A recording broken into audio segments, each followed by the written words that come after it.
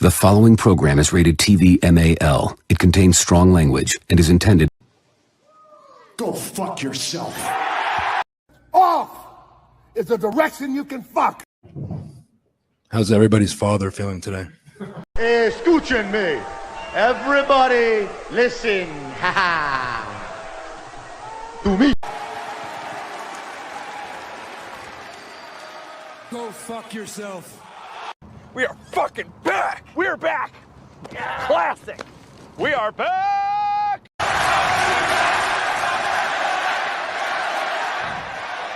Let me talk to you. That's right, folks. Let us talk to you, baby. Let us talk to you. And welcome, everyone, to the Circle of Debate in Time Wrestling Podcast, episode 228. The road to immortality, folks, because a new fresh year that happened in 2025. And we are burning what?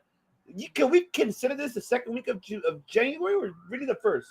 I don't know what to call it. I mean, it all depends. I believe it's still considered the... No, is it? No, it's considered the second week, actually, technically, isn't it?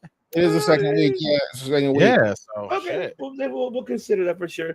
But here it is, folks. I'm not alone. The whole street is out to see with me. Yeah, baby. Let us fucking go, baby. Of course, with my two other hosts, ladies and gentlemen. Let me introduce, of course, the two-time former network champion. And this man will give you he'll give you the banger. He'll banger on you, but he does something else though. He'll tell you this. Welcome to the party, pal! To the party, but you already know. Because I'm not just the coolest, and I'm not just the best. The Redeemer is back. He is back, folks. Can you feel it? That is right, everybody. It is Thursday night. Circle of Debate. We are live, and you know what that means. The Redeemer, the OPC, and the Attorney at Law back in business. And of course, that means, as always, it is game over.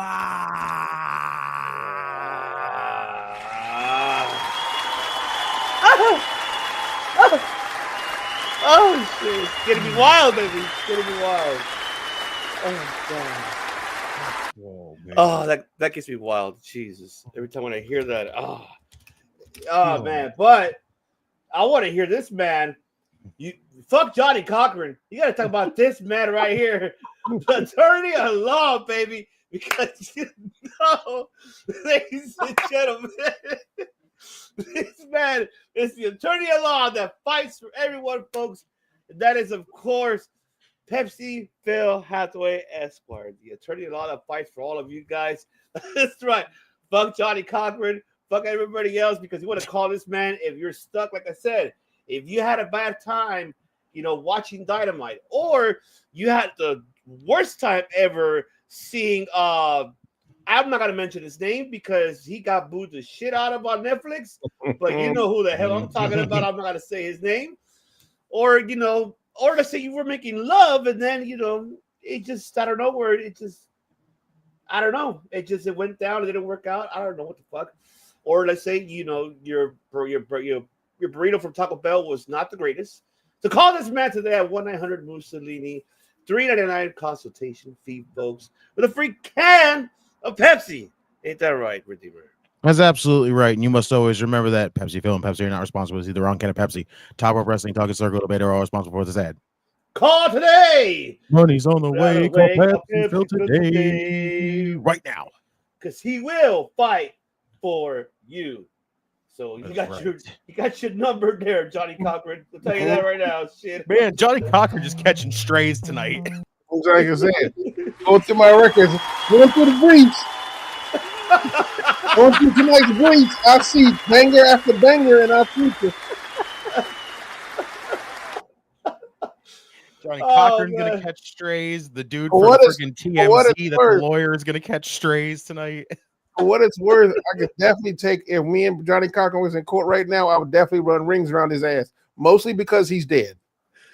Kayla! Kayla! Kayla! That's right.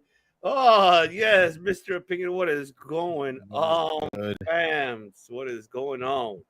Yes, that is right. Oh, Tom, the future. Oh, Yes. that's right. How was SmackDown, Tom? Tell us. Right? I want to know. He might already be on Collision for all we know. Already at Collision. How's you and your family? Well, I'm doing very well, by the way. Thank you very much for asking, C. Henry. We're okay. Everybody who are listening, watching around Southern California, especially right now with the difficulties with these fires, it's getting more worse right now. We got now, Woodland. We pretty much got Sherman Oaks County, Woodland Hills, and West Hills, and now they're suffering from the fires. Here where I'm at currently, it's like about 35, 40 minutes. Last night was scary, but now 85%, 90% kind of already controlled. So we're okay at my side. But everybody else up north and west north, there's the ones that are, it's tragic. But for everybody out there that are watching, listening here for Southern California, go, if you're close to these, go to those shelters, it's all over the social media, platforms. Go to them, go to those facilities, and go to the restaurants that they listed where they're giving free food, everything else out there. Just please be safe and just grab anything, of course, that it's, grab your pet, grab your family mainly as well, and just be safe out there, folks, because hopefully, as it's a tragedy over here, what's going on, in Southern California. Let's see. There you go. What's up, Pepsi Phil Esquire? There you go. Justin, you're late, sir. Henry, that is physically impossible when I always say, no matter what time you show up, you're always just in time. That is physically impossible to be late. Taylor about to go snow bunny on us. It's snowing tomorrow. Oh, it's snowing tomorrow. I wish I could say the same there, Kayla. I wish we could all say that. But I wish I could say that over here. I wish it could be raining. Let's see. Dalton, what's up, man? Good, Dalton. What is good? But all right. It's time to get into the action, folks. Man, we got a lot to talk about. But Following's been brought to you by Taco Bell and Jordan's. So hold on, let me get the actual ready. I just had it a minute ago. I hit it already. All right. See, this is what happened when you mix up everything, because I moved a lot of things around here, folks. He says, damn, that is so my bad. It is our truth moment. All right, let's get into the new era, how Pop H said on Monday. Welcome to the Netflix era. Now, I'll let you go ahead and take it away, Pepsi Phil. We break it down. Tell us what happened on Monday Night Raw, a debut premiere, Netflix. Break it down. I want to hear your thoughts overall, because I am curious, and I'm pretty sure you got a lot of attorney-in-law calls, especially for one segment. I'm not going to say whose name, but you already know. I want to see this man. I didn't buy my ticket to come see this asshole. He should not be here. I'm not going to say his name, but you know what I'm talking about. Honestly, overall, it was the greatest debut commercial for WWE they could possibly have for their event. It's one of those things where, like, if you are a casual fan, this is the thing you should watch, because it was pomp and circumstance. It was a whole lot of smoke and mirrors. It was fun. They did enough nostalgia, and they did enough new stuff to keep you going, and they did a good job kind of setting the stage for what to expect from Raw. But truth be told, if you wanted any kind of storyline movements in this episode, don't. The only thing they did that I thought they did really, really well in regards to moving the story along was they ended Rhea and Liv. The Tribal Combat storyline ended, and we finally got to see. I mean, yeah, I know, right? It's still up in the air, and they actually broke their own rule with the Tribal Combat thing, because the old rule used to be you could not be of the bloodline. So Tama Tonga's interference in that match works, but them coming to save them from the rest of it does kind of make it a little bit of a thing. But whatever, that's a consistent storyline. Not everything. Just a loophole in this matchup. Yeah, exactly. So, but truth be told, the only thing it really did was, besides from the commercial, was we finally got to get an idea of what these Punk and Seth rivalry would look like moving forward. Which honestly, I don't know how they did it, because they genuinely dislike each other, And it was very obvious during that match that they were just like, I'm just going to be a professional, but I still don't like your ass. Hey, at least they can keep it professional. Exactly. So overall, Raw did its job. I still said, but like I said, it was the most expensive commercial in television history. I mean, infomercials want that kind of smoke. Damn, I need to get that clip. It's not. I think that's not a bad thing because let's face it, you're simulcast around the world, and you are not catering to wrestling fans. Raw already has its permanent fans, but if you're trying to introduce yourself to people who are just like, "What the hell is WWE about?" They brought in drones. They had a bunch of new graphics. They redesigned the entire wrestling arena. The black design was really nice because it looks good on the black ring looks good on camera. Mm-hmm. So visibly, it's a really good thing. Though, and I will talk about the elephant in the room. Boo! We have Boo this man. I was one of them, and I wasn't even mad. Like, yes, you were. You know you were going this way. Oh, that was me. I was booing the camera because, truth be told, I was like, "Fuck your beer." I knew it. That's right. This is brought to you by Modelo, right? Hope sponsor is Modelo. This is a real beer right here. But honestly, there was nothing really to speak of that. There was nothing really to speak of other than we got to see Pat McAfee be Pat McAfee. It's so true. To add on what you're saying, Michael Cole too, man. Come on, we gotta give it a Michael Cole. No, yeah, I mean, that's the thing, though. Oh, for the love like of truth, yes. like truth be told, this was and I hate to say it this way because I know it's going to sound negative. This was a throwaway night for them because the purpose of this was not to be a wrestling show. The purpose of this was a debut, like back in the day. So, which is fine. Which honestly is fine. They can afford to do that because of who they are. Triple H looked good coming out. He did a real good job of it. The Rock coming out, although I don't like the fact that this new rebranding, like he gets to be like quote unquote the tribal chief or the high chief hero guy. Like I don't want to fucking see that. Not even Phil Dunn, but even like Pepsi Zordon. I fucking love this. But honestly, you gotta catch the context. Like he needs to come back. Like he needs to come. Like he's the final boss. He still is technically that character. So apparently he stops for one night or 2 nights. If we talk about NXT, I mean, I don't want to see that shit. Like either you the final boss or you the quote unquote one of the head executives of WWE or a TKO in this case. I don't give a fuck about that. Right? You got storylines to push, bro. If you want to be in 41, you need to start doing some shit. It ain't like the man got a whole lot of time between making his movies. Yeah, that's so true. And SummerSlam is right around the fucking corner. SummerSlam, you mean with what? You mean hold on, no, Royal Rumble. Yeah, you know what I'm saying. You got Royal Rumble, Elimination Chamber, and then you go to Rumble. And then theoretically you also got Mania somewhere in there. So you got two or three pay-per-views or PLEs depending to get to that storyline. Last thing I need to see is him being a political dude and pretty much talking to the fans like we friends. Why can't we be friends? Why can't we be friends? You know why we can't be friends, Hogan. So I actually don't even want to talk about the Hogan thing because honestly, it was a bad move on their part to put him out there, and it wasn't because of his politics. It's because of the fact that he has said some fucked up things in the past.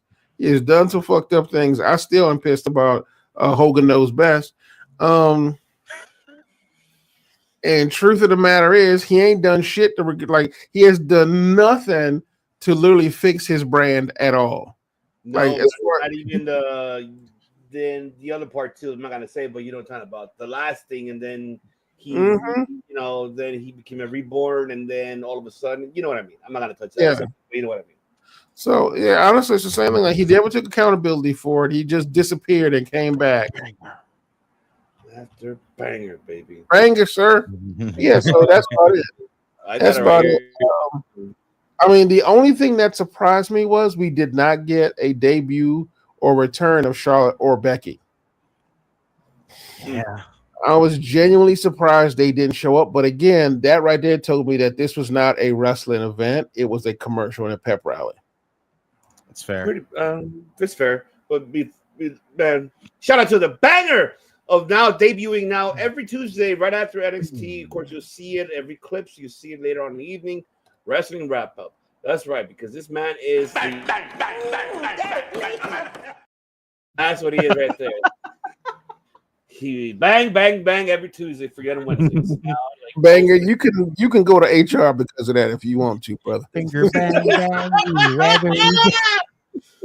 See, look, even I was gonna say that too. See, Henry, Mark Henry said the same thing, Phil. Yeah, he did. He did say that on Busted Open. He's a bum. It's like they'll take coming out after Rhea didn't make. I mean, he's been trying to deflect it, talk about this for other reasons. No, it's not, because it's literally because you are a shitty goddamn person. Mm-hmm. It's not the other reasons. It's because everyone in pro wrestling has a shitty story about you. For the record, Macho Man was right. Oh yeah, everybody's right about not liking Hogan. Mm-hmm. Everybody has a reason, and it's all justified anymore. It's just like I said. You burn your bridges already. What else do you hang it up? Yeah. That's it. Go away. Stick to what you do in your personal life. Nobody wants to know. We respect what you did with the business on the business side, but your personal side, nobody. You burn your bridges. It's hard.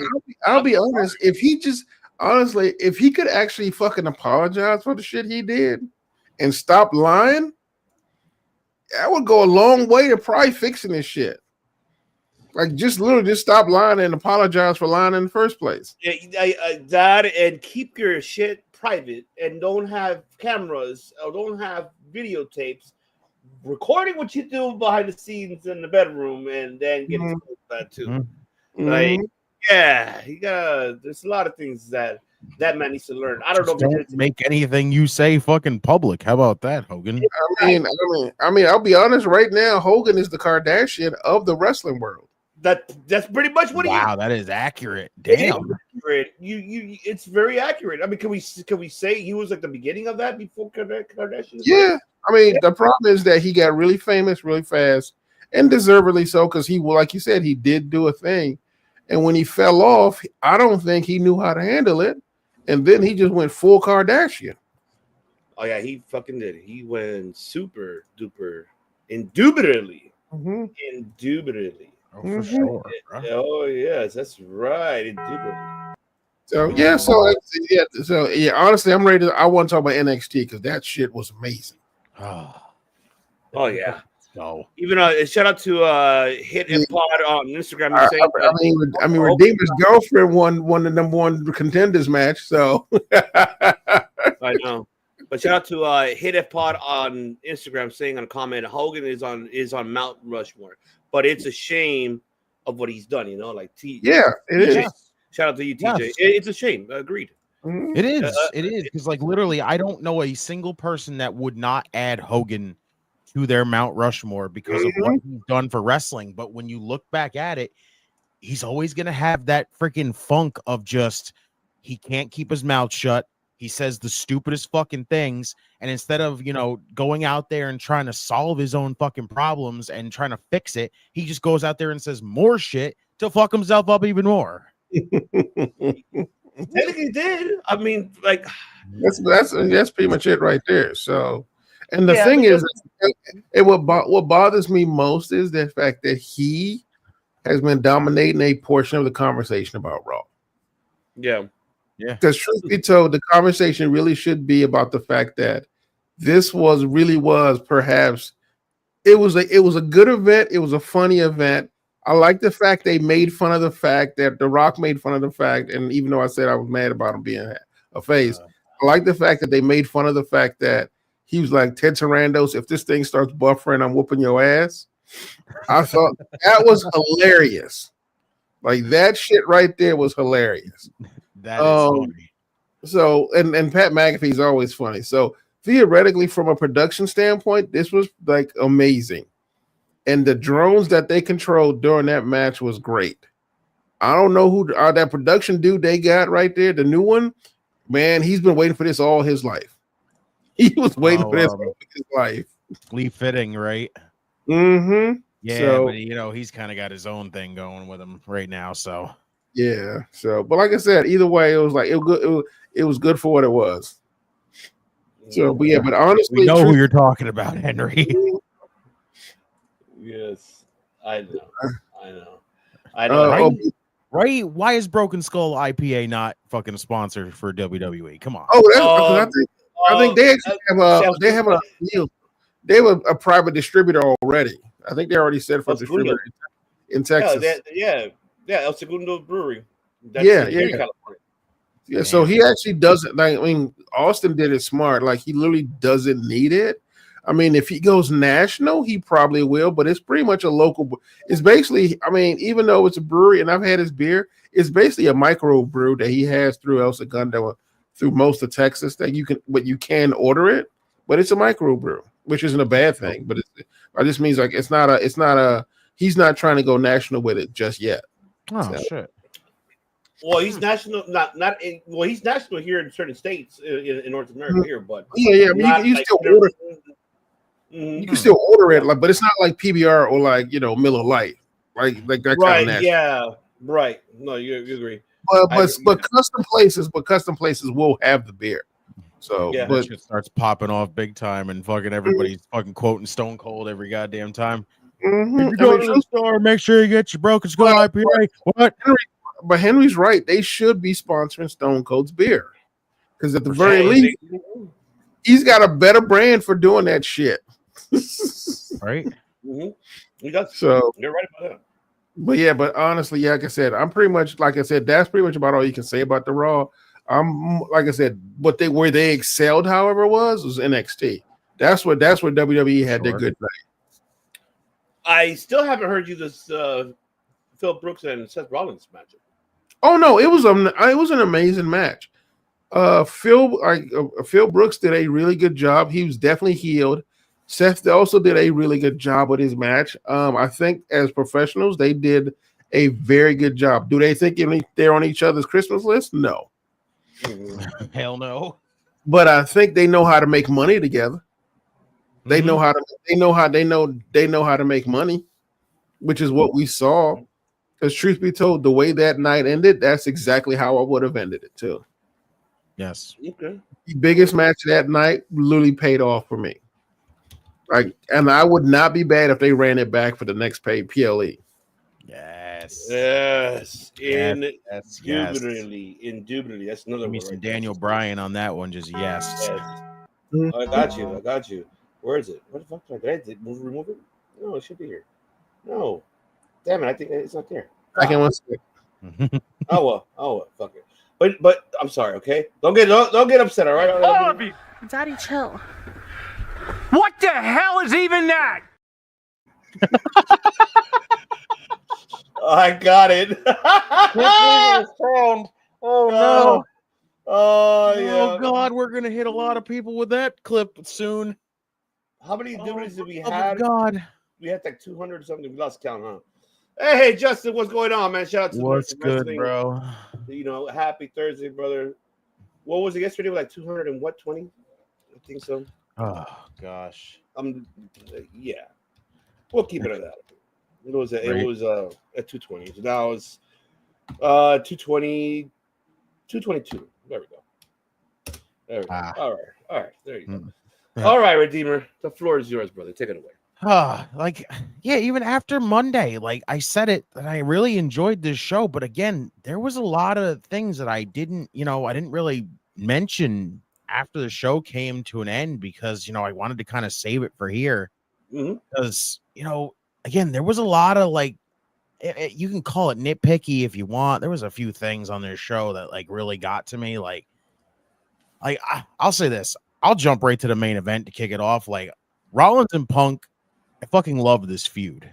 That's your first match. Right there, that after when that ended, that gave me all the rights to absolutely lock in the fact that I think we're getting more of it, and I'm with it.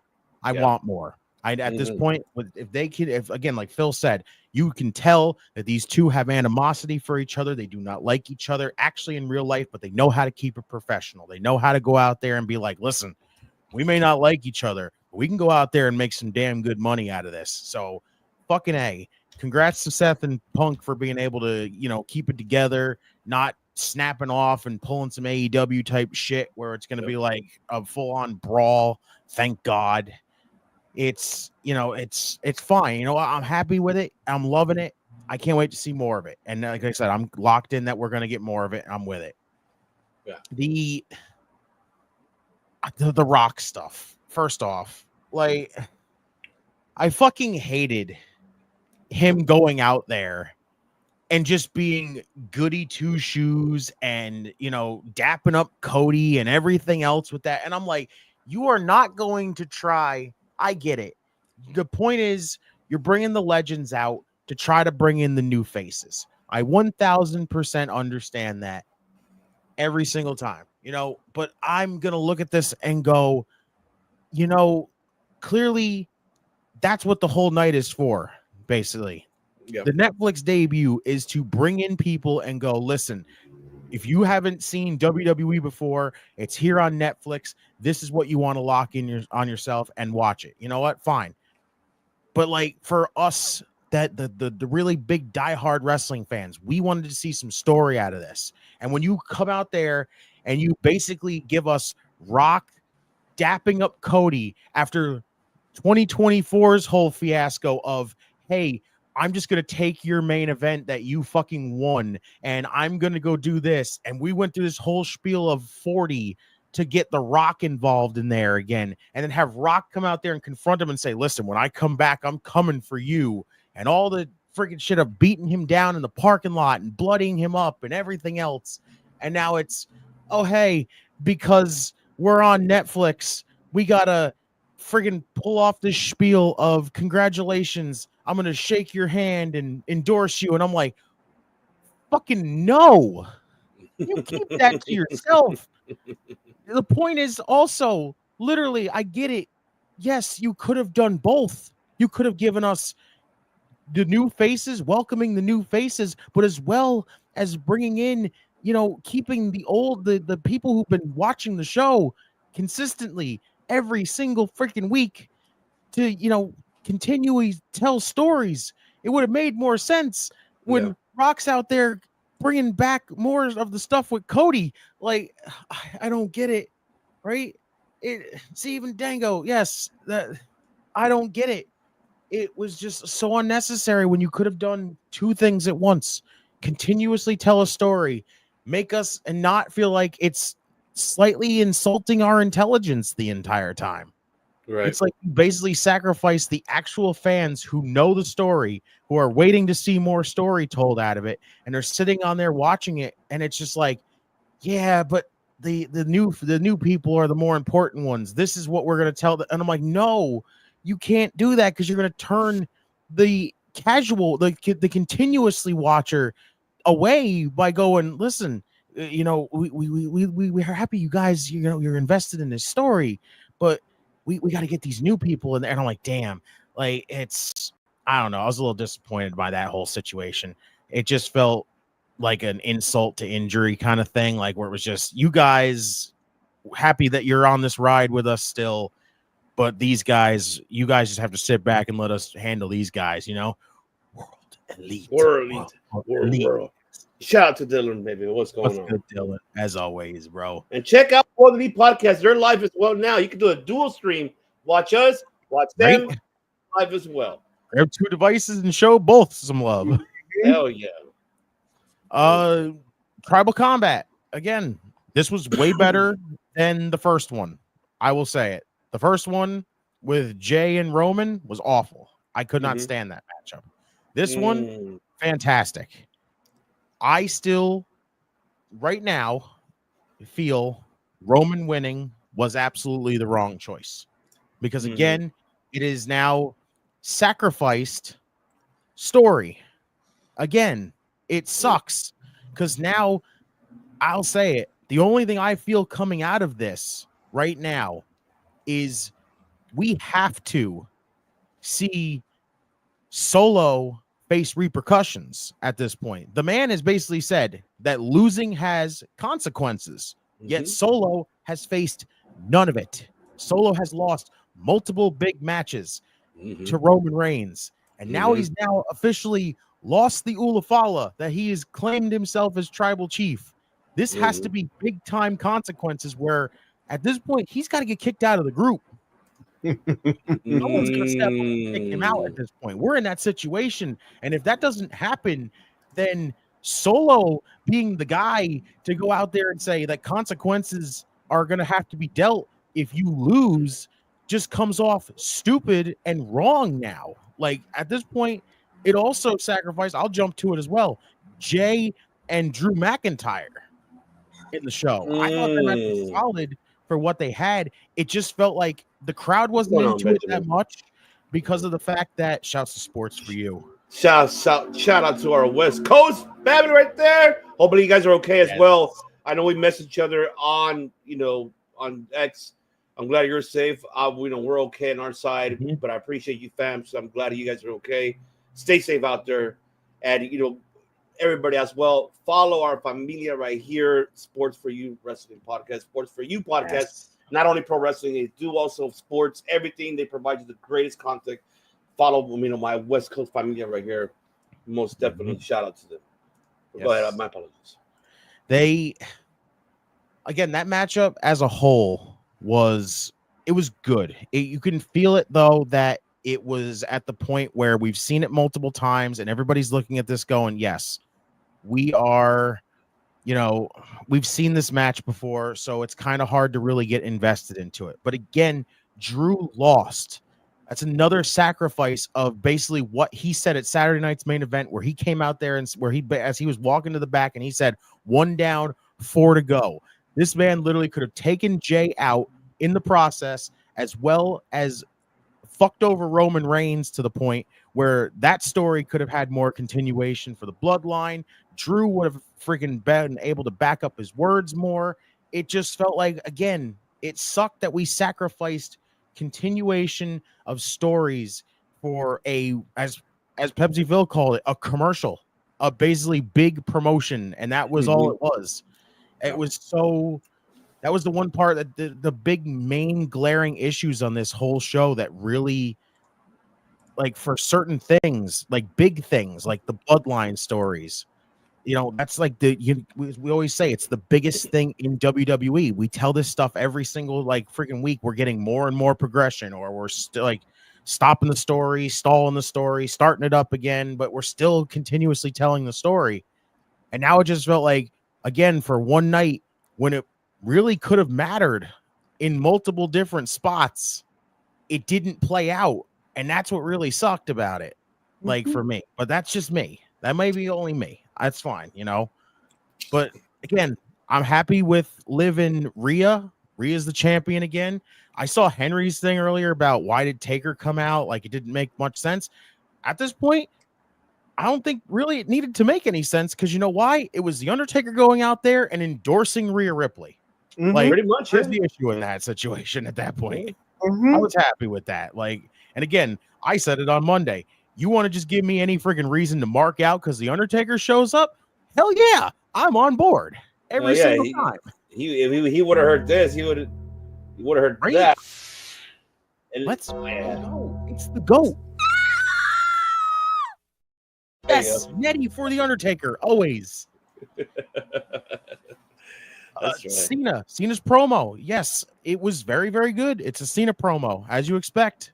But again, it felt like it just led to the obvious. We were all going, is Cena going to be in the Rumble? Is this where Cena's going to announce himself in the Rumble? Cena basically announces himself in the Rumble, and we all just go, fucking hey, it's Cena. He's going in the Rumble, like he's not only telling us, at least that's another little bit of story we got out of it. It's Cena still trying to get his first win in God knows how long. 300 days. There you go. And then also we've got him, aiming for 17. So that's perfect. I thought it was a great way to go about it. The Macaulay Culkin pop. That was wild. Yeah, I mean, it was a good pop. I ain't gonna lie to you. I was actually a little geeking out over it. Well, I remember because I do remember, if you're old enough, I do remember when he showed up at one of the earlier ass Raws.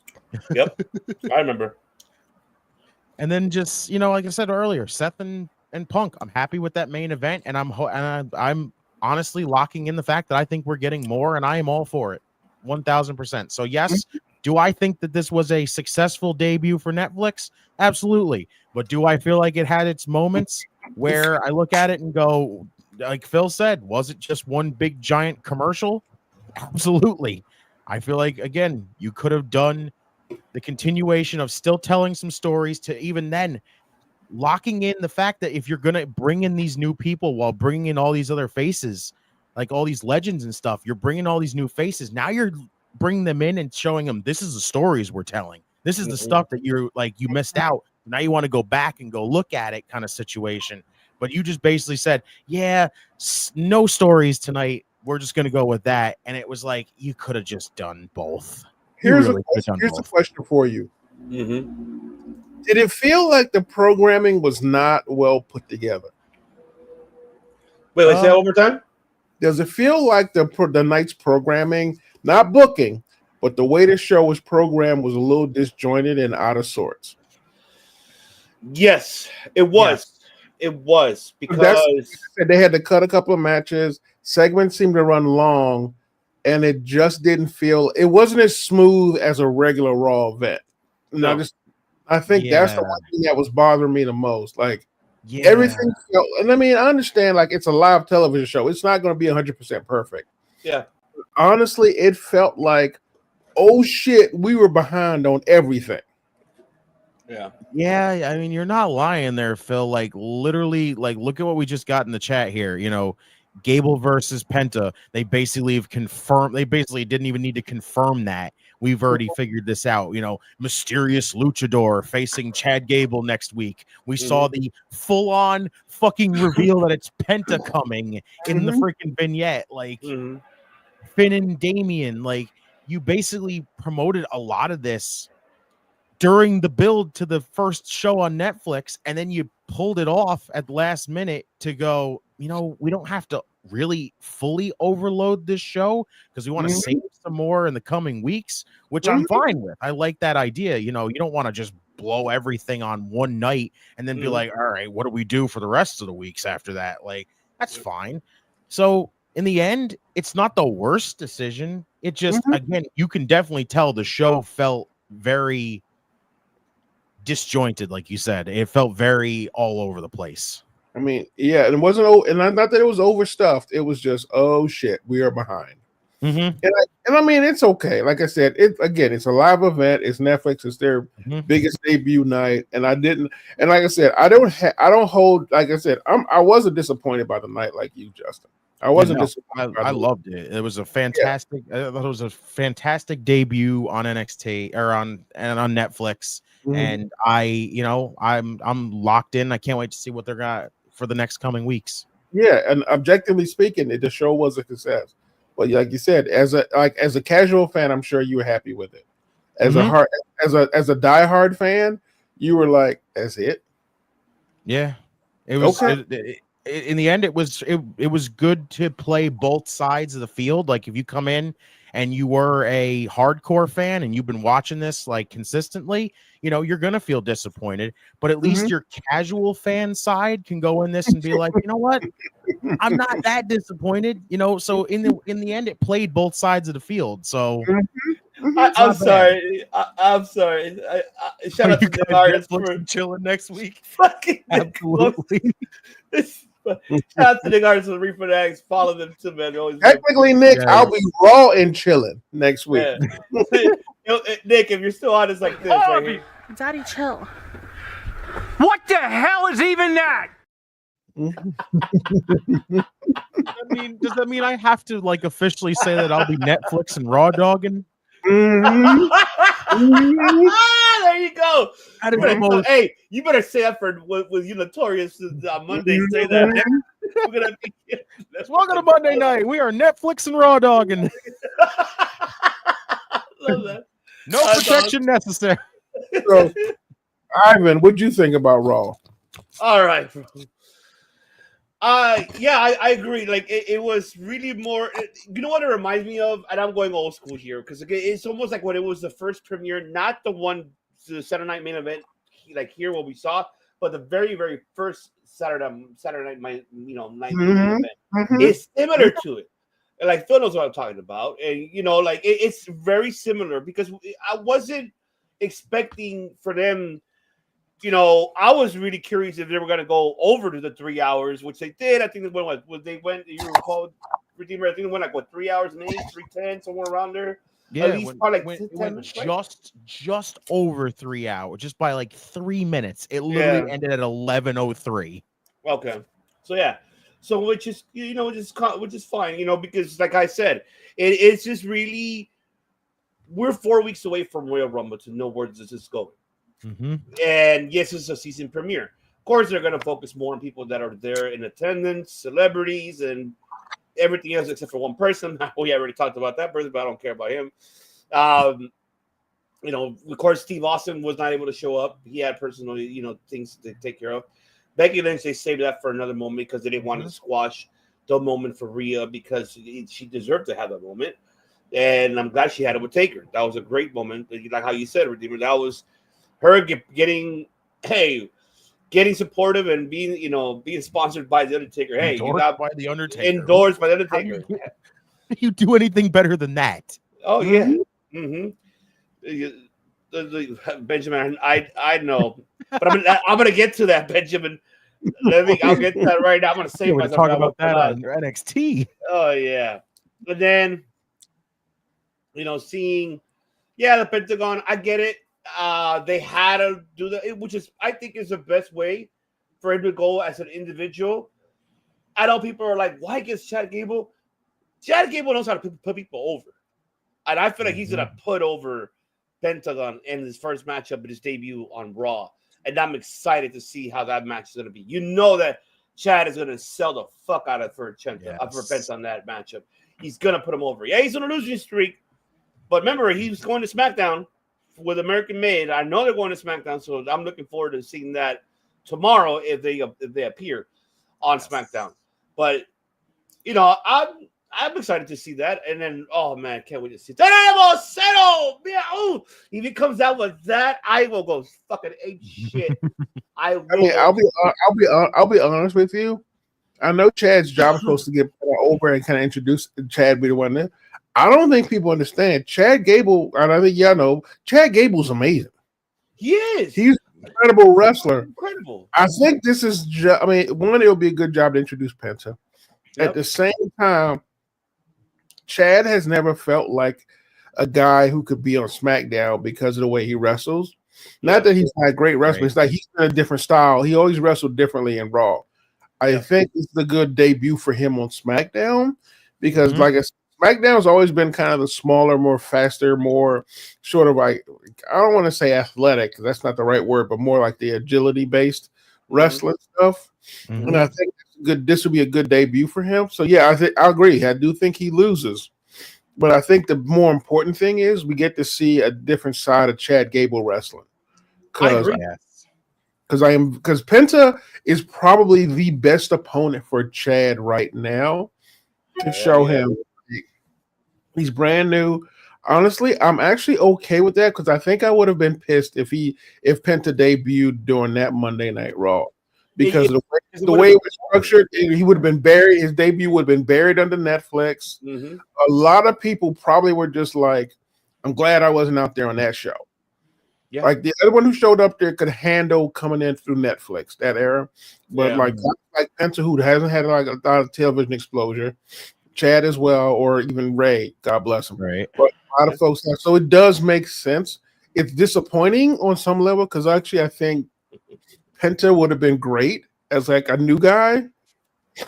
I mean, yeah, we can talk about The Rock, but I don't think I saw a thing where he called The Rock an idiot. I don't think The Rock's an idiot, but I do think he put on his executive hat and outside the storyline. So yeah, I think that was I think tactically, strategically, it makes sense. Storyline wise, like you said, Justin, it's just like it's a cop out. Mhm. It's a cop out. So but I'll get to my Rock. Yeah, I got a theory sorry, on that one. my bad. I'll get to it. But seeing Ben Phil, seeing CM Punk and seeing Seth Rollins, that psychology, they really both guys nailed it. They really worked professionally. They took it professionally. I was glad it was a great way of ending it. Yes, it's not over. And we are definitely getting a fucking trilogy for it. That is for sure. It's gonna happen. And I see Seth going heel on this one all the way. I think he's gonna go heel by Mania. He's gonna get fed up. He's like, "What? You people were not behind me. You were behind him." He might gotta get to that point down the road later on. I see Seth causing Punk to get eliminated from the Royal Rumble. I see that happening. I think Rollins is going to be the one eliminating Punk. I think this is going to happen. Well, remember, Punk supposedly is not going to Rumble. So, that's next year. That's starting next year. Mm-hmm. Okay. Yes, supposedly, but that's rumor in your window. Punk is not going nowhere. KBG, what's going on, brother? Appreciate you for tuning in. Okay. KBG was good, bro. That's right. But yeah, you were. Mm-hmm. The Roman and Solo, great matchup. Yes, I agree. He shouldn't have lost. And speaking of shout out, who got a shout out during that matchup? Fucking this man got the shout out because he's all over LA. You know what I love you. That's right, baby. I love you, Jacob Fatu, because that man, PCW, baby, PCW Ultra, met that man, drink with that man. Wait, was he originally based in LA or San Diego? Nah, he's originally San Diego, but he's really more from really LA native, and they love him here in LA. He's always been, But that man, he got the biggest pop. Because I have people, I have friends that went over there in attendance and like, hey man, you should have heard the pop, and yes, and it was a great pop for Jacob Fatu. Yes, I know there was a little point that he was supposed to super kick Roman, but obviously he wasn't in position. We all know that. I mean, come on, folks. Like, I'm not saying the word. I'm just saying, like, the man is playing it safe, and he's doing a great job. So that's what he did. He did the super kick after the slap, so he still kept it going that way where he was going to go. But yes, I agree. Solo the way how at least he lost to this point, not really getting, squashed, none of that. It took a while. The kickouts, everything was just like, oh my God, like kick it after kick it after kick out. I was just like, it was awesome. Awesome. Great opening matchup for Raw. Yeah. And I was surprised by it, honestly. Me too. I thought they would have pushed it further down the card. I thought so too, but I guess everybody was more anticipated to see the CM Punk and Seth to be the main event, and it turned out. And congratulations for Punk for both of them in Rollins because they got the main event for his season premiere on Netflix, so that's good for them. Now let me get to The Rock added to this story. I get it. I know. He's playing the executive. You went over there, you put the Ufala, you shook his hand, you let him got his moment.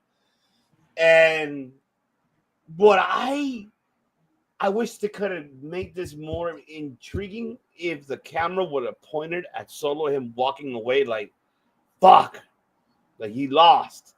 I remember what you said, everything you said, there's consequences, right?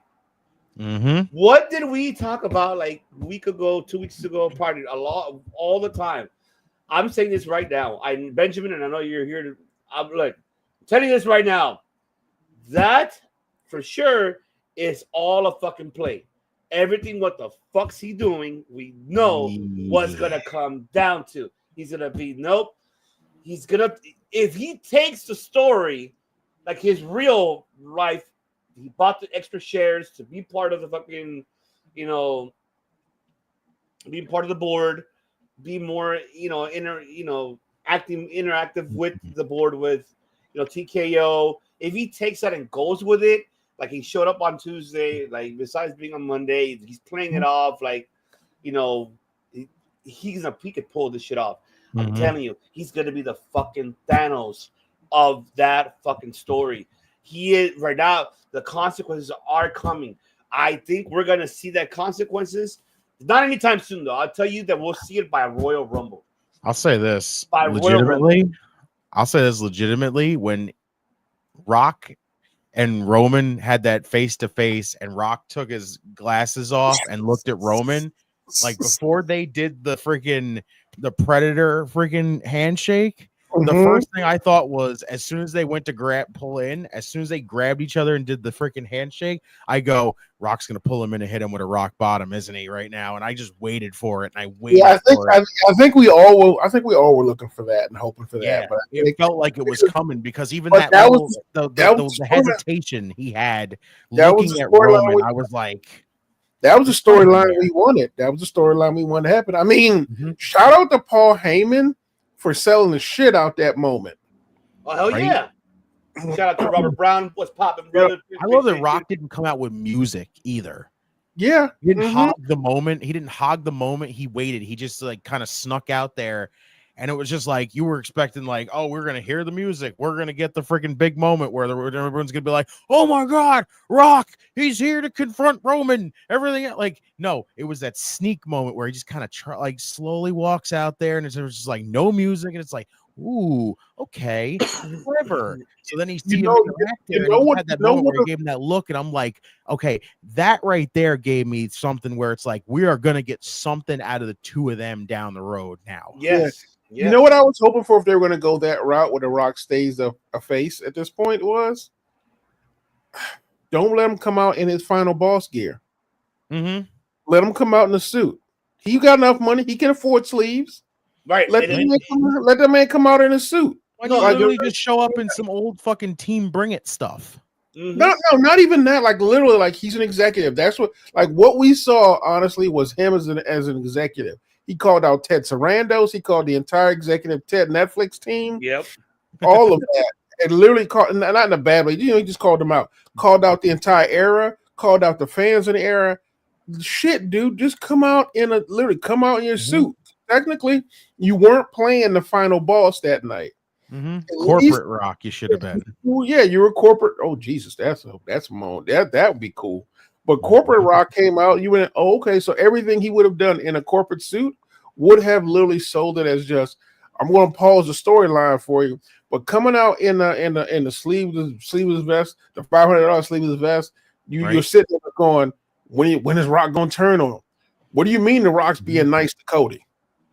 Shout out to Streets, baby. What's going on? Literally, watch this man show up at the end of Bad Blood, count to 3, and go this. Exactly. And we get to see anything from that.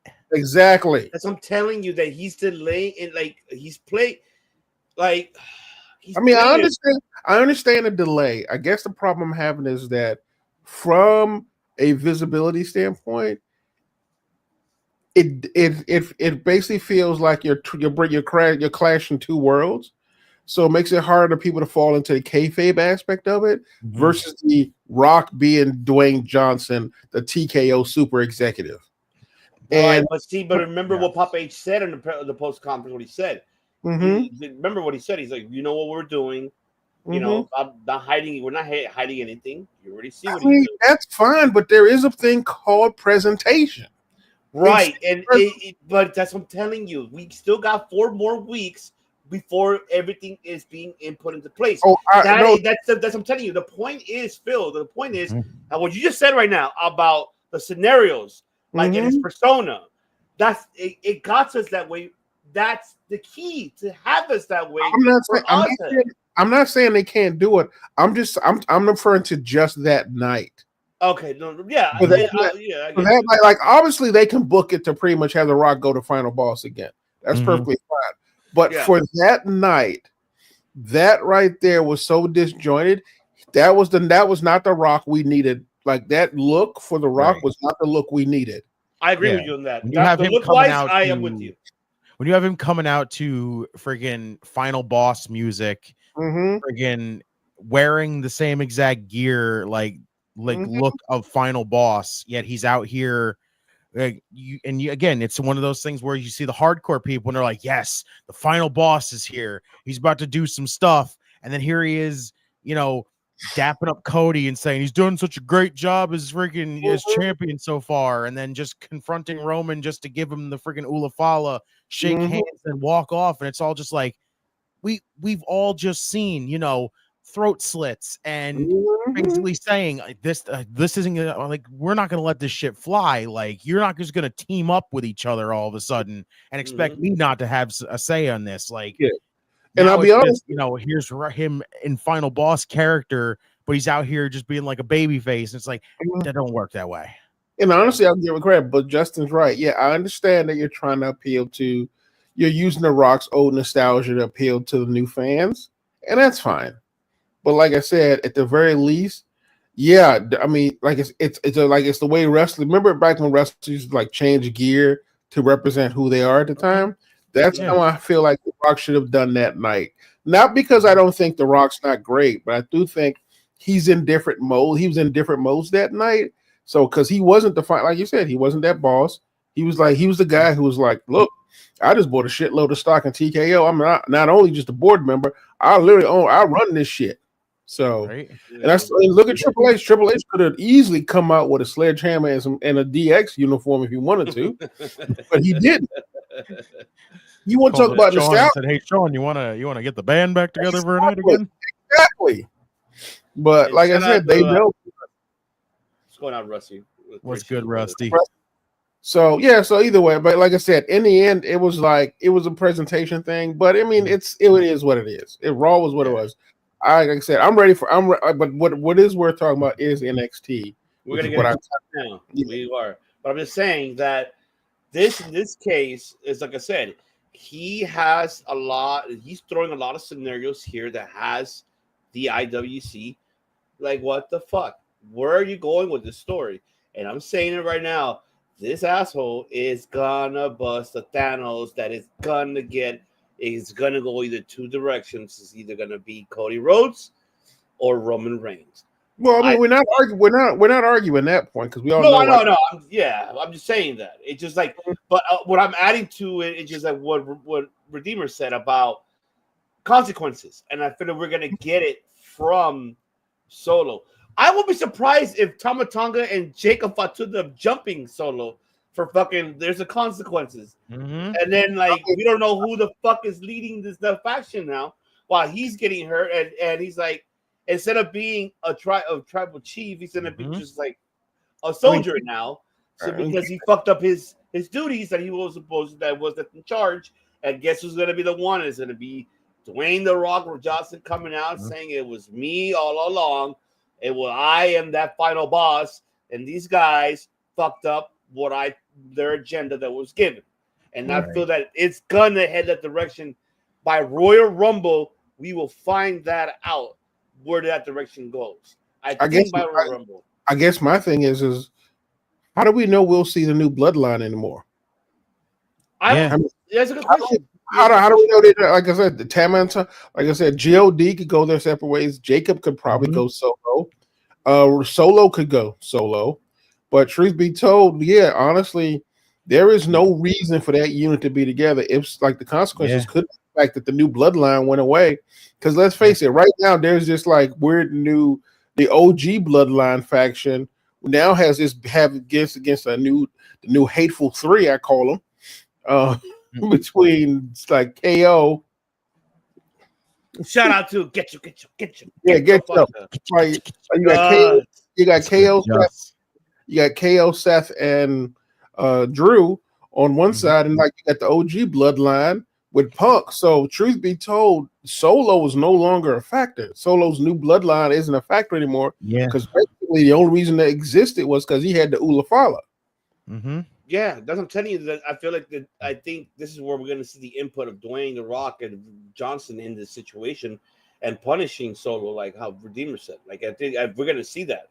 Yeah. And So, if I it guess, does happen, then we'll know. I feel like we'll know from there. And Bet King Kaku will be in the Hall of Fame, possibly so. You're right. I see Henry. Who knows? I mean, honestly, I'm surprised Haku hasn't already been put in the Hall of Fame. But okay, I know, right? Exactly. No, you're right. He should have been in the Hall of Fame already. I don't know why he hasn't been. That's true. Justice saying The Rock is a gurney that needs that spotlight. Yes, he does. He does. I am okay with that. I'm not gonna go that far, but I do. It's like Is that where we hit him with a pretty deadly and just go, yes, boy. Yes, I think he's trying to wear too many hats right now, and it's coming off as confusing for some viewers. Yeah. Yeah, I know it is. But he's just, know.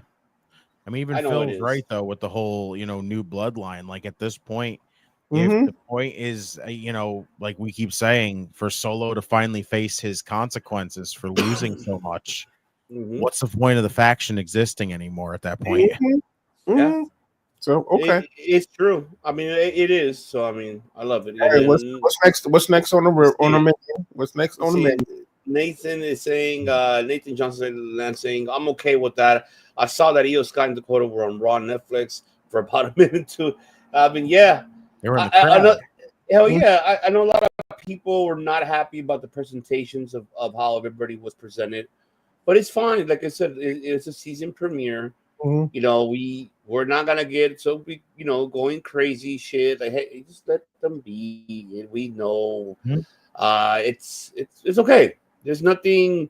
Just like I said, I said this on Monday on Raw Dogging, with friends and benefits. I said it like it's depending how Papa H said it in an interview. This could go for 3 hours, over 3 hours, under 3 hours, could be even 2 hours, 30 minutes, 90 minutes at most. He could go through that. They have the liberty to do that now on Netflix. They really have a commercial here and there for the North Americans, watching in here in North America. Internationally, they don't have no commercials. So good for you guys out there around the world that do not have no commercials for, Netflix. So good for you. I'm not upset with it. I'm happy for that. So it's fair, man. We can't complain. So I mean, next. You got it. You know what's next. I'm gonna Redeemer take over this one. Go. I know go.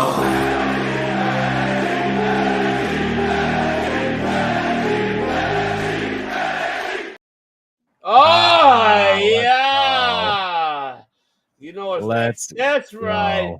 NXT New Year's Evil. Damn, I should have gotten fucking Dr. Evil clip. That would have been so perfect for this shit. Yes, like Dr. Evil straight out. Let's see how that's what I was looking for. Oh, Jesus.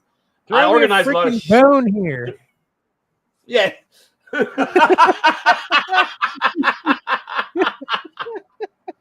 Yes, I love that. Oh my god! Hey, you know what I need to get for sure? Yes, yes, Lord. I need to get it. Oh yes, I love it. Wonderful. I love it. We're not gonna lose. That's right. Shout out to Melissa. Shout out to Melissa right there. Shout out to Melissa. That's right. What's going on, Eli? What's good, going Eli? on? Eli needs to get you on the show one day for sure, brother. Let me see. The problem with Tiffany and the Raiders didn't have their titles. They were, that's bizarre. Let's see, Judith Deservo. We gotta give. Oh well, I'm gonna Redeemer take over now, and this is his show, so the floor is yours, bro. You this is your segment. This is your segment on this. I mean, let's just face it here. This freaking show was awesome. Minus one freaking thing, which again we don't have to talk about really that much because how utterly freaking pointless it was. Yeah. Like, first off, you can tell now this is right now the beginning of the year for NXT, but it is also now the beginning of a new era for NXT right now. It is the start. We kick off the show with Roxanne Perez and Julia for the women's championship. We have a brand new women's champion. Julia beats Roxanne. Let's go. I'm gonna jump to the front line on this one. I have a question for you, sir. What do you got? Do you think this might be Roxanne's best match? I am think about it. This is honestly, I don't mean from spot wise and that kind of stuff, but from a technical storytelling part. For me, this was probably the best storytelling thing I've ever seen because she literally fought her ass off and the struggle was there, but for some reason, it felt like she took it up to another level in this match. I agree with that. I could agree with that. I think Roxanne, first off, I will say, just like Eli said, we got to give Roxanne her flowers as well. Roxanne is fucking fantastic. Again, so young. She's got a hell of a future for herself. She's got freaking a ceiling that even just keeps getting higher and higher for her. So no matter what, she's going to keep getting higher and higher on there. Yeah. So it's fantastic for her. I could agree with this, like you said, because it's you're right. She did freaking really. It felt different for her. She's like, yeah, I already fought Julia once, but it's like now it's a situation where again. Maybe it felt like there was more of a she was really having to fight for it big time because the first one, yeah, it's Julia coming in, but the odds of her winning are she felt confident because she had Cora in her as backup for her. Again, she had Cora in for backup here, but it felt like it was at the point where Julia was way higher than all of that. Interference involved, Julia was going to overcome it. Roxanne, elevating herself to a big point, Julia was going to overcome it. I'd definitely agree with that. I love this matchup. It was fantastic. Their first matchup was very, very good. Yes. This one I might even say was better than their first one because this was just awesome. It was. It was awesome. And not because we got the ending that we wanted, but because, like you said, the struggle was there. The struggle was there.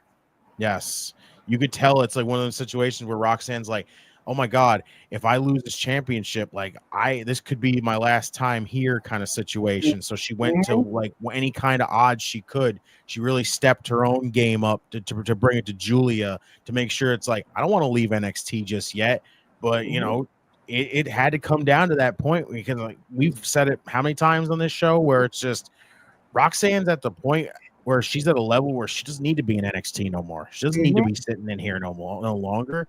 And again, Julia leading the division for the women. First off, this incredibly stacked women's division. Your leader is going to be your champion, which is Julia. Say no more. Who's touching this division now? Well, attorney at law, they're calling you right here. It's just fuck. What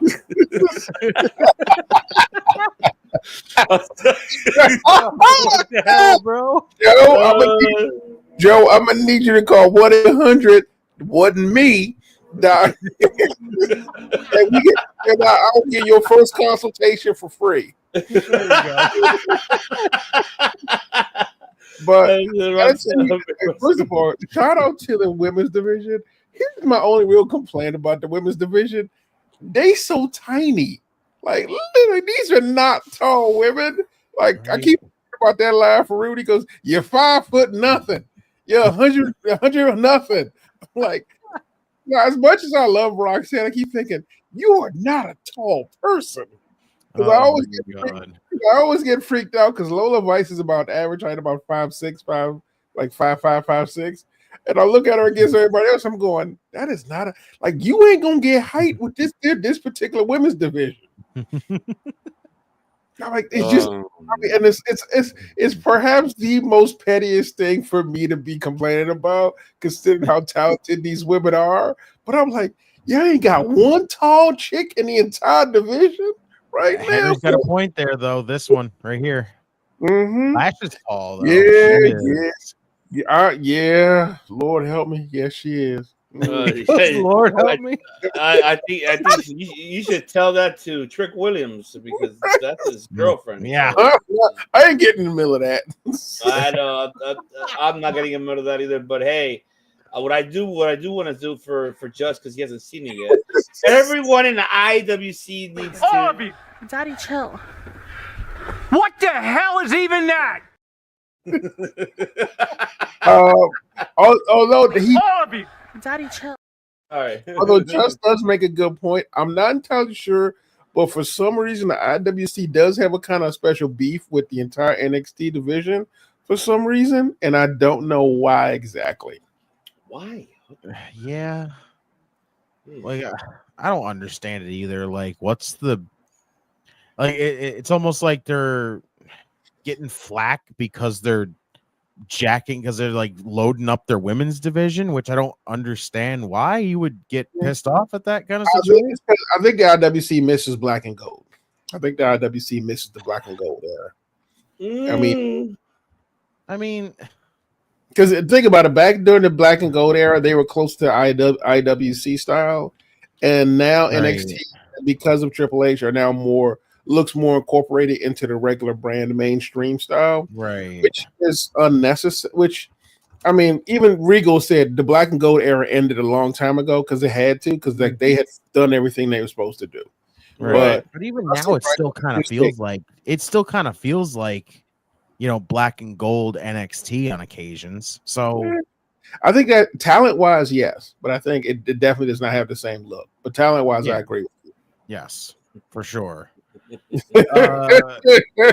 can smell what Ava's. I mean, if you want to be serious about it, if I'm Ethan Page, I'm reporting the Rock to HR for his bullshit. I want you to know we spent the 2 hours of this watching the chat fucking go at Ava for no damn reason. All right, exactly. I don't understand everyone's freaking disdain for Ava. All right, leave the poor woman alone. I don't actually understand it either, because honestly, I will admit I'm weirded out because I didn't really know what her direction she was going wrestling wise. But I'm actually okay with her being being the manager right now. She does like her. She's doing it great. She's getting more comfortable in the role right now, and I think she's doing a fine job. Mm-hmm. Yes, I'll say this: the whole thing with Eddie and Ava, where Eddie's again laid out on the steps, and we're all just like, "Oh, here goes Eddie again, playing up his shit." But he's just like, "No, it wasn't me this time," and I'm just like, "Oh, so that was a nice little thing going into this show." Where we're all just like, "Who did it? Who did it?" And then fuck it, we'll jump forward a little bit where they're trying to figure it out, and we just get Obafemi busting in there and just going, "I did it. I took out I just beat up Eddie because he beat me up last week." And I'm like, "Why you just get straight to the freaking point, Oba? You're just like, man, this man freaking caught me with a freaking trophy to the skull. I fucked him up. I'm just gonna say I'm fine with it, you know." I will be honest, from a storyteller perspective, it made me laugh because Eddie Thorpe went through all that stuff, was being conniving and thing, and he finally gets his karmic retribution, and everybody's like, "Yeah, we don't believe your ass was whooped." And then, like you said, you fast forward over and goes, "Oh no, I whooped his ass." Yeah, just so you know, I did it. Like, so okay, he wasn't lying this time. Right? I swear, like for a moment, he sounded like the Rikishi. Like I did it for the people. Yeah, it sounded like that, like very quick. I'm like, Oba looked like the kind of guy that would just be like, "I did it for me." Mm-hmm. Yeah. Okay. What else you got? Because Javon Evans promo where his mouth is wired shut. Not gonna lie, it's a damn good promo for him. It was a good promo, right? It was a good promo. Like, in fact, it was like I was thinking, like, we ain't gonna understand a damn thing he's saying. Well, you could hear everything he was saying. It was really good. Like, this is that whole Ethan, I'm coming after you for what you did to Cedric, for what you did to me. I'm like, you know what? Look at you go, Javon. Like, you may have your mouth put together at this point, like, but shit, you're like, I ain't gonna friggin' let Ethan get away with this shit. That's awesome. I mean, it's good story. That's a good storyteller right there. But you know what, Redeemer, to add on what you're saying though, can we give him credit to his promos are developing so well right now? Right? Because like the in-ring is, we don't question his in-ring. His in-ring, that kid got it. Promo wise, we questioned the beginning. We're like, okay, you need to work on a little bit, but that promo, like, even though his mouth was shut, but the way his just like his scenario, like his face was towards it, damn, it got me like goosebumps, something like that. I liked it mostly because it was like serious. You know, most of the time when we see Javon, it's hanging backstage with like with Fraxium, or hanging backstage with like Cedric, and he's just like, man, I was so happy that I get to go out there. And he's like, he almost kind of sounds like Matt Riddle a little bit, but less, like you need to like lay off the freaking, like you need to lay off some stuff before you freaking do it. Like this was like stone cold serious. This is Ethan, you're a piece of shit. You fucking wired my jaw shut. You did this, what you did to Cedric. Fuck you, I'm coming after you. And I'm like, way to go. Like, forget the freaking playfulness. Just go out there and fuck him up now. I'm with it. Okay, yeah. The fatal 4-way for the number one contendership for the North American Championship. Now, personal preference, I'm happy as fuck with who won. Yes. As a fan of all four of those women, any one of them winning, I would have been fine with. But a damn good fatal 4-way, I will say. And let me correct his damn, folks. This is what he. I mean, say no more every time. I will be honest. That 4-way dance was hella impressive because, truth be told, it justified all of them being in that ring because they all had great spots. Leilani is definitely turning heel. I don't care what anybody says. I mean, not Leilani. Kalani's definitely turning heel. She's definitely turning heel. It's coming. Cora looked good. Kalani looks actually always. She's still awesome. Like even as a heel, seems like she's slowly slipping into that right now, and it's not too much too soon. So I'm liking what they're doing there. I feel bad for Lola because I feel like she's really just the one in this whole fatal 4-way. Like it's cool that she was in this, but she's kind of in that situation where we're looking at it and just going like, what the hell's next for Lola here? Oh, I'll be honest. I thought about that too because you were right. Because if you look at everyone in there, development wise, Lola's the least developed. So for her, this was a good experience for her. Yes. Like not that Lola Vice isn't good, but if you think about it from a development standpoint, they're like juniors and seniors, and Lola still technically is a sophomore. And I don't mean that in a bad way. I mean in the sense that she just needs more seasoning because, like, they're starting to give her more storylines. And she had a big this 4-way dance was a good look for her. First of all, Lola Vice ain't never shown up and done a bad night's work, as far as I'm concerned. Very true. Oh, she held her own in this one because I've thought about that too. Because let's face it, if Kalani does go heel, Cora Jade's going to be Cora Jade. Obviously, Stephanie Vaquer is going to become champion at some point. Lola Vice, however, this is a good way to kind of like push that young talent or that younger developing talent to another level. At this point, she's like in the mid card. She grew up. Like I was worried about Lola Vice too, because after Jada Parker, I was not sure what they're going to do with her. Like honestly, I still like you made a good point there, and you know what and to add what you're saying, Phil, I feel like you can use Lola Vice. I don't want to use that term. I'm trying to use it. I'm more. No. I mean, it's wrestling. That's what you do. Yeah, no, agree. But I'm trying to find she is more like the middle person that is able to put other talents over. Like how you mentioned Kalani going heel, right? Like I wouldn't mind seeing Lola and Kalani having a feud. Yeah. And Lola putting over Kalani as a heel because this is where we see Kalani going 100% heel with Lola Vice. Especially, they could take, like, this is me if I was a booker. I would take literally, you push me to Stephanie, you fucking biatch, you try to cost me, and they can start from there, and then the Clash heads start their trilogy. Of course, Lola will win out of one of those three, but the two has to be Kalani.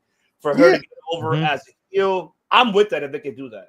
I don't know if you guys feel the same, but I feel like Yeah. Lola is like a really individual that she put over Jada Parker. I ain't gonna lie, even though she put herself over when she faced Roxanne, but I think it elevated her more with Lola, especially with that underground fight that we saw. I feel like at Deadline kind of put her to that position. Hell yeah, this is what I'm talking about. Again, like Phil was saying though, the only issue with that entire Lola and Jada like feud was what the fuck are they feuding for?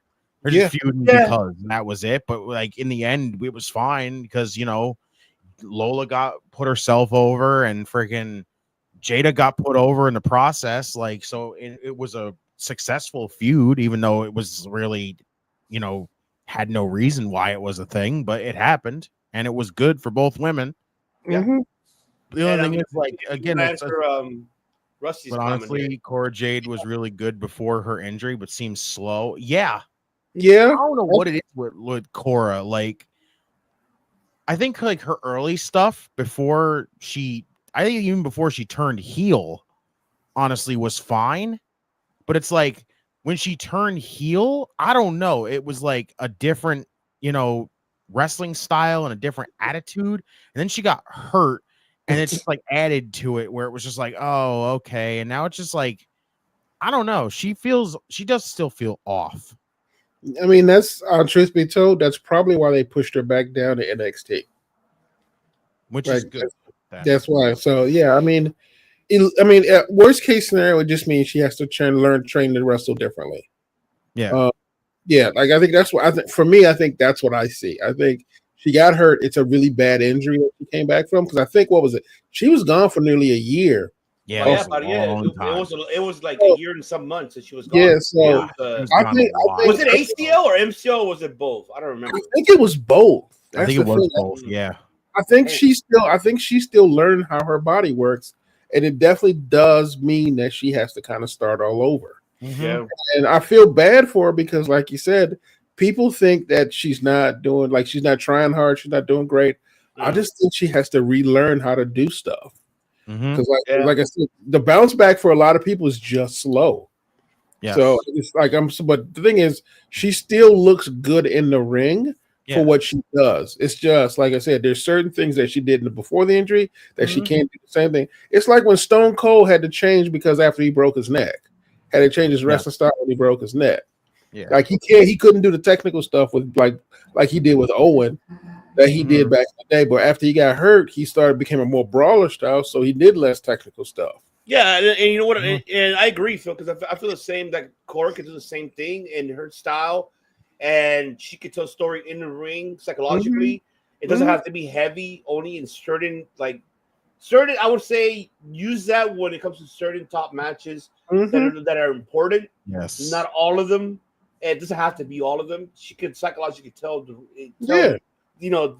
story in the ring, doing certain moves like how you mentioned, like how Steve Austin, when he, from going from Sunny Steve to what he was a brawler.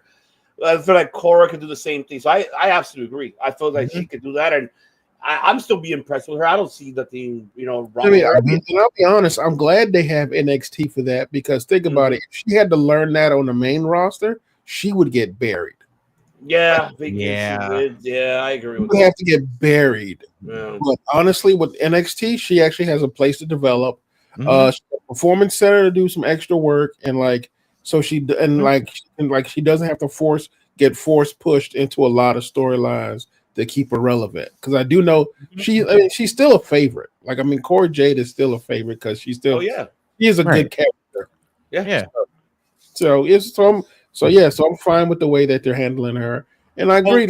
She's definitely changed, but to Rusty's point, she is definitely working and moving differently. She did after the injury. I don't know if I'd say like a days ago, but she is definitely more careful when she walks around. I think she just looked like she is close. It's like that feeling like when you get hurt and come back a little bit on the eggshells, a little bit trying to make sure you can I step this way without hurting myself again? And it's just most athletes have that same issue sometimes as they develop. So not only that, but here in this Fatal 4, she didn't get pinned. No, she didn't. No, she didn't. So they protected her in here. Exactly. So like I said, and of course, as a fan, I am just happy, of course, who won. Stephanie Vauquer, like, again, I'll say this. I didn't see much of her. You know, I've only seen really like very, very little still of her. Mhm. It's like Really? even before she came to like even before she was in AEW, Yeah. I'd seen little to none of her. I need to send you some clips then. Shit. Yes, Okay. I'd seen literally little to none of her before she came to AEW. Gotta send them And all when those she came to female matches. WWE, and then after when that one appearance that she had in AEW, I was fucking locked in on her because I was just like, she's fucking fantastic. Like, I was, legitimately. I saw she was going to AEW and I was pissed. I'll be honest with you, I was, because I knew she was going to lose. Yeah, we all knew she was going in there to just basically, Yeah, you know, to get I- Mercedes back in the position that New Japan wanted her in, and that was it. And honestly, I was like, she is 6,000 times better than this. Her wrestling was like made to put Mercedes over. So it's like the shit we wanted to see, we didn't get. So I was a little bit pissed stole about the show in that entire. We know matchup why, section. Phil. We know why. I know, like I said, I do understand why they had to do it, but when I saw her, I was like, sweet, oh shit. Like, because I would have been happier if we at least got to see her in a warm-up match before Mercedes. She did have a warm-up match. Yes. Before Mercedes. Oh, she did have, yeah, she did, but I mean, I think what it was like even that match was under, like, she didn't do her knee bang thing that she always does. No, but it was a smaller match. It was a faster match, right? And like, she didn't really get to display what she could do. And by the time she got to Mercedes, it was like, yeah, and she's gonna lose. She freaking but even then, she was like, that's where we got to see. Yeah, like, for the new people, like she opened up in that matchup during Mercedes to everyone was like, oh, so this is what Stephanie Vauquer can do. This is how good she is. I mean, it's like, still again, personal preference here. As soon as freaking she went to WWE, I was happy as hell. You know, like literally, she made the right call. Honestly, easily. I mean, I still blame Conan for that. Well, no, we can't because she was part of CMLL. She wasn't part of AAA. AAA, so, right? Yeah. So I'm gonna say it right now. Okay. She got a call from Conan. I can believe that. I can believe that. She got a call from Conan, or she called Conan, because truth be told, the backroom stuff at AEW at that time was treating talent like crap, especially visiting talent. And she called Conan, and literally, I don't know how you have an AEW contract in your hand, literally holding a pen, and all of a sudden you go, yeah. Unless you get a call from somebody, unless somebody calls you and said, before you sign that contract, there's a dude who would like to talk to you. His name's Sean. Michael Hickenbottom, because he was looking exactly at your bottom. Yeah. Just like Booker T was literally, while Valkyrie was doing the knee shots, what was he doing? He was doing shit. Anyway, yeah. She came. They did a really good. They did a really good job with it. They're doing a really good job with her. They're not pushing her too fast. They're doing a fantastic job with her. They're giving her time to be introduced to the fans, which I love. I ain't gonna lie to you. I think someone asked how I feel about Corey being back. Oh yeah, my first thought was, why? Corey did not add a goddamn thing to that night, as far as I'm concerned. Because Booker because Booker T mainly took over the fucking commentating more.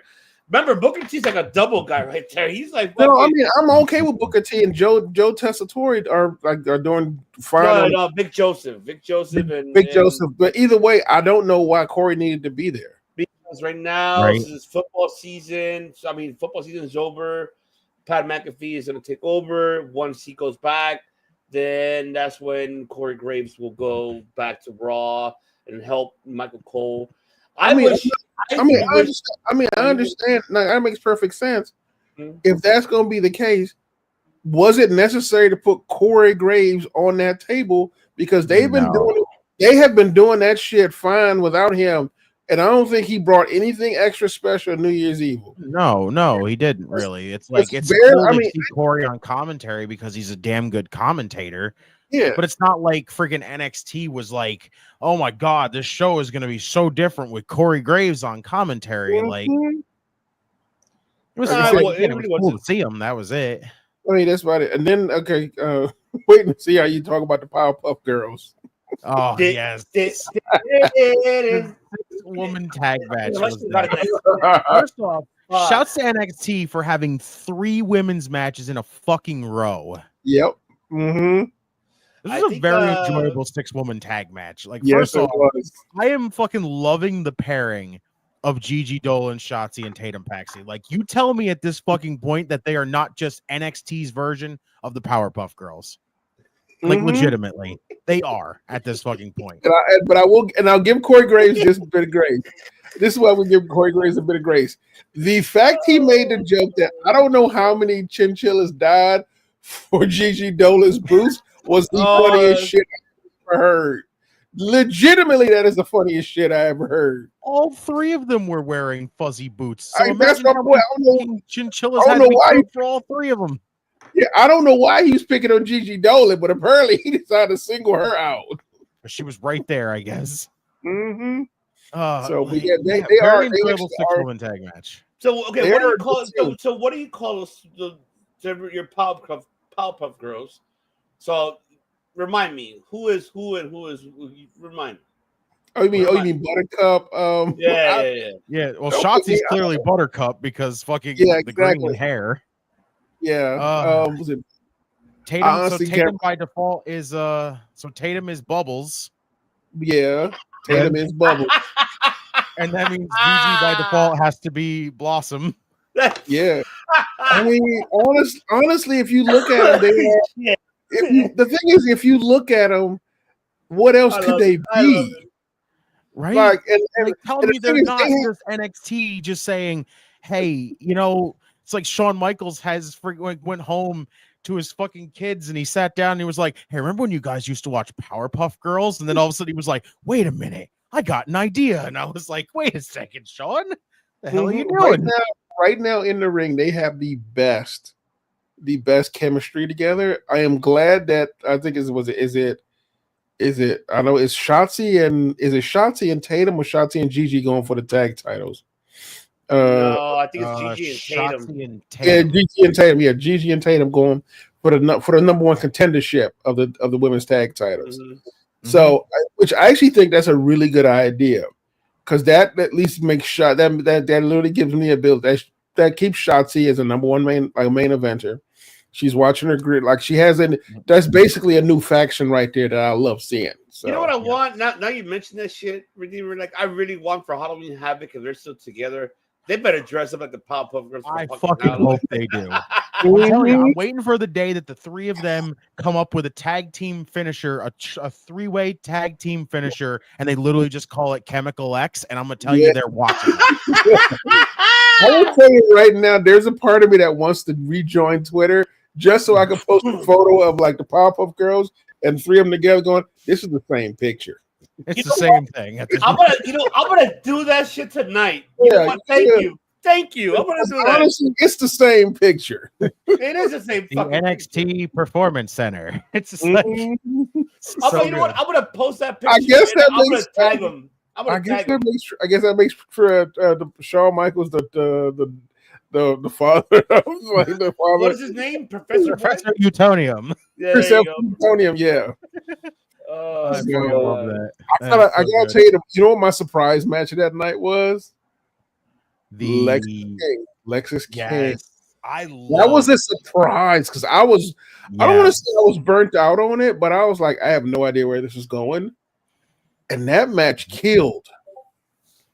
Scary Attraction.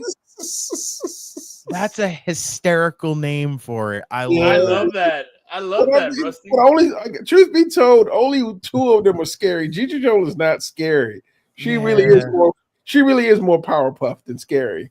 Yeah, that's true. Dangerous Attraction. Yeah. But yeah, this was, we've kind of been back and forth when we talk about the Heritage Cup, like kind of being like, does it feel like it fits in NXT? Does it not? Yeah. This is one of them situations where it works because first off, this Dempsey Lex's King thing is very bizarre. It's really worked for some reason. Like it's developing more of a character for Lex's King.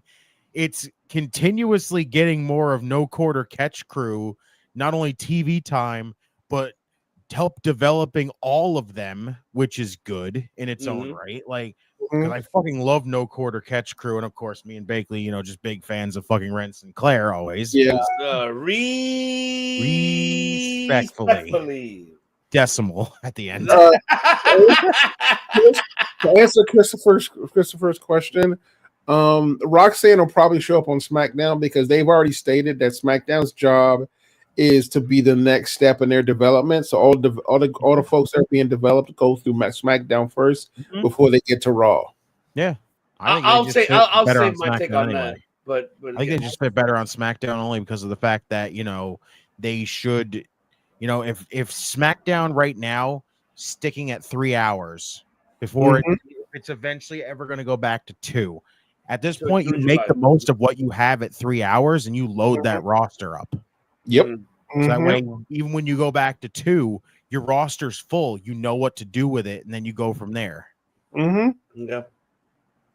Yes, I loved the Heritage Cup stuff. Like, this is one of them situations where I really enjoyed it because, again, this back and forth thing has been honestly really beneficial for the Heritage Cup as a whole because it felt like at a point we were never getting a Heritage Cup match. You know, Noam Dar, you know, you can say he was a damn good Heritage Cup holder, but he was at multiple times where it was just like he wasn't defending it. And then when he was defending it, it was like, oh, this could be the time where he finally loses it, and he wasn't losing it. And then he'd go out there and win it and just continuously win. It's like, well, what the fuck are we doing with the Heritage Cup? Like, the longer you keep it on Dar at that time, it felt like the cup didn't need to be a thing anymore.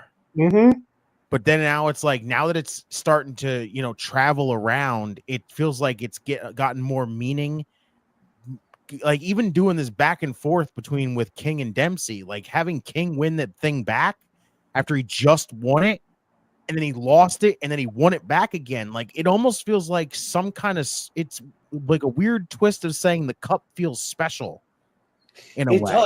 You know, you're right, and it does feel that special. And before I even move forward, and, you know, shout out to John Watson because he was there. I saw the picture of you, brother. And answer these questions as you're watching right now.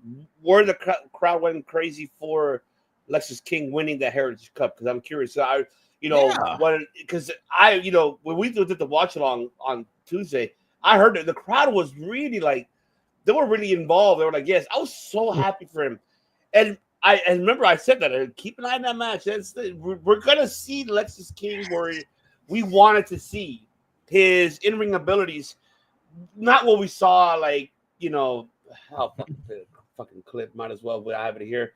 Not what we saw, like Griff Garrison! Whoa, who the fuck is Griff Garrison? This is Griff Garrison! Yeah, we didn't see none of that. You want to talk about somebody who would benefit from NXT right now? Griff Garrison would definitely. You're right. Absolutely. Let's go. But I am so happy for Lexus King, man. Same. To have this momentum and the crowd being behind him was awesome. I enjoyed it. And to see, you know, yes, I know we saw what happened in the middle where he was gonna, you know, do a split and then boom, right at a bang, you know, shit happens. But it's a storytelling of that, you know what I mean? I feel like it's gonna be a rematch. Why rematch? Because remember, this was not a 2-round; it was 1 round. So we got one fall to a finish.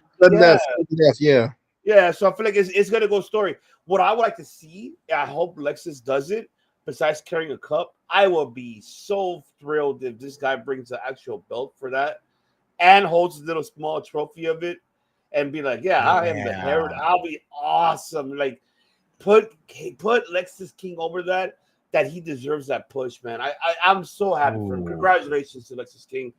I'm glad that he's getting somewhere finally and in his own way and his own character developed. I want to shout out really to the backstage to it, like Regal, Hickenbottom, everybody that is really helping this man to find a character that he's comfortable with and is able to do something that he likes to do. Because honestly, I feel that I'm not, like I said, just to clarify, I'm not bashing AEW.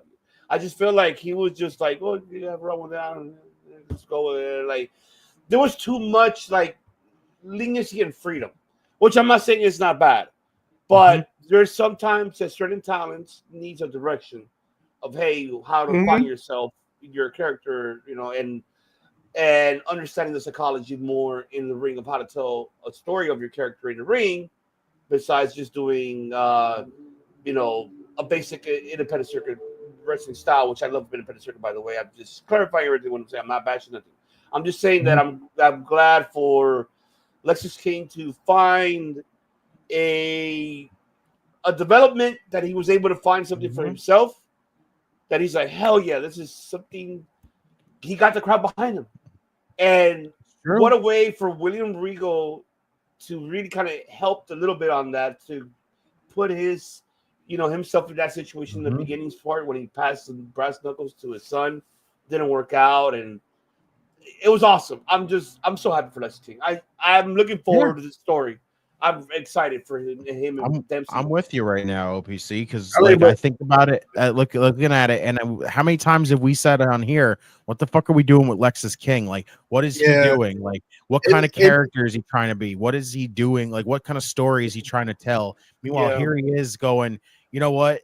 This back and forth of me and Charlie Dempsey going for this Heritage Cup has developed more of a character and gotten people behind him more than just, him going out there and being a dick and then going back there and being like, I have all of a sudden changed my ways, guys. And it's like, what, are you sure? Yeah. Have you? Yeah. I have to give him credit because it took him forever to find this character. Calm down, Terry Funk. You have to say forever. Forever. I don't mean that in a bad way, but like this. I mean, honestly, this is one of the reasons why. This is one of the reasons I love NXT, because they get time to actually develop who they want to be, and sometimes it works. Sometimes it doesn't work. Sometimes it does. I'm looking at you, Nikita Lyons. You're fucking asshole. I knew you were fucking point it. Why would you have to say? He's like, hey, hopefully this doesn't hit you in one of your bad knees right now. Catch this tray. Oh God. But honestly, Lexus King, I've always been a fan of him, and maybe it's because I'm a big fan of his dad, and I see like a lot of his dad's mannerisms in him. So I kind of like I actually may be imprinting on that. But truth be told, he's a great wrestler. His character's starting to come out a little bit more, and he's just fun. Yeah, they were. They actually were. Henry, you're right. Yeah, no, they were a decent team, man. I don't know, but I digress. But go ahead. Tony ended up breaking him up because he put him together Griff Garrison for that weird varsity blue thing he was doing. I know, but I got to tell you, like this new character is actually pretty good. The Regal stuff just made me laugh. Right. Like Regal really, I could tell Regal respects his son, and his son wants to do this on his own. He's so proud of him. Regal has been hands off, and yet every so often he'll stick his hands in just to like go, that's my boy kind of thing. But for the most part, he's respected his son's autonomy and wasn't like trying to horn in on his son's trying to get stuff done. So I really do. Lion should be the NXT GM. If it's anything like her Instagram, it's just going to be a room full of stripper poles. Oh yeah, yeah, for sure. That shit wouldn't be that shit. But I like what you said about William Regal. Yeah, but what William Barry Regal Monkey said is what Phil is basically saying, which I like this. The NXT fans are more willing to accept people trying and failing at stuff, and will give them a second or third chance. Yeah, Amen. Exactly, Barry. You are. That's exactly right. Because let's face it, the main roster is tough. You don't get many fuck ups on main roster. Yeah, I mean, Chad Gable. I still think Chad Gable one of the luckiest sons of bitches in the world. Oh, easily. That man went from American Alpha to Shorty G to literally to the Alpha Academy to American Made. Shorty G would have killed. Shorty G would have killed most people. Fucking Vince, man. Well, yeah, I don't miss him, man. Thank God he's fucking. Yeah. So the Heritage Cup was my happy place. I thought that was good. For sure. Like William Regal was like telling his son, "Yeah, you're my boy." Hell yeah. That's right. Hell yeah. But he did well. He did well. Yes, he did. All right. Well, what else you got for us, Redeemer? The segment with Shotzi and Stephanie Vaquer, where Ava made the matchup between the two of them next week. Now, man. Jesus. During the night, I go, why the fuck is this a thing? What the hell did Shotzi do to deserve to be in this number one contendership match? And the first thing I thought of after somebody freaking brought it up, and I go, oh, now it makes all the sense in the world. She literally pinned Fallon Henley during the 6-woman tag match. Yep. So you know what? I have no issue with this whatsoever now. The only thing is, the only part that really kind of just a little bit, just this tiny little bit makes me go, oh, so like, what the fuck was the point of the Fatal 4-Way if you were basically just going to be like, yeah, that's cool that you the four of you went out there for a Fatal 4-Way number one contendership, but we're just going to have another number one contendership just in case you're wondering. And I'm like, oh, that's a thing. I mean, I think the first time it's done in wrestling. We both know that. No, I know, but you know that, I saw Justin's fucking reaction on the watch. What kind of shit is that? Honestly, what the fuck was the point of the number one contendership then? What the fuck was that? No, honestly, I like the idea because let's face it, we all, as much as we love Shotzi, we know she's not winning. No, but okay, but this is what I said though. Go ahead. But it makes Stephanie Vaquer look strong as fuck when she goes into the title match. True. She gets to look strong. That she was able to beat 3 other women in a Fatal 4-Way and then go out there and beat Shotzi again. Yeah. Yeah. It makes her look strong as fuck. And when she gets that title, not only does she get to be the North American champion, she gets to be the exact opposite of Julia. Like literally, it's like at some point everyone's gonna go, we need those two to fight. And you need because remember, for a while, the North American is considered a mid-card title at NXT. I don't know how, considering the fact that they got any lower cards than that. But so that automatically elevates it. And like I said, Shotzi's back, and Shotzi's the only one who can really put her over the way she needs to. And I think it'd be great. And then you got like Gigi and Tatum going for like the tag team number one contendership. So that faction right there is actually starting to look like they're starting to form a thing. Yeah, right but now. The one thing too that I like is I want Shotzi to bring out the Evolve talent. Yes. Yes. Stephanie CMML. I want to see Stephanie Vaquer CMML versus Shotzi Evolve Blackheart. I want to see that next week. I hope we get to see that. I hope so. I think because we know what Shotzi's credentials. I'm not and I'm glad that she's in NXT to reinvent herself again and find that momentum back. It was a long injury she had, and congratulations again for her wedding, honeymoon, everything else. She's getting back. I'm glad. Look, this is what I love Papa H and HBK. They're like, all right, this shit happened. Don't worry. Got you. Go back over there, though, but I want you to find yourself, okay? Find yourself again. I love that they have that, figure yourself again. You're going to get help again to figure out where you're at, where you left off, reinvent yourself, find a way. You can still keep that, character you had when you went to the main roster, but develop it more. You're in ring to get the rhythm back. And hopefully we can see her back on the main roster again. So, I hope to see that evolve Shotzi Blackheart versus Mel Vaquer. I want to see that. That's what I'm excited. Yeah. I mean, I think that's the good purpose of it, because let's face it, that injury really did derail her, and it didn't help that she had that rivalry with Ronda Rousey, the last rivalry with Ronda Rousey. Yeah, we already know who fucked that. Yeah, and it sucked because again, she was turned heel at the time, but then she came back and was starting to get back to being a baby face, and then all of a sudden it's just this sudden injury, and then she was gone for so long. It's like, damn, well, that sucks. Oh yeah. Okay. So, What else you got for us, Redeemer? And then, of course, the main event. I'm considering this the main event. I'm not talking about the fucking promo. I'm not even going to bother. We don't with Brock's promo we don't need to talk about the promo. We already talked about that shit already. pointless at that point.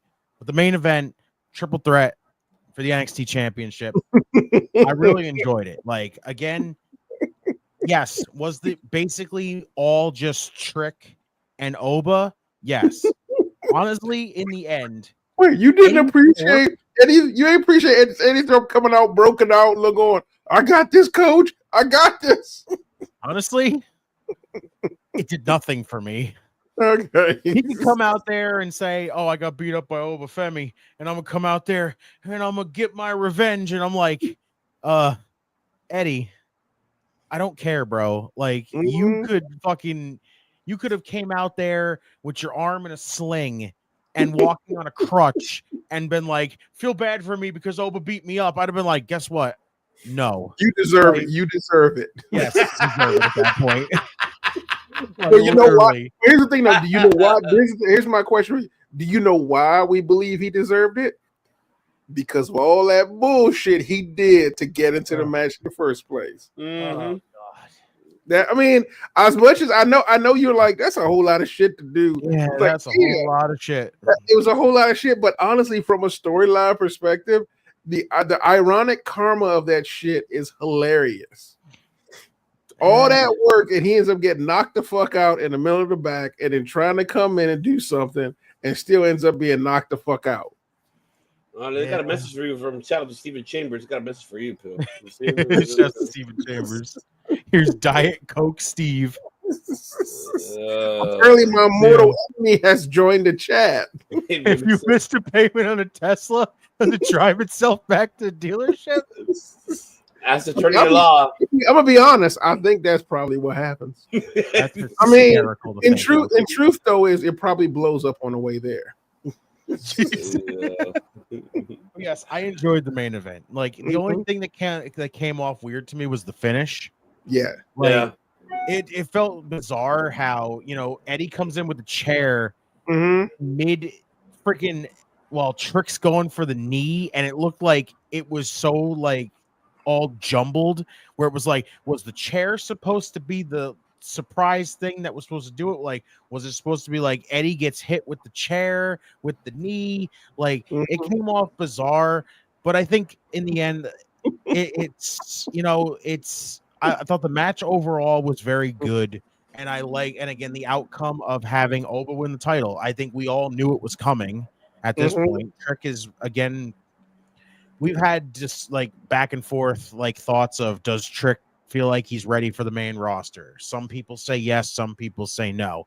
I honestly think he is. So I think it was like the perfect time. You want to actually lock in, this is, and show everybody this is the new era right now. I honestly don't think he's going to Raw. I think he's going to SmackDown. I think he's going to SmackDown. I think he's going to SmackDown as well. I do. That's just the way their pipeline's working right now. I think that's the way their pipeline is working. But let me ask you this though. Let me ask you this over, Redeemer. But were you glad that he was the one that got pinned instead of being Eddie Thorpe being pinned? I honestly, looking back at it now, I don't think it really hurts. It doesn't hurt Trick that much to eat the pin. Because he's been booked strong as champion, so really going into it, it's not like it really downgrades him for taking the L here. It's maybe gonna add something different to Eddie Thorpe. I don't know. Like, are we gonna get more of him trying to get to the championship now with Oba as the guy to try to beat? Or are they just gonna go like, maybe we're gonna go one more and that could be the end of it? Like, I don't know. It's even Rusty asked it too. Did I like Trick eating the pin? To an extent, yes, but not really, because I felt like, I felt like Eddie Thorpe was only in the match to eat the pin. That was why he was in this entire thing, because you want to keep Trick looking strong. But in the end, even with him eating the pin, he's still strong in the end. So it doesn't really hurt him much in the end. So I don't really hate it as much as I thought on the fly that night. I mean, I'll be honest. I'll be honest with you. I think it was probably the best call for Trick to pin because the rule and remember the rule in NXT is that if you're a world champion and you've been a champion for a long time and you take the pin, that's how you graduate to the main roster. That makes sense. That's how you graduate to the main roster. Like I said, it happened with Kevin and Sammy. Yep. It happened with Shinsuke. I mean, literally, you get like I said, it happened to Finn. Even Andrade too. Yeah, exactly. You're a champion, have a great run, a couple of years as champion, a couple of times as champion as well. Even this. And you eventually pin, and then eventually it's like, oh, it's because he's graduating and going out.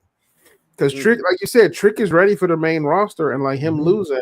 And honestly, Oba has already pretty much been a tweener, but basically he's basically going face right now. Yeah, honestly, if you look back at it now, like as well, like this shows you how strong Oba is, like booked right now. Like the fact that, I took out Eddie. Eddie still came back to try to basically mess up everything.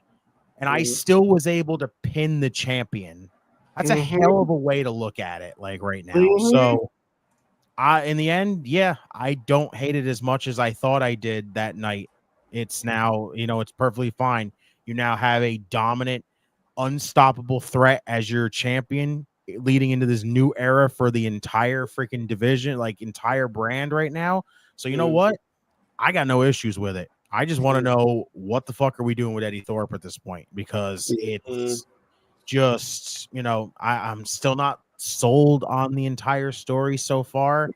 And like I said, if this next thing is just give him one more match against Oba and he fucking loses and then we move on, I'm going to tell you right now, if that's the conclusion of this entire thing, I'm going to say this might have been a big flop.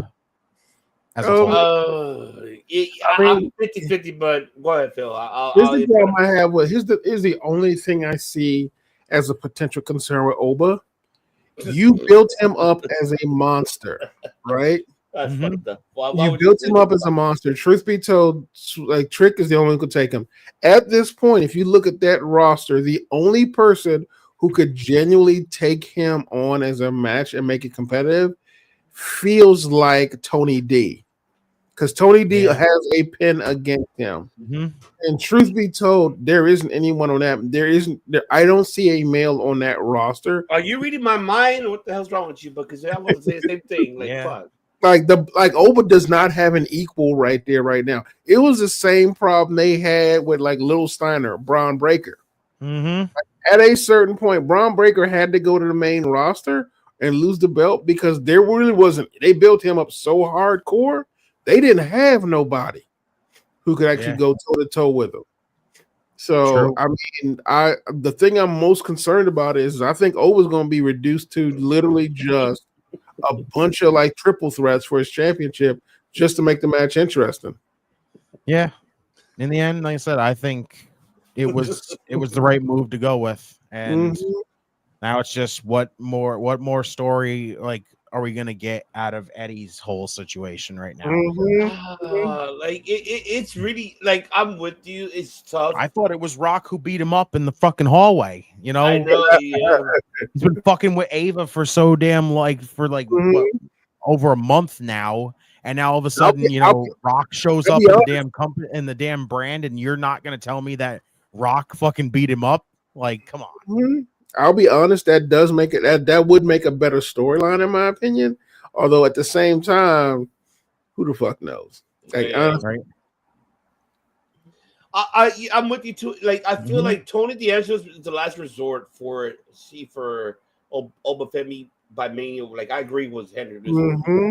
But I feel like Carl Fredericks, of course, Eddie Thorpe. I feel that this is just a taste of how to be in the main event type of style. Then he's going to start again. And then I feel he's going to bump into Tony D'Angelo, and there's going to be an issue there. And then he's going to cheat to win that North American title. I wouldn't mind Eddie Thorpe winning the North American title because I feel he could do little. Honestly, I think that's the better idea. Like this whole inserting him in the main championship scene with these shady freaking tactics thing. To me, this is just like I said, it may only be me. Okay. It just feels like it has not worked to the extent that I feel like they thought it was going to. I agree with you. I agree. It feels like Eddie inserted himself again. Like, look at all the start-stop we had with Eddie Thorpe, all this other stuff. And now all of a sudden, because of one moment where he just says, yeah, I took myself out, and now all of a sudden I'm in a championship match. And I'm just like, yeah, but you didn't really do much to really feel like you belong in that situation. Like, if he goes in there now and beats Tony for the North American Championship, then I kind of make more sense. Because, again, he's starting at a lower freaking position where it feels like he kind of needs to be right now, instead of just feeling like we pushed him up here too damn much too soon. But I'm with you. But the one thing I would say is, to counter that, is like, it's like they're doing the opposite, the 180 on it. Like, oh, have him here on top and he have a taste of it, and then it seems like to me that he's being that bitchy mode type of, like, it should have been me type of style. No disrespect to them. I'm just like more of that type of style, being in that, but be the bitchy character. And until Abel gets fed enough to be like, you know what, here he's on. I agree with you. I just think I kind of understand why Justin's a little bit like perturbed by it, because they didn't do the best job of building up that storyline that way. No, because honestly, I feel like it was really like in a fast rush pace.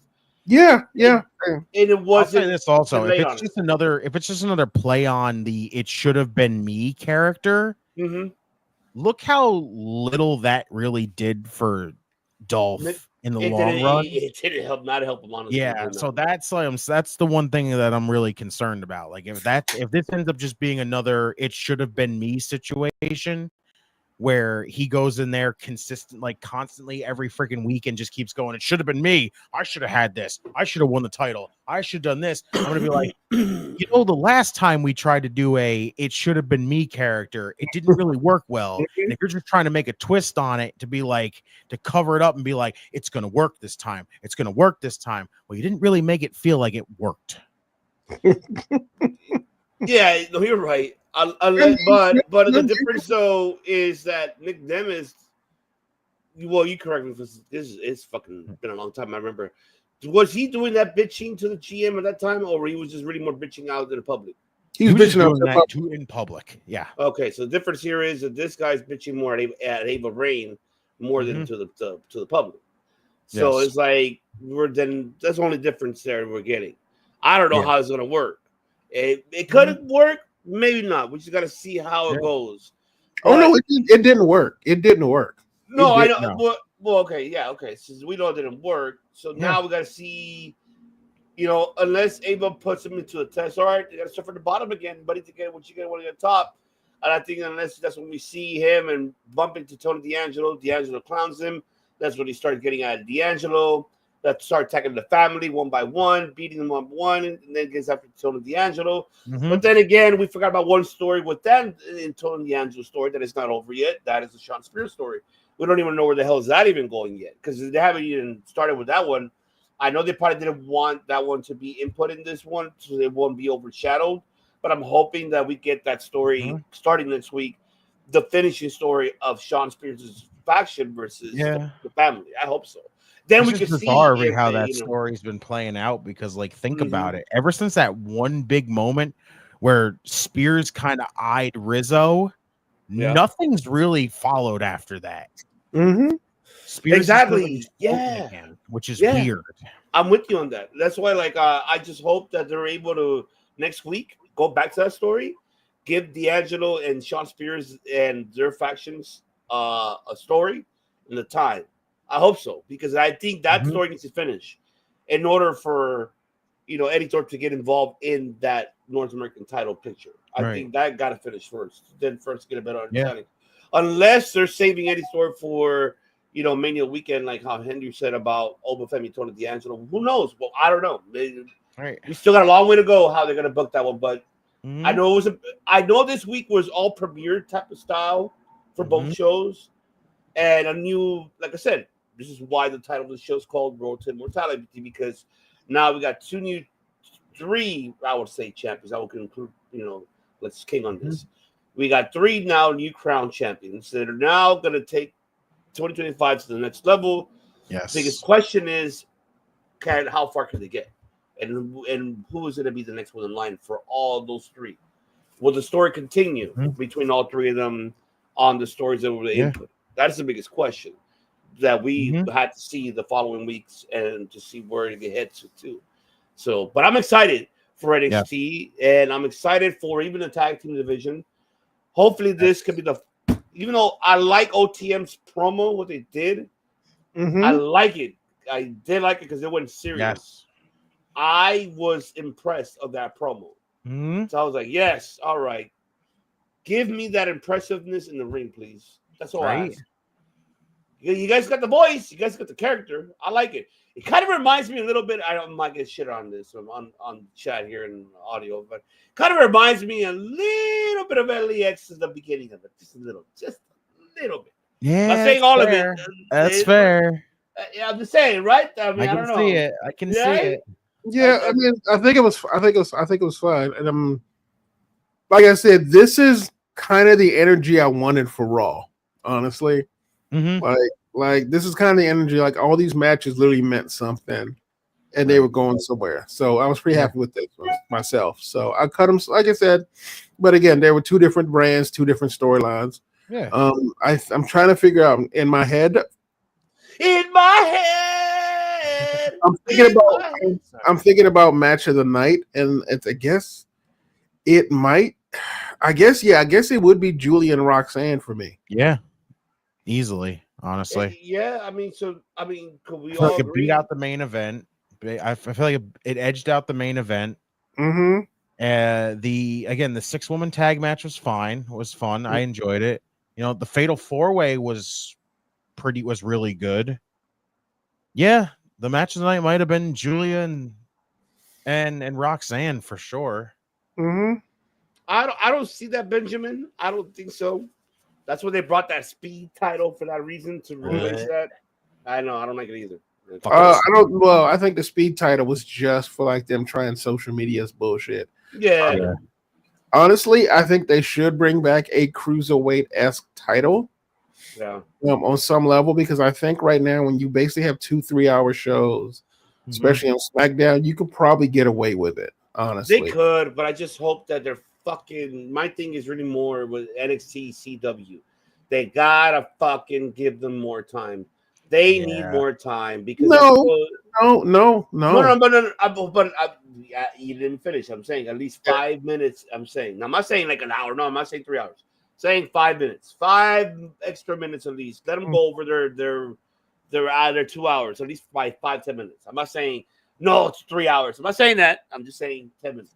I mean, that's what I'm saying. I'm just. That's why I will end up saying I feel like in the long run, as much as CW is a more like it's TV. Yeah, more like I feel like it was better placed NXT on USA because at least USA gave them that little bit of leeway in the end.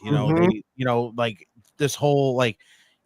I didn't feel like I wanted to talk about the Rock thing at the end, but again, if you were trying to make it feel like something big with him coming out there and basically, showing some love to the brand as a whole, talking about, putting over people, but also, doing his thing, at least on USA, he would have got that little bit of leeway to where he didn't have to be like, oh, I have to tell you how much time we have left. We have to do that. And I'm like, Rock, just shut up. At that point, like the way he was rushing through that whole thing is the reason why I look at it and go, USA to me will feel like it's always going to be better for NXT, even though they censor a lot, but so does CW in a nutshell. But I feel like it's going to end up being better because at least USA didn't rush them off television. Because that's why I feel like CW is going to be like an issue for them big time, where it's going to be, look how much they hit 10 o'clock and the show just goes right off the air. Yeah, I'll be honest with you. That's television. No, yeah. Like I said, even with a few minutes, that's money that goes to somebody that they're taking out of somebody else's pocket. And in the end, I think the problem that happened it's the same problem that happened on Raw is that The Rock ran over and did not pay attention. From a production standpoint, he fucked up the production. It was not a matter of them getting cut for time, because let's face it, they got all the matches in they were supposed to. Courtney, good to see he's okay. Like I said, honestly, everything about it, they got all the matches in they needed to. They didn't have to rush any of the matches.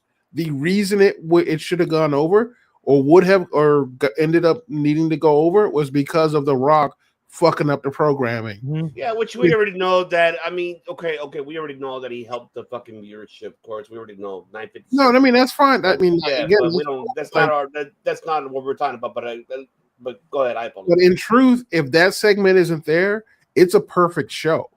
If well, that's it's a perfect show, and it's within 2 hours. It was well within 2 hours. And what I love, it was a televised pay-per-view, basically. Yeah.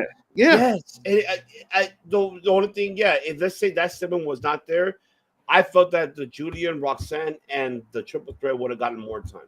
Probably. I think they would have gotten more time. Yeah, I think so too. I think 100% that would have happened. Oh yeah. So truth of the matter is I think it's just a matter of it was bad planning, it was bad production. The Rock ran over because let's face it, he ain't done something live in so long and didn't know how to run it under. Right. And there wasn't anyone there wasn't someone in the back going, I need you to hurry the fuck up, dude. No, the cameraman told them literally that you only got 6 minutes. Cameraman kept telling him the entire time, like as soon as he got in the ring. And apparently he went, okay, and kept going. Well, after his long ass entrance, if he didn't fucking take 20 minutes to do a fucking entrance, and cursing and all this shit, but it's on YouTube. You can actually find the actual YouTube that cursing without the explicit. Just a shout out to Benjamin. I know what you want me to play. I'll play it. It's a direction you can fuck. The thing is, think about it though. If you take that section out, New Year's Evil was a perfect event. It was the typical NXT event, and I think they have a perfect formula for 2 hours. Even though it's carried like a main brand, it's still a developing brand, so they don't have to push it. The purpose of NXT really is to bring in like that 16 to 35-year-old demographic, and the CW's best place for it. Yes. And honestly, and this will sound terrible, if they're on USA, the demographic for that is probably around 20 to 40-year-olds, and that is not the demographic they're shooting for. Like I agree with you that they would probably. I agree they would probably have more flexibility time-wise with USA. The main goal and the scope for NXT really on the CW was really to get that 16-year-old to 16 to 25, I think is probably the better number. To get demographic. So I agree with you on that. It makes absolutely sense. If you look at that roster, that is a young ass roster. Yeah, I love it. And I know that I know they mentioned about the cruiserweight. Something just came to my mind about that. That makes absolutely sense that they could do it now that they're rebranding NXT Level Up to Evolve. Bring that cruiserweight to that show. That would be awesome. I think so too. I think they have enough people, and they could use it far more efficiently to build up talent if they had a cruiserweight title. I mean, than they would on the main roster. Unless they use that and bring it to the WWE ID, because now they're going to start having their shows on X. For now, until we know further notice. That's a dangerous call. Honestly, if I had my way, I would avoid X and probably try to find something like maybe YouTube. Yeah. Because YouTube you can do, but I don't know how many people actually use YouTube enough to sustain it. No, that they can, because they'll definitely use it if freaking you put the ID/Evolve stuff on there. Yeah, I think so too. Yeah, because you got to think about it, Phil.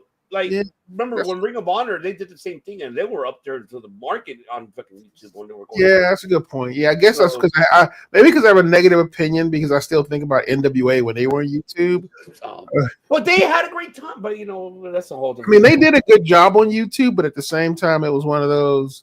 Maybe it was just management why that didn't work out. Proper planning prevents piss poor performance. You're right, but it's a.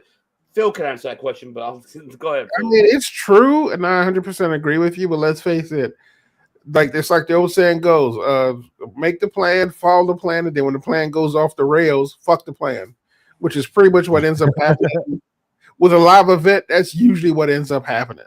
Nobody does, Courtney. I don't even catch that shit. I ain't never seen a speed match in my life. The only thing I just read, that I saw a clip was the Natalia and Candice LeRae tied up and there we go. That's all I saw. All right, now before we get to Dynamite. Okay. Before we get to Dynamite, we got something to talk about. But before we do, let's hit this little commercial break for you guys to see and go here because you can find our stuff there as well.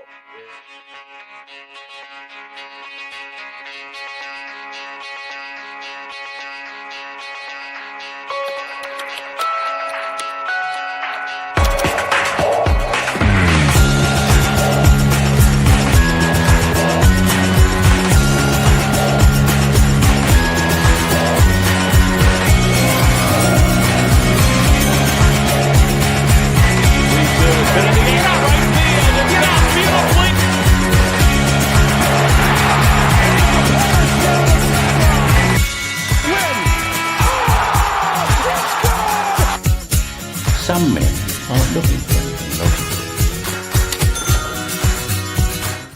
Go to our website at GameBreakerSports.com where we provide all sports, NFL, NBA, MLB, pro wrestling, betting odds, and entertainment news. Sign up today for free at GameBreakerSports.com, providing the best news. That's right, folks. Go to GameBreakerSports.com. Go get it. Sign up for free. Get all your news for sports, entertainment, betting odds. Everything is there at GameBreakerSports.com. You can find us there as well. You can find us, your three hosts right here on there, COD. You can find everything there, even the merchandise. You'll find it all there. Go to GameBreakerSports.com. You get everything, all the news that is going around the world of sports, the NFL, MLB, NBA, soccer, the soccer premier. You get, your betting odds, down ringside picks of the betting odds is going around of all sports. You get it there. You also will get the entertainment that's going on. Shout out to Graydon for Binbuster, who gives you all the updates of what is going on in the world of the Hollywood entertainment, upcoming movies, everything. This man is your Cisco and Ebert fucking critiquing everything in details. That is Graydon, our man right there.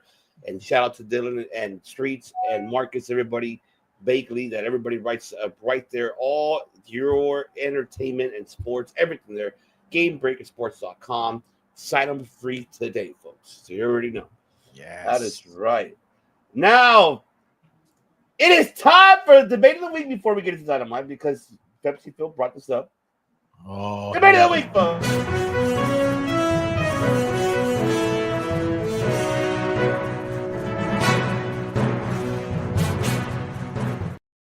You wanted to bring it up, Pepsi Phil. So let's fucking go. This is your take. The floor is yours. Let the people know what the hell is going on and where does she go? Where does he go? But I will be honest with you. First of all, who the fuck we're talking about, and you bring it Okay, up. sorry for everyone who hasn't paid attention. There is a growing rumor that has been thrown around that Malachi Black's time with AEW is nearing an end. So I guess the question is, where does it go been a rumor a lot? Yeah, this rumor seems to pop up once every year. Yeah, this is the fourth rumor they have had in regard. Well, maybe third or fourth rumor they've had of him leaving. Truth of the matter is, if it is true, honestly, good for him.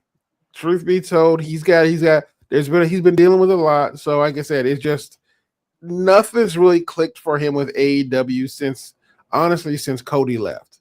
Nothing's really clicked with him, even though they've had good championship runs, etc., etc. If it is true, and like I said, again, I want to emphasize we don't know if it's true because everyone's talking about it like it's a foregone conclusion, only because his contract's ending and he has not made mention of extending it. But if it is true, does he go back to WWE? I think at some point, yes. Does he go back to it immediately? Probably not. I think he's very careful about how he's presented, especially now these days.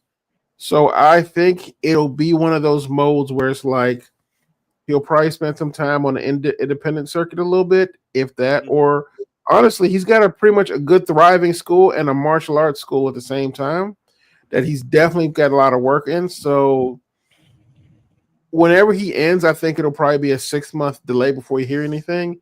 And that's only because he'll probably be working with Triple H, who honestly, he is one of Triple H's guys. He is Triple H's guys. So I do not see him not going back there, honestly. But he does have an independent commercial. He does have independent experience. He's been around Europe a lot. He's done Progress stuff. He's done stuff in the UK. So he's, like I said, he's seasoned enough to go wherever he wants, but I think he will go to WWE. I think it'll be like a very long time before we see him on camera, but I think he will probably sign with WWE. But before he see his debut, it's going to probably be like 6 to 8 months. Okay. Damn. Well, Redeemer, the floor is yours now. I mean, as a huge Malachi Black fan, my personal preference is absolutely I want him back in WWE. But that's just like, but from the logical, like, as you see it standpoint, what has this man done in AEW? Like, like I get it. Like, he was in a point, like, he was still, when he was in WWE and he was on the main roster at the time, he was involved, you know, when the old man was still involved. So it was one of them situations where, you know, a lot of the NXT talent that got called up to the main roster fell victim to the old man, which is very, very obvious. Still looking at it, like when he finally left WWE and he went to AEW, you were expecting something big, you know, some kind of, you know, big, huge, game-changing moment for him coming into there, and it was like this could work very well. And it started off, you know, in my honest opinion, I wasn't big on the Cody stuff, you know, because going into it, I look at it and I looked at Cody going, you know, the state where Cody was at the time in AEW. It was that moment where I felt Cody every single week was only putting himself over. Cody was only doing everything else to just basically benefit himself. So Malachi was going to end up being a huge, you know, just casualty in the extent of that. And overall, like, that Cody feud didn't really amount to much for him in the long run. You're right. It didn't, actually. It really didn't. And then, like, when House of Black formed, it was easily, you know, one of the biggest moments where everyone was like, fucking awesome. We got Buddy here. That's fantastic. You know, we added Brody King.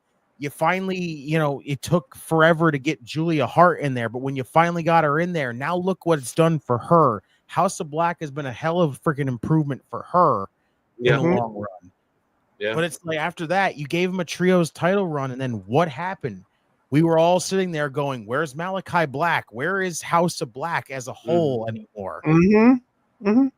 Yeah, honestly, it's time for him to leave because I think he will end up better back in WWE. Like Phil said, it is Malachi is a Triple H guy. He, you know, he's always been a big like proponent for him whatsoever, and it's like you want that to sit like that situation for it to see better for him. Put him back in the hands of Triple H, and I think we're set, and he's going to be set for the long run. Like, I wish we could take the entirety of House of Black and get them. That'd be awesome. Yeah, I mean, I'll tell you right now, I'm already thinking it. Aleister Black versus Uncle Howdy.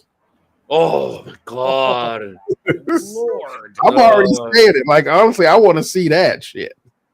I think that'd be a banger match. Or if like the Last Testament brings in Aleister Black to take on, I mean, honestly, that Final Testament. Final Testament. Like, honestly, that's too far away from a booking thing. But truth be told, can you imagine if like it ended right now and Aleister Black went there immediately? and they brought in Aleister Black to have them fight the six, that would be amazing. You're amazing. No, we all know why, Steven. It's obvious. Mm-hmm. Because you know where a good freaking basically all of them are going to end up. Mm-hmm. Phoenix is going to be with his brother, who we all know is now basically coming to Monday Night Raw literally on Monday. Ricky Starks is a huge Cody guy. So at that point, you know where he's going to end up. Malachi Black's a Triple H guy, so you know where he's going to end up. And Miro, like, I don't really know with Miro because, like, Miro would probably end up at WWE as well because he didn't have a bad reputation. He was like you said, he got wrapped up in the old man's bullshit, right? And he just got tired of being that guy that ended up doing dumb shit. Yeah, but he could have gotten over with Yusuf Day. Yeah, he was over with that the entire time. And then eventually the old man was like, I don't want to do this anymore. You know why? You know why? Basically, it's because it's the same exact thing as to why they fucking buried friggin' Zack Ryder when he was there. Because Ryder got over by himself. And that's the same exact thing with Rusev Day. Rusev Day got freaking Rusev over and Miro over big time by himself. And the old man was like, that ain't happening. It has to be how we do it. We get you over, not yourself. Like, and I'll be honest, I don't, as much as everyone likes to make the comparison, Ricky Starks is not The Rock. I know he's got mannerisms, but let's face it. You can say the same thing about LA Knight if you really want to go that far, or the Cruiserweights version. But truth be told, Ricky Starks is a blue chipper, and you have to be a legit moron to let that kid go away. Right? I think Tony Khan doesn't let him go. I think I guarantee right now, if it's me and I see Ricky Stark go in the open market, I'm scooping his ass up for NXT in a goddamn minute. Oh, you know he's gonna go over there. That's not and truth be told, soon like I give him 6, I would literally give him 6 weeks and then make his ass the North American champion day one, like within 6 weeks of him arriving. Like that dude has every single thing that companies want. The only real problem is that, and I don't know what it is, he is not TK's favorite. Did you see his interview with Chris Van Fleet? I actually thought he had quit that day. But you saw it, right? You saw it, right? Yeah, I thought that was his resignation right there. I love how he's straightforward. He's like, fuck that. He's like, I thought when he showed up in GCW, I thought that was it. Like when he showed up in GCW and cut that promo, the first thing I thought was, well, so Tony secretly let him go. He wasn't using him, so why the hell would we be absolutely convinced that he's still in the company if he's over here in GCW cutting a promo, being like, I'm tired of sitting on the sidelines. Tony's isn't doing a damn thing with me, and I'm not gonna freaking sit back and just be like, I'm tired of waiting. Justin, that is basically what he said in that promo at GCW. Yeah, you're right. He did say that pretty much. Yeah, but the thing that gets me is I do not understand. You have him get over on Punk and do nothing with that after the fact, right? Even beat Brian at one point. But remember the promo that he had with MJF? That was a great promo. Yeah, I know it was a great promo, and like the best thing about him is that every time they give him a little bit, it did well. But I did not understand why Tony didn't do anything with him after that. It's like the same shit he did to Takeshita. And the only time he like realized he fucked up about what Takeshita was because Takeshita ran the G1 like Rihanna in them streets, and literally he was like, "Oh shit, maybe I should do something." He made a random pairing with him and Big Bill work, for God's sake. It did, and I was like, and even that was like weird. But truth be told, I think. But the thing is, the fact that he got re-signed basically means Tony must have sent him an extra shitload of bucket of money to bring him back, because truth be told, it's like someone said it best, Ricky Starks ain't going to stick around for all that money. Like he basically said he wants to wrestle. And I don't know if his contract will get bought out, he's going to sit it out. But if he does what most people do and go, I'm going to do independent shit until my contract runs out because you ain't giving me a damn thing, so be it. Well, this is one of those situations where Cody needs to step in. And be Yeah. like, listen, this guy right here, I know you guys have more than likely been eyeing him down and being like, we need to pick him up. Right now, they're freaking holding him hostage right now because, they don't want him over here. So maybe it's time that somebody over there, like some kind of management, buys him out at this point and get him the hell out of there. So he's not sitting there waiting like fucking poor Phoenix is, for God's sake. My beef about Phoenix. It's a bullshit clause in the contract that Tony's abusing. Yeah. In a nutshell. I mean, it sucks. No. It's a bullshit clause. We know it is because that clause is put in for athletes who do dumb shit outside of their field, off the field, or dumb shit like we gotta keep him because he was drag racing down so and so and got into a car accident, and we had to pay for that. That's what that clause was for. Ray Phoenix got hurt doing shit for Tony. Everything he got, every instance of him getting hurt, that extension is because of injuries he's got giving AEW 5-star efforts.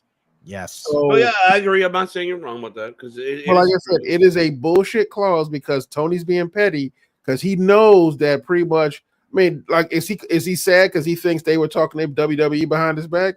Yeah, he wasn't complaining when people were talking to AEW behind WWE's back. Right. He wasn't sad about that shit. He thought it was okay. He ain't mad. He isn't mad when people from Progress talk to him behind the other company's back. He isn't mad about people talk to him behind TNA's back. So apparently he feels special. But the long and short of it is that that's the business, Tony. You can't put, like, I know you want to put your feelings into it, but you ain't got that. You are owner now. You do not have that luxury. He really doesn't. He does not have that luxury at all, man. Like, that shit is gone. It's just like there's nothing like. I mean, you can be a boss, or you can pretty much be everybody's best friend. You can't be both. That's why just let him go. Fuck it. Who cares? Let him go. If they're like, what better way to be a great owner of a company, even though it's a competition? But hey, it's supposed to be competition, right? At the end of the day, you signed these people 5 years ago to be your start of this promotion, and then you become like a freaking child. And I want that. You got everybody. So it's like, I mean, you got your favorites, so you got your favorites. Relax. Yeah, and you got your favorites that you wanted. So let these people that you're not using, they thank you for their service that you gave them. They're thankful that you put them over. They're thankful that, hey, you know what, we finally made our name ourselves in another promotion, and now the other products are looking at us. Let them have it. Who gives a shit? I mean, honestly, what I would tell Tony is this: on AEW's greatest day of their greatest life, of their greatest event, they will never compete with WWE at this point. Which they shouldn't even worry about that. They will never hit that point. What they need to do is do what they've been doing already. Focus on their product, making it better, and being what it is. Like providing a service for a certain group of people who want different kind of markets, which is what they did originally, what their purpose was, and basically like expand. But truth be told, at this point in time, WWE is a $1 billion organization that literally is simulcast around the goddamn planet. Yes, we like to think so. The WB, as lucrative as it is only $500 million, and the WWE is at $5 billion. So Tony needs to manage his expectations and let that shit go, and actually start thinking more strategically. Because that's one thing that used to always annoy the piss out of me was the people who would be like, "Oh, we like when Dynamite used to do like really high freaking ratings and everything like that," and they would be like, "Oh, Dynamite beat out Monday Night Raw," and I'm like, "Do you realize first off that they're not going head to head anymore, like at all? They're not fucking competition if you're not going head to head with them, like." It doesn't work that way. Just because you are on Wednesday and they're on Monday and they did what, 1 million and you did close to 2, like, big deal. You're not freaking competition because you didn't go freaking head to head with them at that time. Yeah, I mean, you only went ahead and went with fucking NXT. That's the only pretty much that everyone knew they you went were gonna head to beat head out with. NXT as a fucking whole because it's NXT. They fucking used NXT as the shield to try to draw people away from AEW, and that was the issue. Yeah, I mean, good for you guys. You guys did that, but it didn't succeeded. Compete on Mondays or compete Dynamite with Monday Night Raw. Good luck, buddy. I can tell you that right now. I don't think it's gonna happen. Benjamin, it was a 50-50. It depended on the night and it depended on the match they were having. So it was never lopsided like it was during the Monday Night Wars, but it was literally just it was literally what it's supposed to be, a back and forth battle between really good products. Basically, NXT really lost a lot of it because of the fact that, Dynamite was fresh. Dynamite was new. So, of course, it was going to beat out NXT at the time. But then, when NXT started pulling out, the special shows, where they'd be like, oh, we brought legends over on the show, and we did, themed episodes where it was like, oh, Great American Bash 2 nights, where we'll give you a dream match or two here and there. And it's like, that's when it would beat out AEW. But other than that, AEW was really beating them a lot. But again, NXT never really stood a chance to fully consistently beat Dynamite because of how new and how fresh Dynamite was to people. Yeah, and the same goes in reverse. Like AEW couldn't crush NXT because as good as AEW was, and they had their special events, NXT had a solid following going back to the Black and Gold era. And people, and once the 2.0 era went away, those Black and Gold fans came back. Yeah. Right. So I mean, and literally all it was just which is honestly good for us because it was back and forth, and we would just go back and watch both of them at the same time. Not like old days when you go back and forth, but like we watch one and then go back and the next day watch the next one, or vice versa. So, like I said, in the end, it wasn't a competition. It was just it was an embarrassment of riches at one point. Yeah. No, I absolutely agree. It literally just tried to basically become a dick measuring contest, and that's all it was. Yeah, that's what it was. Yeah, I mean, how can I say for me on this one? I don't. It's tough for me to say that he will go back or not. I don't know what his discussions he has with his wife, Selena Vega, which we know that's his real wife. Oh, it I is. Don't know. Yeah, I don't know what's the discussion of that. It's like, that man going back to his wife. Well, Andrade did. Charlotte was like, "Papi, come back over here, Papi." Like, Daddy, chill. Like, come over here.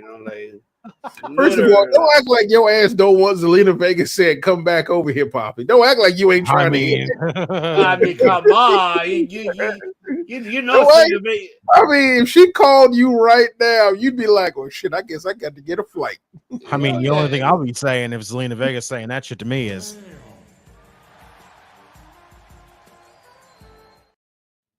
just saying. So respectfully, but let's not pretend that man ain't going back to his wife. If he does, but I'm with you though. Like, damn, I wish he could bring Brody King and Buddy Matthews to.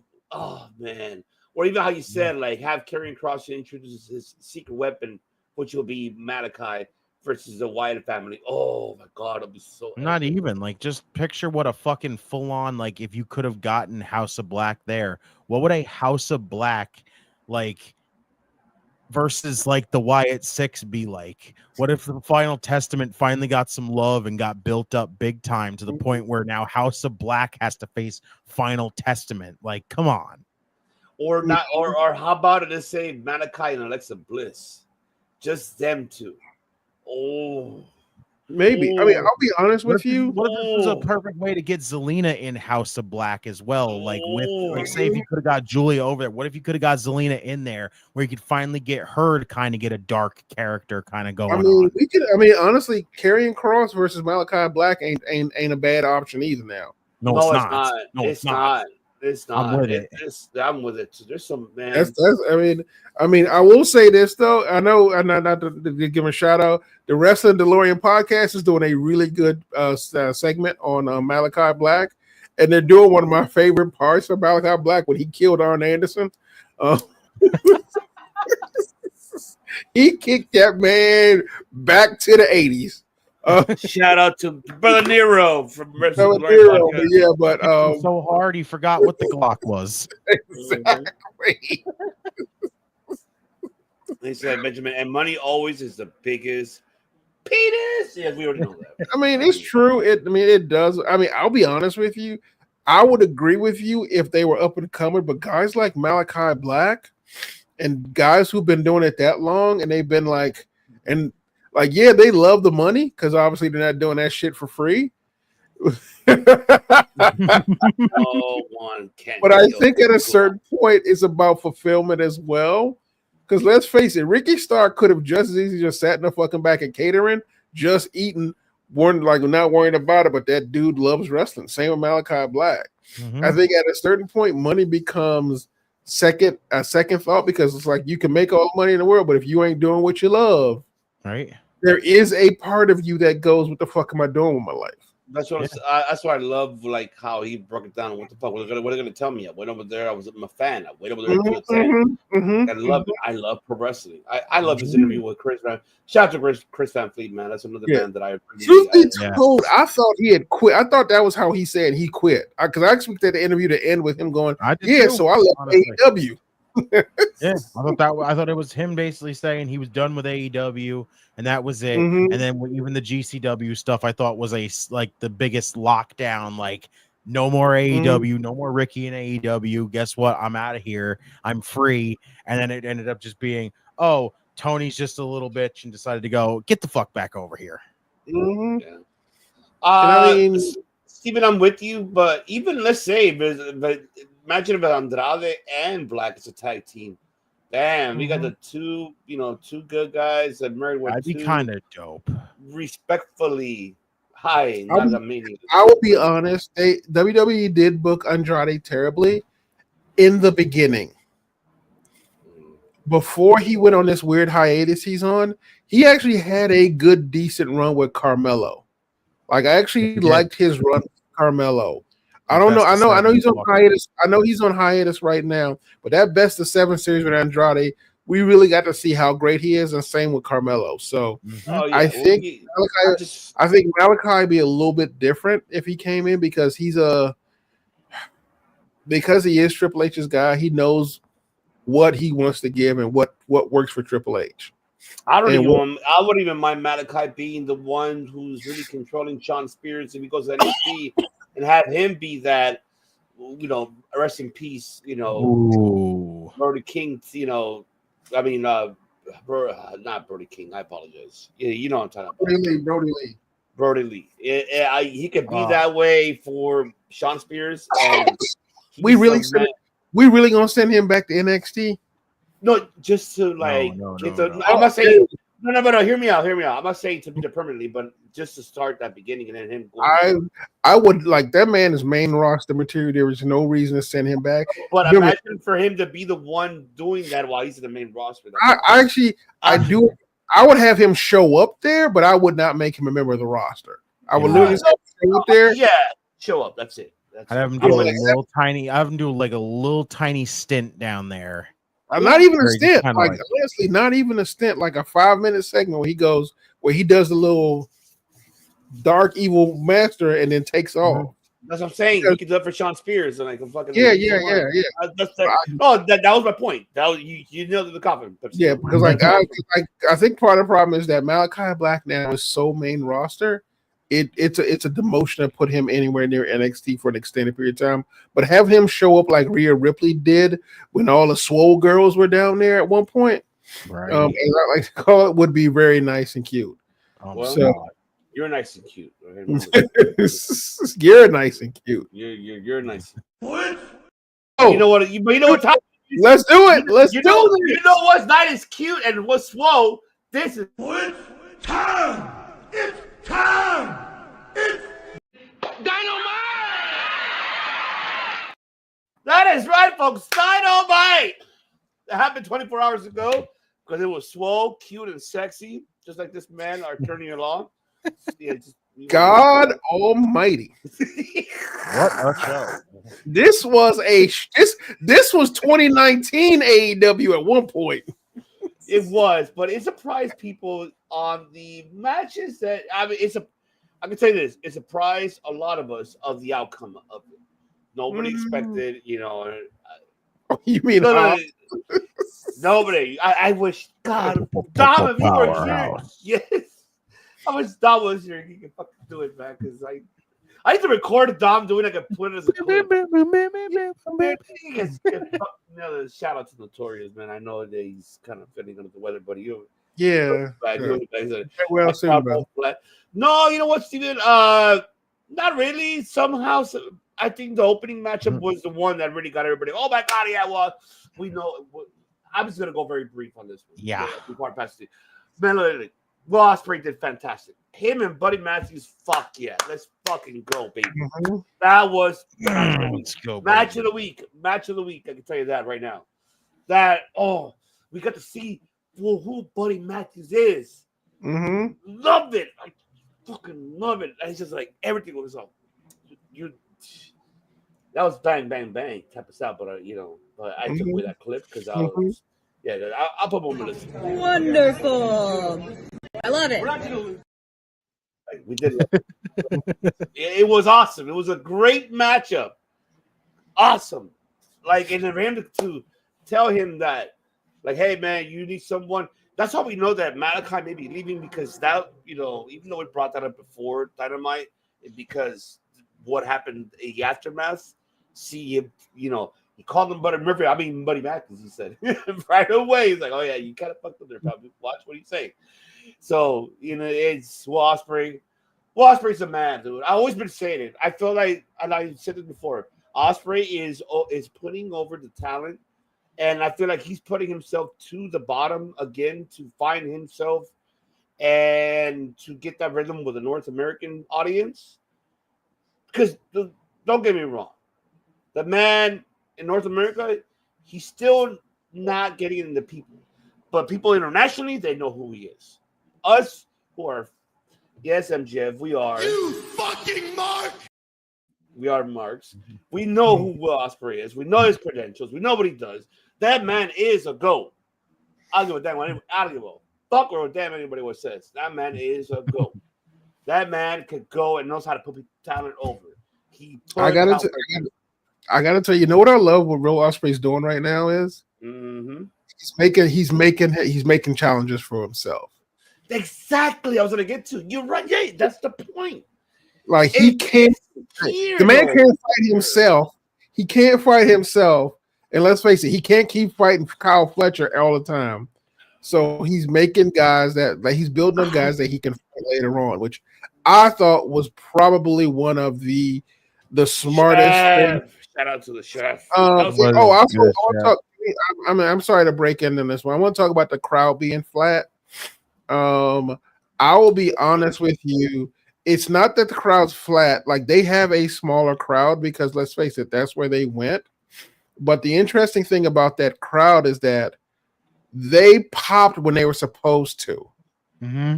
They popped when they were supposed to. Like, they're not like WWE fans who are like always being stimulated. They're always on because they're always getting some type of like energy to keep throwing at it. They pop when the matches start. They pop in between the matches or in between talk segments. They wait to see what to pop to.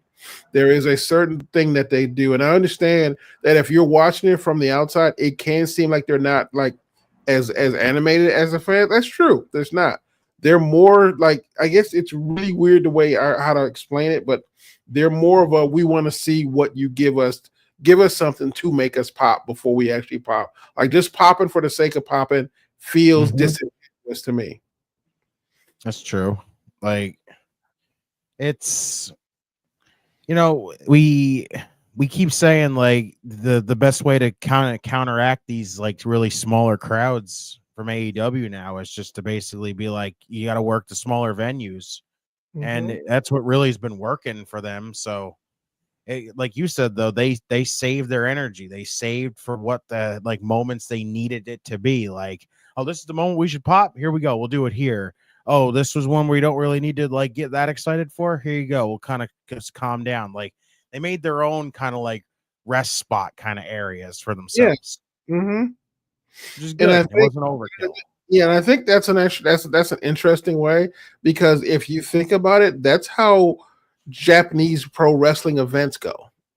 Right. Like they wait for the story to become something before they give you the payout, which is just them popping for you.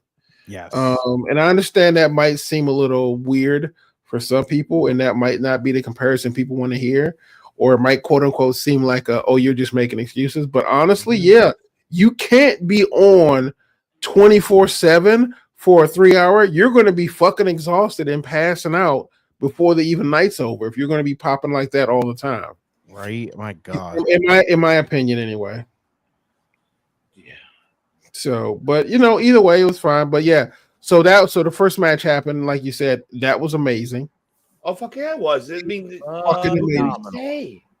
That was match of the week. That match really like, oh yes, this is. Yes, but Ospreay finding himself, I see that he is putting talent over. I do not want to compare this to this man's name. I want to try to find another name that I can compare him to. In his own version, because this is a different generation era, and not only that, but also personally, because of his conditions, that I respect a man so dearly. Of his conditions, Jeff. Yeah, see, Japan's the same way. In New Japan, they all pop up, but they don't dictate the matches. They let the matches give them. Yes, agreed. Agreed. Nailed it. Well said. Absolutely agreed. I feel Ospreay's trying to find his, excuse me, his Japanese version of, I would say Okada. I think he studies more like Inoki. He studies more like can we say Chano maybe? Yes, exactly. I was thinking the same. Chono was really good about building guys up, because he would always have. Chono had massive rivalries with dudes. Yes, he did. He'd start off with that he beat, but by like the second or third time they met, it'd be like they got real beef with him because he beat him the first time. Yes, agreed. But so yeah, I think Chono was probably a best description for how Will Ospreay works with other people. I agree. So that's one, two. That's I could say more. Yeah, it's in Chono then. Here in North American style, because I'm pretty sure he says it himself. He watched the fucking product. I know that he watched Cena. I know he's seen Orton and what he's done. He's seen that generation. I know he's seen Steve Austin, Dwayne The Rock Johnson. I know he's seen that. He's seen AJ Styles. So I know that even I feel like he's taking all the psychology characters of all of them and putting him to himself. But what I respect more of this man is his autism, the way how he's really going through it and going and being a father and everything else. I respect that man so dearly. Trust me, there was a match, I don't remember what match, I literally cried because seeing that man the way how he is, so fucking great. I'm glad what he's doing for the roster. That's why I feel like when he signed up to the roster, he literally told Tony Khan, I don't want to be the title belt. No, I want to be here. I guarantee you he was the one upset. Why he put me against Brian, the Dynasty for the belt? I'm going to lose, though. Like, I guarantee you automatically he told Tony Khan, I'm going to lose. Tony Khan probably was like, no, I want you to win. No, I'm going to lose. Fuck you. Like, I'm pretty sure. Like, all that shit. Like, I'm Ospreay is a man. He's going to help this company, man. Well, Ospreay's going to help this fucking company. If they follow his direction, he's going to be that man. I mean, he could be a booker. Honestly, he could be a fucking. He's a franchise. He's a franchise player right now. Absolutely, amen to that. He's a franchise player, truthfully. He's acting like a franchise guy, like he is. Like I mean, honestly, if you take him, MJF, and Kenny, they're the franchises. Yes, I'll talk about Kenny when we get to about that one. Oh my Yes, god. He might be my Phenomenal. favorite person on AEW after Tony She's Storm. But fantastic. But you know what? Redeemer hit it when he said last time. That's the next Chelsea Green for AEW, man. No, she's fantastic. She literally just fucking. I understand the comparison, but I don't know, man. It's like it's a mix between. It's character wise, Phil. Like you look at it. Well, like here's the thing. Though, she reminds me, honestly, it's like she's like a sensational Sherry, and a sensational Sherry, and probably a mix between her and weirdly enough, Mae Young. Like, I can't really explain it because she's like. Because of like Chi Mania? Is that because of why? Yeah. Like there is something about her that's old school, even though she's definitely a new character. She feels real old school. I love don't get me wrong, I love Chelsea Green, and I do understand the comparison. Chelsea Green, but Chelsea's more like Chelsea's more of a now kind of thing, and she feels really modern. Not to say she's not, but like she's like not old school. But there is a certain kind of a old school thing, like a scary Sherry kind of thing with her Cameron, that I really do love, because she is so unhinged, but she sells it so well. Yeah, she does. God, she's fucking hysterical though, comedic timing and everything. Like just fucking busts in on your women's champion and goes, "I challenge you to a match on Saturday, hot girl graps," and I'm like, "What? What? What does that even mean?" And I'm like, you know what? I don't care. It's Harley Cameron. I'm with it. It's the fact that she kept mumbling that shit behind her hand that made that shit work. Oh God, he's here. The Decimal King is here. I like my women unhinged. Yes, you do. Yeah, or as CM Punk said it best, I dig crazy chicks. Mm-hmm. There you go. Yes, just like the soulless. He's a man. Soulless. So the Casino Royale. Okay, so we started with that, right? So what was the second one? Was it the Casino, right? That was the second one. After the Osprey Buddy match, which was fucking phenomenal. But before we move to the next one was Lashley and Mark Briscoe. Okay. Oh yeah. So all right, but did you already add your final? The first one, Redeemer. Yes, I fucking again. You know me. Like I said, the first thing that I wanted, that as soon as it was announced, what I could not wait to see was Osprey and Matthews, because first off, Will Ospreay has basically become like the face of AEW at this point, without even holding a championship. He is basically the face of this company right now, and it's just good to see Buddy Matthews be able to do something on his own. Actually have his own single matches, like instead of just being like trapped in the House of Black stuff while not doing anything. At least he's getting some friggin' TV time to go out there and compete, which is fine. And again, that man is fucking phenomenal, and just getting him in there with Will Ospreay was a how long did I have to wait for this like kind of situation, but now we got it, and I'm fucking pleased and happy as motherfucker that we got it. Oh yeah, even the crowd getting behind him. Buddy Matthews. Buddy's fucking incredible. Like literally when he says freaking like the best kept secret, when he used to call himself that, dude is like the literal definition of that. Like Agreed. You look at him and just go, yeah, he's probably really damn good, because look at him. Like he looks like he's chiseled out of fucking stone right now. Then you see him go in there and he's high flying and striking like crazy. And I'm like, this dude is just freaking all around amazing. Who trained that man? I need to know, because I whoever trained him, kudos to that person whoever trained him. My God, right? Yeah, like Will Autistic looks up to him on Google now. Wow, I could even just have more respect for that. Really? I didn't know that. Yeah. Will Ospreay does have. He's autistic. He said that during one of the AEW Unrestricted, not one of AEW. I didn't even know that. That's actually fucking awesome. Yeah, because that's why I keep mentioning autistic. Yeah. He does have it. That guy has it. Wow. He calls autism his superpower. Mm-hmm. It's true. It is his superpower, because he really analyzes the psychology in and out of professional wrestling. Mm-hmm. That's why, he is the GOAT for that, and I praise that man for what he does. Mm-hmm. He's a hero. But yeah, Yeah, he's very open about his autism and how it's affected him when he started wrestling. If you can find the interview he did for AEW when he first arrived, it was him and it was him and hey EW. Yeah. That's the one he talks about it. Okay. He went deep on that one. You gotta look at that. Yeah, you go watch it. Like he talks really. I'm on it, man. That man, I gotta praise that man so much. But all right, we're all doing like a triple threat tag match. All right, so we got that. Which the second matchup is all right, Mark Briscoe and Bobby Lashley. First off, they punked out fucking Private Party. God. Can we say this, that Private Party's reign has been a fucking letdown so far, because like they literally went through this whole spiel of being like they freaking did an amazing job against the Bucks and they're gonna put their existence as a team on the line to take the titles away from the Bucks. They beat the Bucks and now it's just okay. Remember, guys, Private Party's your tag team champions. Everyone's like, oh, that's right. I'm gonna be honest with you. I never thought they should have won because Private Party did nothing in AEW to deserve to win that championship.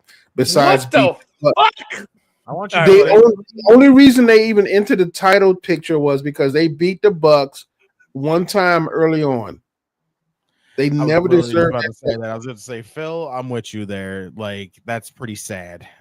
That's the only thing. They beat the Bucks. They beat the Bucks clean one time in 2019. The beginning of the tag team title tournament. Exactly. Other than that, they've been beleaguered by injuries. And we barely see them beleaguered by Matt Hardy. Yeah, like the only rivalry they had was with Matt Hardy beefing with him. That was it. Well, at least shout out to Matt Hardy. He didn't get tripped over the ring ropes like he did with fucking Gabriel. Yeah.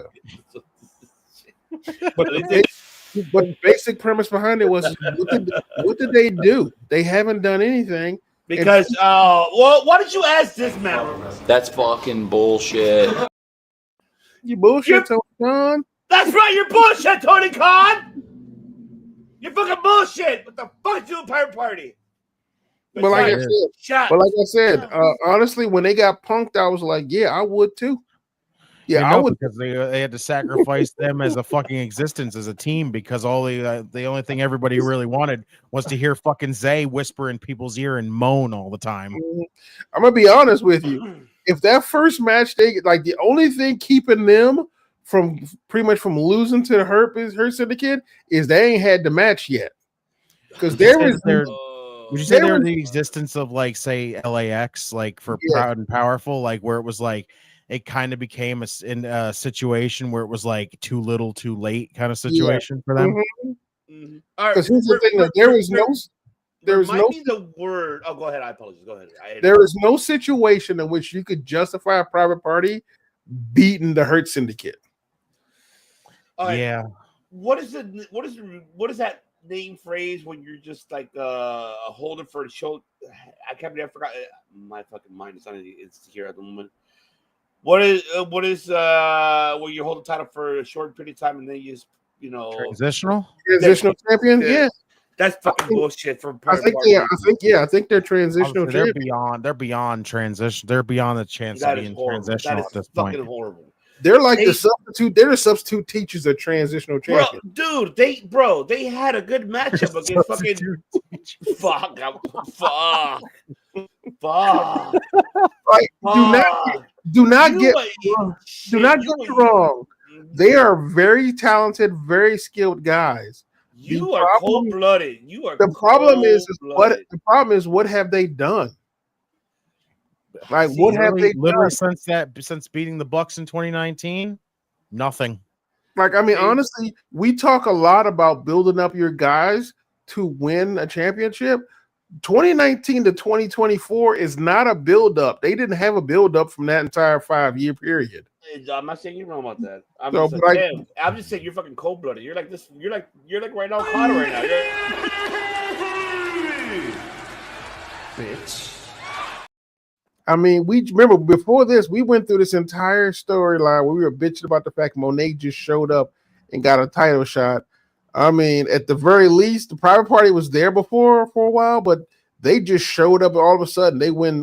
They win 2 matches in the tournament and get the belts.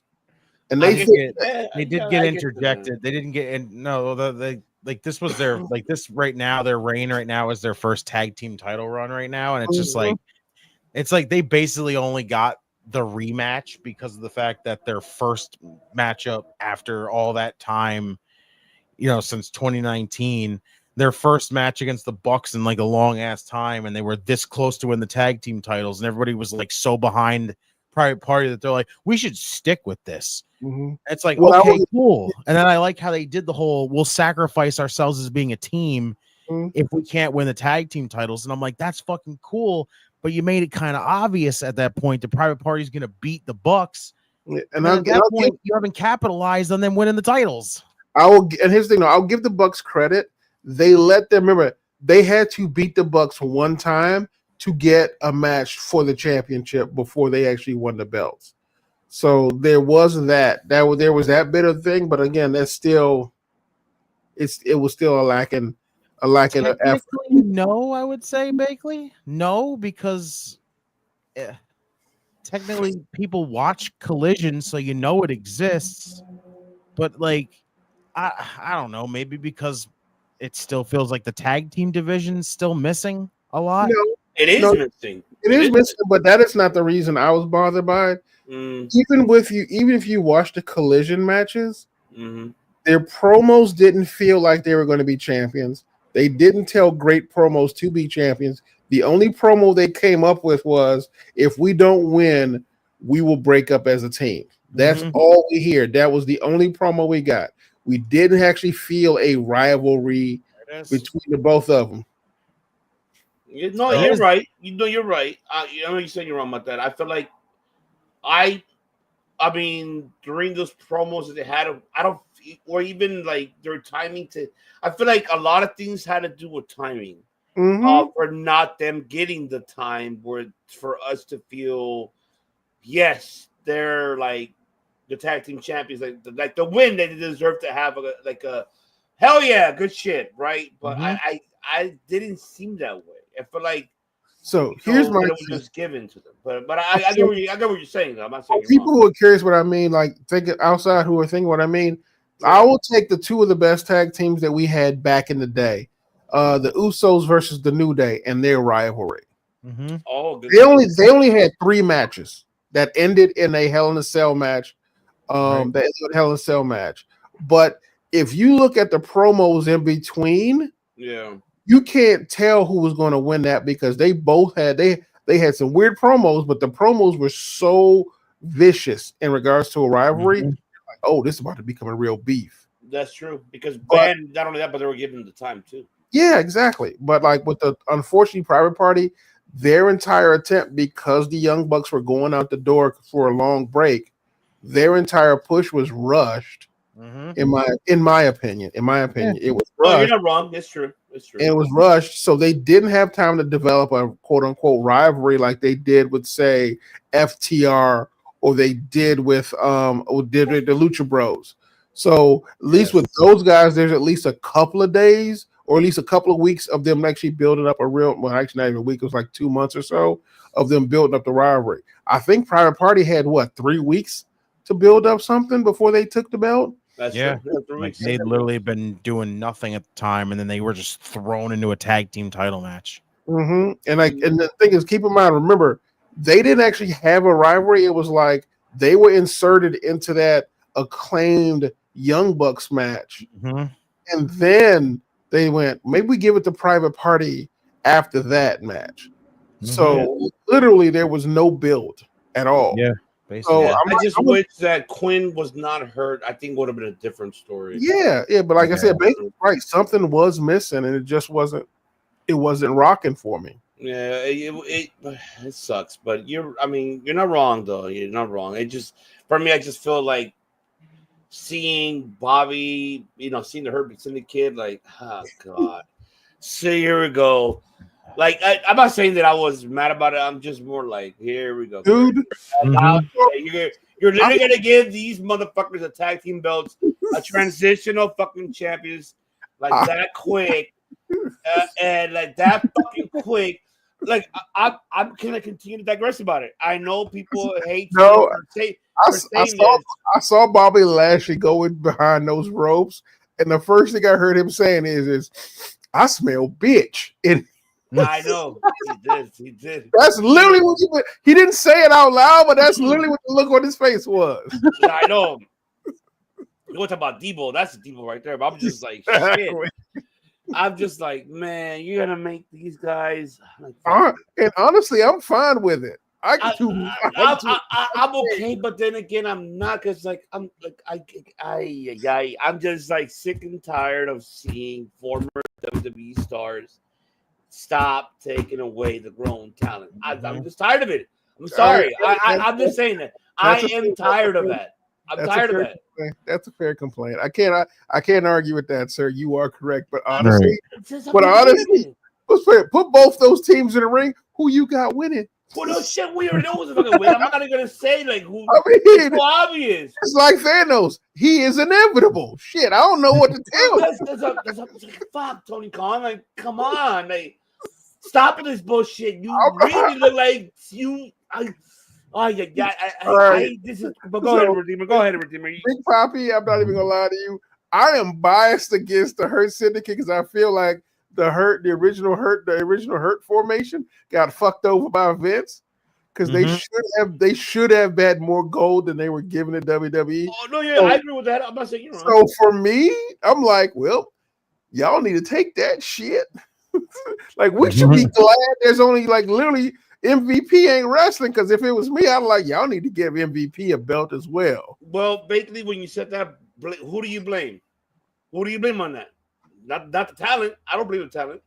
Nope, who do you that's blame? Tony's fault. Oh no, it's never the talent. Remember, we talked about this a couple of weeks ago. They had 5 years from 2019 till now to build up guys.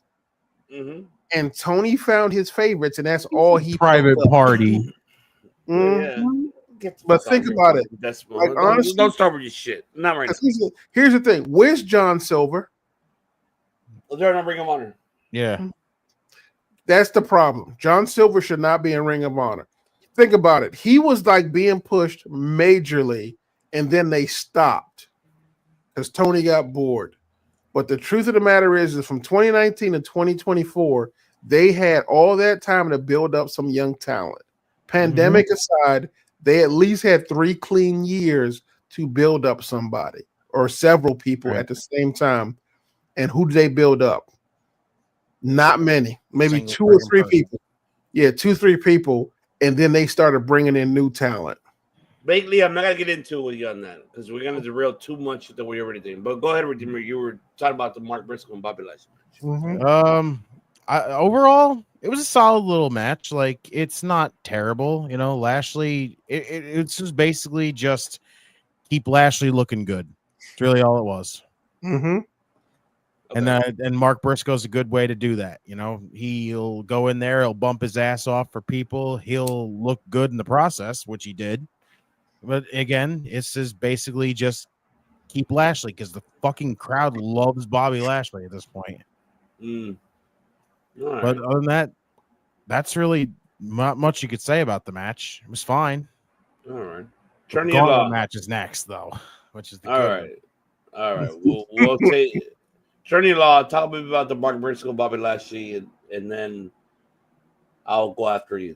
Go ahead. Attorney Law, take it away on the Bobby Lashley, Mark Briscoe match. Oh no, it was a good match. I mean, it wasn't really. I mean, it was a good match. That was what I gotta say. See, Johnny Cochran, better watch what you say because it was a good. I mean, it was a good match, but it wasn't like I said. It was pretty much. it was a slot filler that honestly could have been a women's match. It could have been a women's. It was a slot that could have been held for a women's match. No, like we could have had us thinking like honestly, I wouldn't mind seeing Harley Cameron versus Serena D. The more point of the matter is that. The match was functional for what it was. Briscoe always does a beautiful job. Bobby Lashley blew up like he always does. But truth be told, that slot could have been a women's match. You know what slot could have been? That the one that surprised me was Well, before I even go, let's see. Pepsi Phil was working on his doctrine when he summoned him. Oh god, this fucking battle, this casino gauntlet fucking match.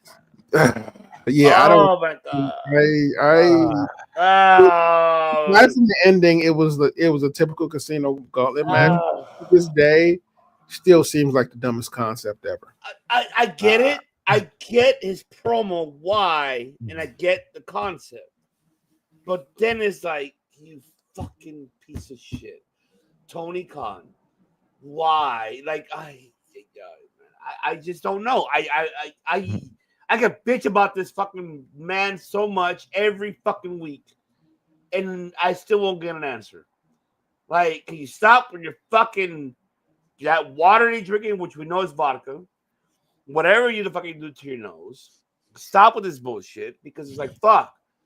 No disrespect to Power, Powerhouse. Well, no, I love that man. He's a great man. Powerhouse. I love that man. He's great in ring. He impressed me with him and Konosuke. Like World's End. Great matchup. Like, I saw his improvement in the psychological ring. But fuck, what's a maximum carnage for this shit? Okay, fine, whatever. I guess. I was expecting Darby to be the last person. No, it wasn't. And it was just but it was a good matchup. Good to see the Undisputed Era, but Undisputed Kingdom. Good to see them. The trio. It was awesome. Good matchup though. It was a great battle royal. Everything was actually great. But I didn't expect Hobbs to win. Congratulations to him. And I know that Renee got bothered. Like, you called, he's like, I'm going to make him my bitch. I'm like, damn, all right. So good for him. Am I excited for the next weekend matchup? Not really, but okay. Hopefully it'll be okay. I hope Moxie's able to put, Hobbs over in the ring. So that's all I get to say, but I can't add much to it. And, that's right. I forgot to mention. Thank you, Bakley. Oh, can we give this man a fucking round of applause? Damn, man. Fucking Ricochet. He got us. He fucking got us. Shout out to that man. You are taking your heel so to good. So good. You're to the moon. I'm proud of you, kid. Keep doing it. I'm fucking happy. Oh, Go ahead. This shit. I fucking love it. I'm not gonna say what I can say about it. I would let my two hosts add more time than I can. I'm just proud of that man. Go ahead, I'll say this. I still love the casino gauntlet concept right now as a whole. Like, so far, I think every one of them has basically been a success. Like, they've all been just seemingly great. But, like, I'm with you with how I feel about the matchup next week. Like, do I think this could be good for Hobbs? Yes. Is this should this be the situation where, Hobbs looks strong in the long run, so it's not just he's going in there to look like he's not ready to even be in there with Jon Moxley and then get lowered even lower than he already was at the time. I hope that God that's not the case, because, how can you not love Powerhouse Hobbs? I love Powerhouse Hobbs basically because, first off, dude's really damn good in ring wise already. I think he's fantastic, but it's like, the one thing that gets me to really like him all the way is his story. I still remember that when Excalibur talked about it on commentary and everybody else talks about it on commentary, I go, now how the fuck can you not be behind this guy? How can you not like this guy just simply off of that story? Like, he's fantastic. And I just feel so bad because this whole thing just feels like it's just going to be throwaway to just fill in a matchup for Moxley because we're having a pay-per-view-esque televised show next week. Like, so we have to squeeze in a world championship match. Like, at this point, we all are 1000% locked in that Moxley's not losing this championship right now. You know, we've all got our set name that's going to beat Moxley for the championship, and it's not that time for that. So every matchup that he gets from here on out is just going to be filler. And that's how I feel bad for Powerhouse Hobbs. The only thing I hope for at this point is he's going to come out of this still just as strong. Like the way he shows up later on in the show to basically intervene and then they run off. I'm like, well, that's the good thing. If they're actually portraying Powerhouse Hobbs as this threat, that even the Death Riders are willing to go along with it and be like, oh God, it's Hobbs. We need to get the fuck out of here. Like Hobbs needs to come out of this still strong. And that's the only thing I hope to God that AEW will do for him. Do not just have Moxley go in there and run over this guy. And that's it. It's kind of like yes, what OGK saying here, as right? long as he looks strong in defeat, I'll be happy, but don't squash him. Exactly. I agree with OGK. Yeah. 1,000%. Absolutely. Attorney Law, do you feel the same? I was surprised how the ending went, but I do appreciate what they're trying to do for Hobbs. Like you said, and I think they can put him over. They're not making it look like a desperate play, is I guess the way to put it.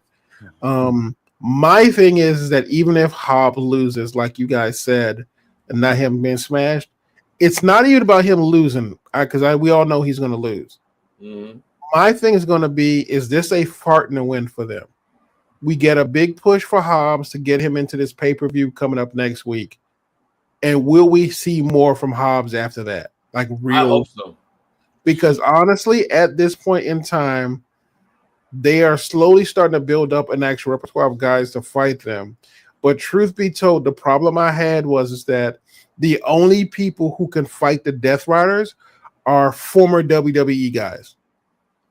Like there is no AEW big heads who could actually fight him. MJF obviously has already stated he's not going to do it. Who's next to me? Who's next to me? No. Right now, I don't believe Darby could win. I do not believe Darby could win. Whatever you say, I agree. At this point in time, at the build they have done for Darby, I don't believe it. Right now, we see Swerve, former WWE guy. Jay White could be one of the guys to actually take out Moxley. He is the only non-WWE guy in the collection of people who you can believe could take out the Death Riders. Like, because who else we got? We got Edge. We got FTR. Cope. Exactly. maybe Hangman, but they're fucking up his storyline so much. He's so angry. He can't fight well enough to get the belt because he is so basically he's like the self-sabotaging villain who can't win because he keeps screwing himself. And I mean, so literally the only guys who have a legitimate shot, Okada's not in there. Okada's on a different storyline path. He's not even in there. But Cole, everyone else outside of Darby and Jay White are all WWE guys who basically fared well against the Death Riders. Okay. And there is not one AEW heavy hitter who could do it. I mean, Kenny could, Will Ospreay could, but they're not. It's not even too soon. It's too soon for Kenny, but not for Will Ospreay. But he's fighting. He's all fighting whatever. What's his name? Story. Whatever group that is. So truth be told, wow. But that's my point. Like, who else you gonna have? Because like I remember at one point, and I think Justin called it. They just at one point, Death Riders were just fighting everybody from AEW Dark. Yep, that was how they started it off. Was them being the ones to defend the company. That's not how that works. I could see it. And I mean, now that he's involved in this, yes, I could see Hobbs. I could see Ospreay basically helping Darby. I know that Hobbs has a reason to be involved in this now. Yeah, he could help Darby. Now they're finally doing it. Now they're finally doing it. In the long run, this is going to become the big thing where it's literally going to be the Death Riders against AEW as a whole, where the more people that lose to the Death Riders are going to be the ones to back Darby. So that means by the time we get to Darby and Moxley, it's going to be the 5 Death Riders against like everybody else on the roster. That's as much as we don't want it to be like a similarity to Mania, like you know how like with the whole bloodline Cody getting his people right, but is heading to that direction. But it's really more like going reminiscing like how NWO, WCW type of style, and like how Bakley just said right now on the chat. Like, remember who pinned Will Ospreay clean in the Continental Classic? Darby. That's why I keep saying that man's name. Again, you can mention his name till you blue in the face. What build have they given him? He not beat yet. I get you. Wait, hold on. No, but I'm talking about right now. Right now. All right. Didn't we talk about this last night? But tell him he didn't hear you. Right? We talked about this last night with Darby and everything else. The build that we feel like is non-existent is actually happening the entire time while we're not while we think it's not. Well, no. The build is basically him for Darby being the one to consistently keep coming back to get to Moxley at this point. That's a nice build, but the problem is that's a build that takes months, and that's fine. But at this point in time, we're going to have to suffer through. At one point, if it wasn't for these guys, the WWE, ex-WWE guys coming in, we would have to suffer through them before we get to Darby. And the thing that bothers me most is that, honestly, it should be bigger AEW guys who have been there a lot longer than these new recruits they brought in from WWE. That's what I'm saying. Why him? No. It can't be him right now. You keep talking about future booking. I'm not talking about future booking. I'm talking about right now. Right now, you're building Darby. Darby's a future move. Right now, who do they have that isn't WWE? But Phil, hear me out. Think about it. Here's the thing. What did we just say before? This is the thing where we are building something in the process. We're building up the backup for Darby in the process of it. So as everybody goes in there and thinks, yes, I'm going to be the one to stop the Death Riders, they lose. They're now making their way to back Darby. That's basically how this is going. So as we're looking at it right now, we think there's no build, but from what we're seeing is right now, Darby being the one to consistently get taken out and then still finding a way to come back and then get to Moxley, but then not get his hands on Moxley, get taken out again and come back. It's still that's Darby's part of the story, is the never give up situation where no matter how much Moxley takes him out, no matter what Moxley and the Death Riders do to him, he's going to keep coming back until he gets his hands on Moxley and he takes that championship. Meanwhile, Moxley's in there facing all these other people right now, but all that is doing is building up AEW's defenses to back Darby Allin. Now, I am not arguing that point at all. What I am saying is that it is like there has literally only been one homegrown talent where that has been the case. Right now, it has been Hobbs. It should have been Daniel Garcia. But the thing is, right now, the only person they're doing that with is Hobbs. It should have been the conglomeration. They're not using them. I guess the problem I'm having is that everything you're saying makes perfect sense. However, the backup army he has is ex-WWE guys. And it's not the homegrown talent that they're supposed to use. No, but see, that's Moxie's side on the Darby. No, I'm talking Darby side. I'm literally talking Darby side. Okay, but hold on, though. Hold on. Come down to the point where it doesn't matter who it is. Right. But here's what I'm trying to get my catch, though. Like how, Justin's saying. It has, I'm saying, and I said this yesterday on the Dynamo Watch, it has to end at Revolution. What is the meaning of revolution? The definition revolution. Tell me what's the definition of revolution. Why is Darby? Why I consider Darby a revolutionary? Because he was an original, right? That's why I'm sticking with him because he is that man. That promo. I'm explaining to you why. Promos.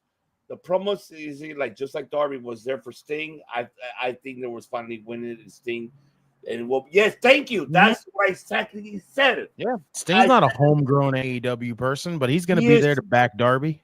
Yes. Okay, let's agree that Darby will win it at Revolution.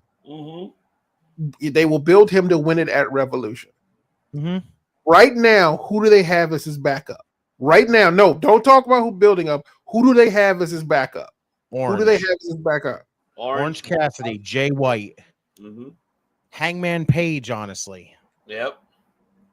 Right now, they're right there as alone is already enough backup to basically first of all, take care of the Death Riders. But the more people they add is what's going to help this. But all three of the guys, only Orange Cassidy is the only one who's actually like in that fight to help Darby. I get you because he's homegrown. Yeah, I get what you're saying. Jay White, Jay White comes in. Jay White wants a championship for himself. Hangman wants a championship for himself. Perfectly fine. Like best of enemy, like my friend, the friend, enemy of my enemy is my friend. That is perfectly fine.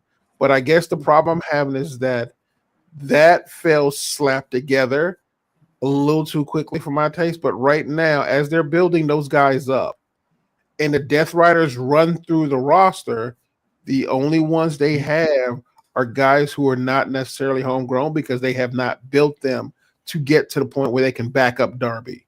Well, that's why no matter what, as much as it's going to be filler from here on out until we actually get to the Darby match, it's going to be beneficial in the long run because, again, we're building up the forces. We're building up the troops to not only defend. I'm not arguing that. My point of the matter is that outside of Hobbs, they have literally done a piss poor job because now they have to rush it. No, easily they've done they have to rush it now to get to Revolution to have these people.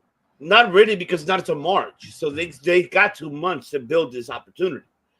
They got 2 months to build heading. And like I said, the whole thing with Darby has basically been building the whole time. Again, we can put Darby aside because they're already building Darby. Darby's build is pretty much already foregone conclusion. No, but I get what you're asking. I get what you're asking. I'm not saying that. Like I said, even Orange Cassidy has a build that parallels what they're doing with Darby. But that's what I'm saying. You got to think about it. This is the way I see it. I don't know how you see it, but this is the way I see it.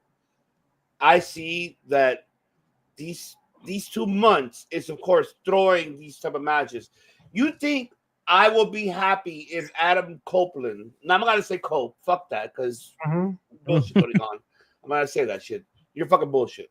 But he's just like, no, like I'm not saying that he's gonna be the one main eventing at Revolution. He's gonna up down the line within that 2 months before March. We'll get in. We'll be, of course, in the title picture. Yes, this former WWE talent. I get that. But this is how I see it.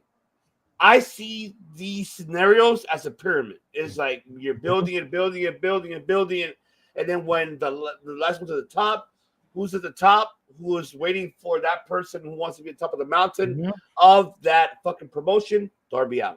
Darby says, nope. I was here. I was signed here 5 years ago. You just got here. I was happy. You were my hero. Well, the things that reminisces me is his promos that he talked about Bossy when he talked to me on in the ring, and then during the Kano Classic. Like, that's why I say Darby, because that is your last resort. You went through, out of the 4 pillars, 2 of them, of course, are not really included there because they're doing their own shit. But the other 2, you went through. Basically, you went through 1. That's Orange Cassidy. Darby, you beat him up, you beat him up, and everything else, fine. But he's going to come back and rebuild. I said this yesterday on the watch along. I said, I have pictured Sting, how big they said on the chat. I pictured Sting picking up at Darby. Hey, let's get yourself, being his Miyagi, let's get yourself together.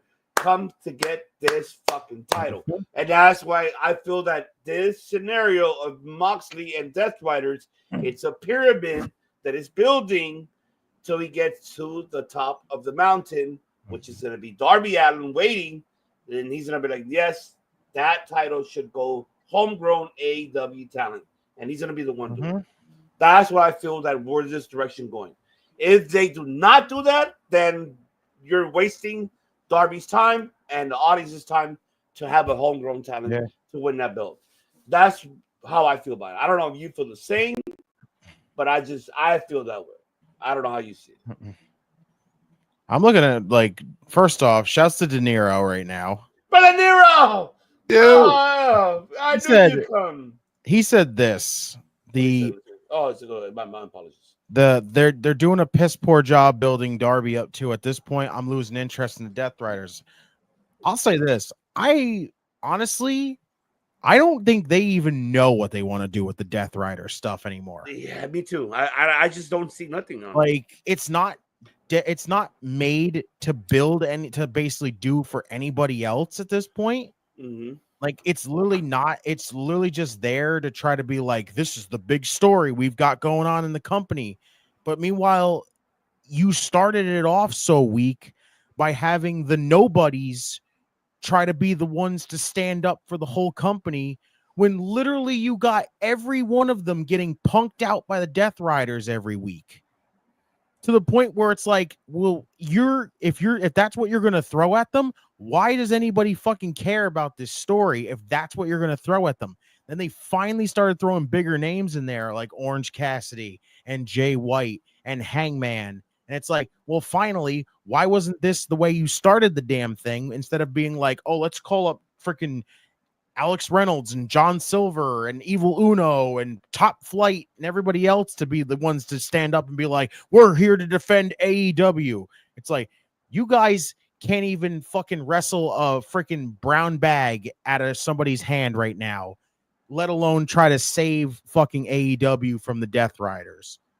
But it's like, now you brought the bigger names in there, and it's like, finally we get something. But again, the story just feels like it's missing something still.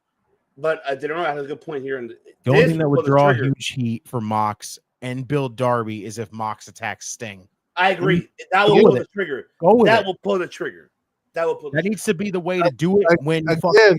Again, that's kind of what I've been saying right now. Yeah, like I said, the build for Darby is still going. Death Riders, I mean, obviously the Death Riders needs to be the big freaking moment on the lead when you finally get to Darby being the one in the matchup. That needs to happen before the matchup. I'll be honest, right now the Death Riders are pretty much just the bloodline. That's all the Death Riders are right now. And if Darby's supposed to be Cody, that's perfectly fine. But the problem is that, like you said, stand up, get knocked down, Darby comes back. Right now, they have, like, I don't know why Darby and Orange Cassidy aren't hanging out with each other more. Like, right now, the other two guys, if you want to go with Hangman and Jay White, they need to go fight their own shit out. But at this point in time, Darby and Orange Cassidy, that's how you build them up. That's how you build up your army. You start to have them slowly start standing with Darby, my bad. And right now, it's like we're building Darby over here and having the rest of the shit over here. And at this point, the problem they're having is they have, other than the Death Riders, there is no connective reason why they would help Darby, is what I'm complaining about. Like, they don't hang out with them as friends. They don't hang out with them as, like, enemies. Like, the thing I love most about the Hobbs segment is that when they were beating the shit out of Cope, yeah, basically, when they were beating the crap out of Cope, Hobbs came out to help him. Like, literally, and then he stayed. It wasn't a thing where if Hobbs doesn't come out to help him again, there's no point in them actually joining up to fight. But the point is that Darby's build is happening as well as it can be expected. Why Orange Cassidy does not do more stuff with Darby to show that they're building the army up like the way Seth did for Cody is why I feel it's disconnected and why I do not believe in this army idea that everyone keeps throwing at me. It is not, I don't think that Darby's going to take it at Revolution.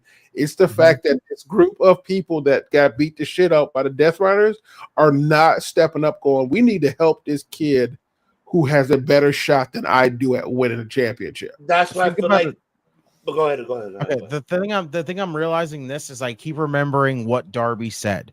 Darby has basically cut that one promo backstage where he talked about, I don't care if I have to do this on my own, that I'm going to take that I'm going to put an end to the Death Riders and I'm going to take that world championship from Jon Moxley.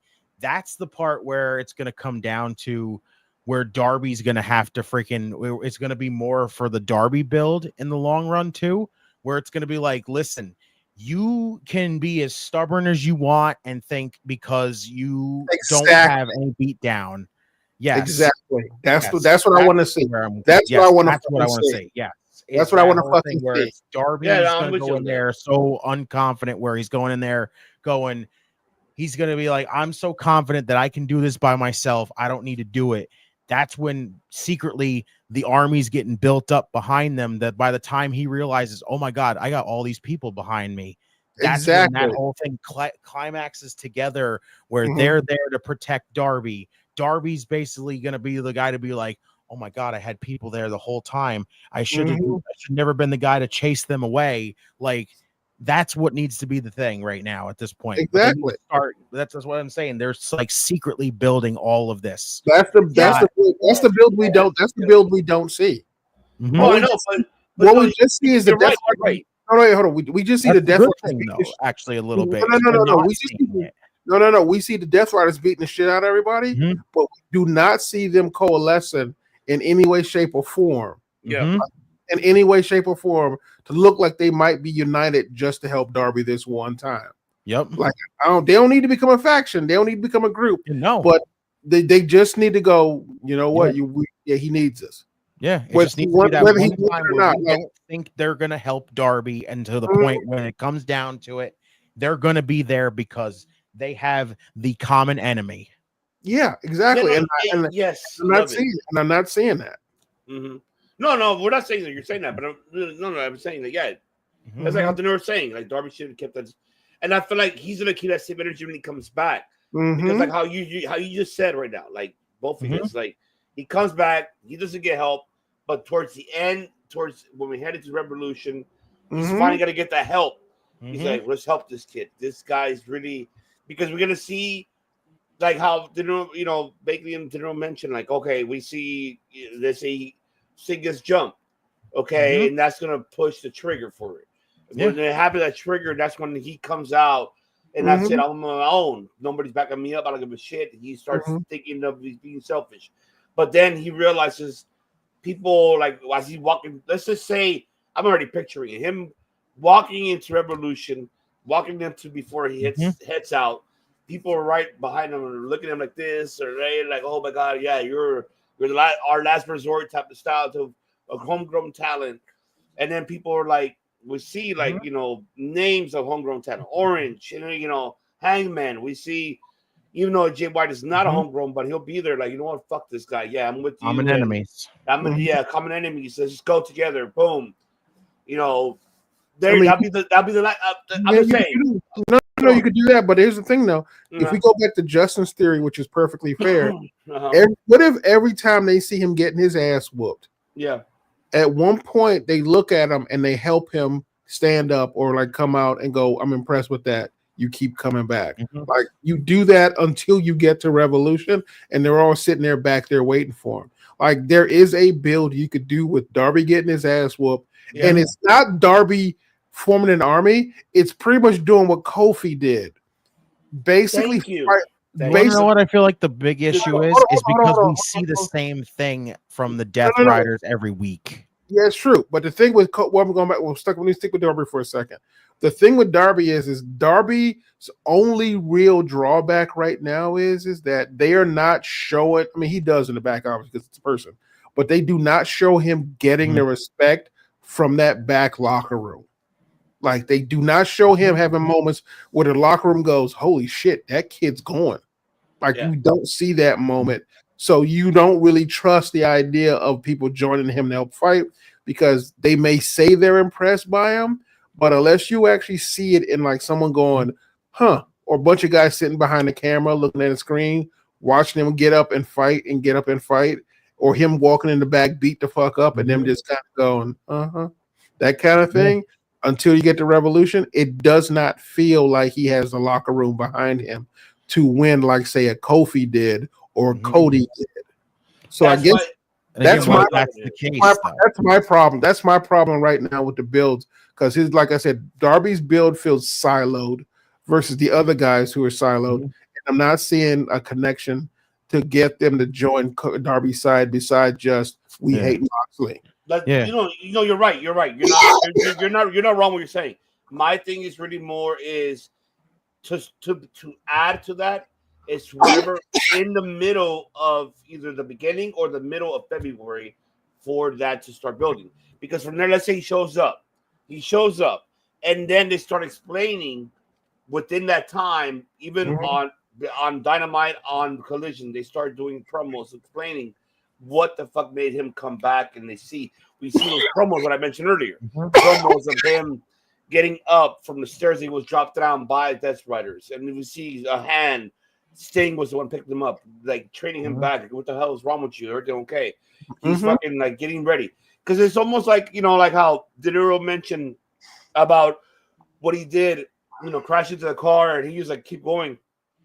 And I feel like you see, there you go. See, when Darby gets to the top, I like that because you know how that feels fucking irony. Honestly, irony. I love that. Honestly, if you want to keep the Sting metaphor, you can literally have Sting talk to the back room and going, "This kid's fighting for all of y'all," and have everybody looking at him going, "Huh, I guess he is." Yeah, like and that could be the part where Sting gets taken out beforehand. Yeah, exactly. Like that storyline at least makes a lot more sense than people just randomly joining because they got their ass whooped. Like I mean, for me personally, just because you got your ass whooped don't mean I can trust you in a fight. Yeah, right. No, you're right. As a matter of fact, I at least trust you because you got your ass whooped. I mean, I can get my own ass whooped by myself. I don't need a team of ass whoopings. I don't know. I got my ass. I won't forget I got my ass whooped by like 10 people. I actually fought in a brawl. I won't forget that. Walking out of Burger King. That was all right. I know.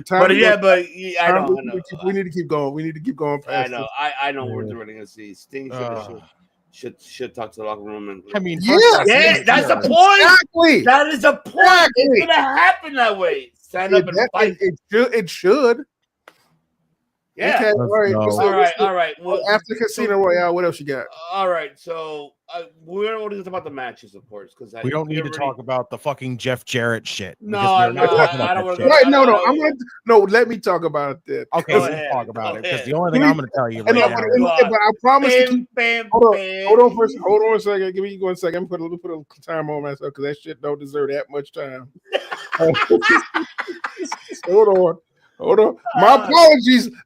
Remember, I get paid by the minute, so you know that shit get expensive after a while. All right, here's the deal. I do not care about the Jeff Jarrett scenario. I understand it, quote unquote. This is the storyline, is the Cowboys' last ride. I appreciate the fact that MJF is helping him close out his storyline. God, I wish Jerry Jones could watch this fucking clip. Like, honestly, MJF is helping him close out his storyline. And if MJF is the guy who retires Jeff Jarrett, I'm okay with that because that was a hell of a promo from MJF. All right, who won that promo, honestly? Oh, that was MJF's promo. Jeff Jarrett did a good job of keeping up with him, but MJF was in charge of that promo. Like, that was his promo. Like I said, obviously, and I hate to say it this way, that is a gift to Jeff Jarrett to give him one last ride with a blue chipper. So that's the only reason I appreciate that segment. Moving on. You know what I'm gonna say about the whole entire thing right now. Like, whether it's MJF or anybody else, I don't care.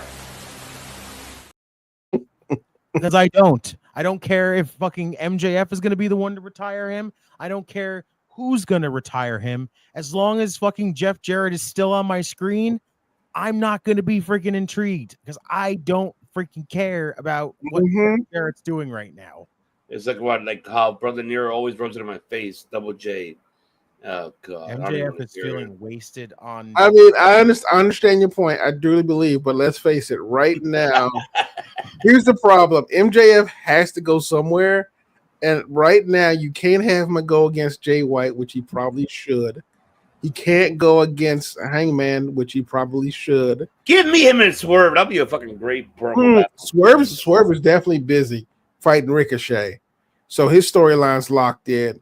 there really is no one else for MJF to really slap around other than Jeff Jarrett, because he's not going to be in the military. He also, because he already said he's not getting involved in the Death Rider storyline.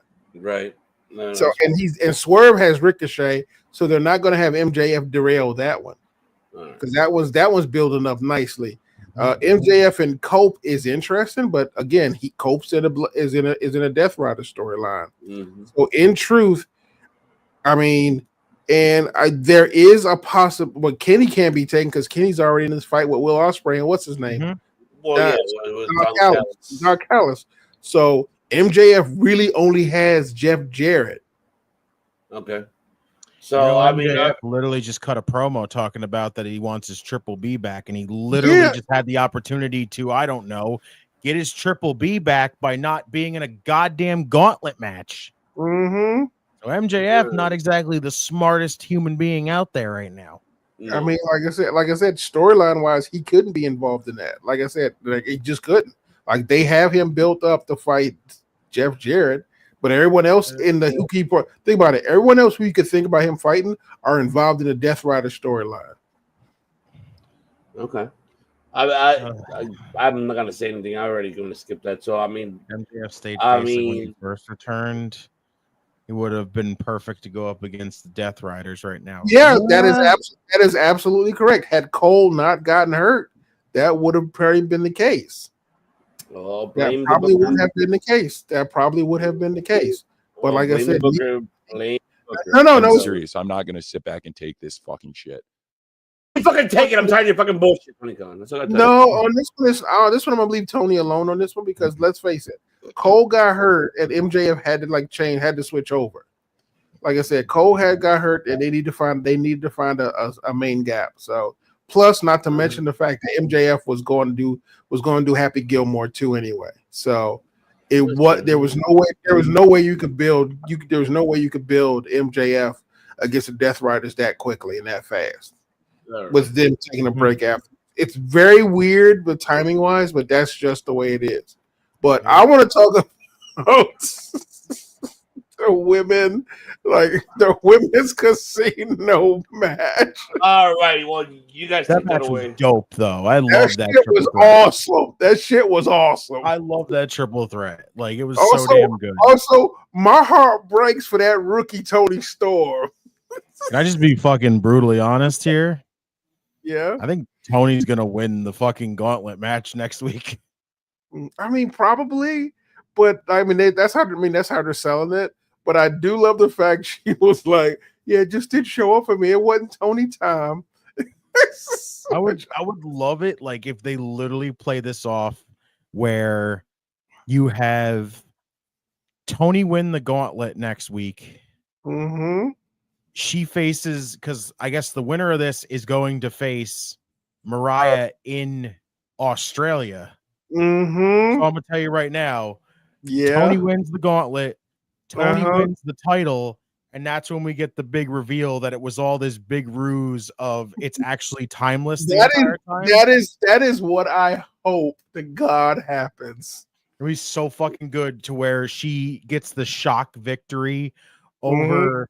Gets the shock victory over Mariah, wins the championship, runs up the ramp all excited like she's freaking this like rookie Tony right now. But then like she's getting ready to leave, she just stops, turns back around, grabs a mic, and just fucking switches to timeless and just goes, "Gotcha, bitch!" And I'd be like, I'm fucking sold. But Luther comes out with her coat, like yes. Because keep in mind, she's been winning by roll-ups. She's not using the Storm Zero to win. She's winning by roll-up. Then, so it would be great. Have her beat Mariah with the roll-up, win the championship, run up all fucking happy like rookie Tony. Like, oh my god, I fucking she pulled the page where she beat AJ Lee and won the title on her first night on the main roster. Have her run up the ramp all fucking excited like she won the title, but then just quick switch right to timeless, and I'm just be like, let's fucking go. Yeah, the only reason I enjoy that storyline is because I didn't think she was going to win till I realized that they'd be in Australia, and I went, yes, that's going to be Tony's time. It's brilliant. It's brilliant. This whole story with Mariah and Tony has been and now, but honestly, I am wondering when they're gonna have her drop the amnesia, say it was like she was lying. Because after she wins might be one thing, but maybe if she did it before the match, might be interesting. But but if there's a part of me that wants me to have her keep it permanently, and that because I feel like that would drive Mariah insane. What if she loses it? What if she loses it during the match? What if she gets hit with her own Storm Zero to the point where it jars her memory back? Oh, that'd be great. Yeah, in the middle of the match, she gets her memory back, but then she beats her. She just plays it off still even more, where she still beats her with the roll up, wins and celebrates like the freaking rookie just to go up on the stage and then quick switch. And then she grabs the mic and goes, "I got my memory back. I am timeless again." I'd be like, oh god, we already know that that matchup, great matchup though. I can tell you that it's going for Tony Storm. Yeah, it was a good moment. That match was great. I'm not sure how I feel about Chris Stat winning because I don't know. Remember when she said that? Remember that he when she lost to Mercedes, she's moving up. So let's hope that is that. But that's her first. She's now entering first in the gauntlet match. Yeah, I mean the real thing you have to remember is that she's on. Like, if you don't count tonight, she's been on a losing streak. Yeah. So she's been on a bit. Not that I don't think it matters honestly, but I guess she's like number one, fine, but. I know they're trying to basically. I feel like they're trying to just get us to like wipe. I feel like they're trying to just wipe our memory of the whole heel turn thing with her. They still never answer what the fuck happened with that. I don't think we need to know at this point because it's over at this point. Yeah. So okay, there's that. What was the next? The last thing, it's the Omega stuff. Like that promo was incredible. Yeah, it was. It was instantly incredible. Like that whole coming out there and being like, the doctor took 2 feet of my intestines thing. I'm just sitting there listening to him, and I'm like, damn, Kenny. Like, if people didn't know what the fuck was going on beforehand, and you're sitting here telling this promo to everybody, I'm going, how do you not fucking feel for Kenny at that point? Yeah, I mean, let's face it, right? And the thing you have to remember is after coming off that Gabe Kidd fight, he became a legend because here's the thing that people don't realize. If he had come back, he'd be a guy who came off injury to come back, and questions about what can he do when he came back would be up in the air. Yeah, he goes to New Japan, has the match of the year. You want to say that when we get to it? We're gonna get to that very quick. Okay. Well, we went a whole. I'm not sure. Well, dude, it's almost going on one. We can't really spend that much time on it. But the truth of the matter is, you come back from having just a match of the year. When you give that speech, now it has extra gravitas because he just had match of the year. He's back in AEW, and right now we may end up getting what I like to refer to as the Golden Angels or the Golden Assassins. Golden Assassins. I love that. Oh my god. Kota Ibushi, Kenny Omega, Will Ospreay. Oh my fucking god. Takeshita Fletcher and fucking who? Paige Archer? Exactly. That's like I said, right now they are teasing. Shut up, don't fucking tease me. You're teasing in the Will Ospreay Kenny Omega tag team. I've already got a name for them already, so I'm good. I'm ready. I am ready. I love that. Assassin cleaners, is that what they are, or something like that? Aerial cleaners, fucking something like that. I love it though. Like I love the whole. These two have so much history together. You now insert Don Callis. I know a lot of people were like, "Why the fuck is Kenny going back to dealing with Don Callis?" Because you know why? It's a good fucking default for him. And now he's teaming up with somebody that he has so much history with that these two are now going to freaking form a team together. Sign me the fuck up. Because think about it. If he came back, he would have if he came back and Don Callis wasn't there, who's the first person people want to see him go after? Moxley. Right? Love it. I love it. So Love it. basically, Dynamite was a basically fucking we success. get a distraction from that, and we leave the room clear, and we leave the area clear enough for Darby and his crew to win. So, and Kenny Right. can fuck with Don Callis for a couple of months. Right. All right. I thought Dynamite was fantastic, though. Yeah, it was. It was great. I enjoyed it. I didn't see nothing wrong with it. Honestly. Mm-hmm. All right, so we're getting closes out because I know we derail, but that's how we are, folks. Yes, very quick. Yes, very quick, folks. I wish right I could here. add something to this so bad because Just do as you could do of what you know, what you see. I mean, what you saw. Doesn't I have didn't to be see anything. anything. We're not That's going the through thing. it. No. But of what you heard of everything, what you feel. Oh, But we don't have to go to details of every single match. That's too many matches, first of all. But man, Wrestle Kingdom 19 and Wrestle that yes, we did a 2-night. Bagley fucking killed me because he had me up for like a long time for those 2 nights. Yeah. But we did it though. We promised the world that we're gonna do a watch along for both of them, and we did it. But I can tell you one thing: Wrestle Kingdom 19. Man, great fucking event. I can't wait for 20. It's going to be a fantastic time.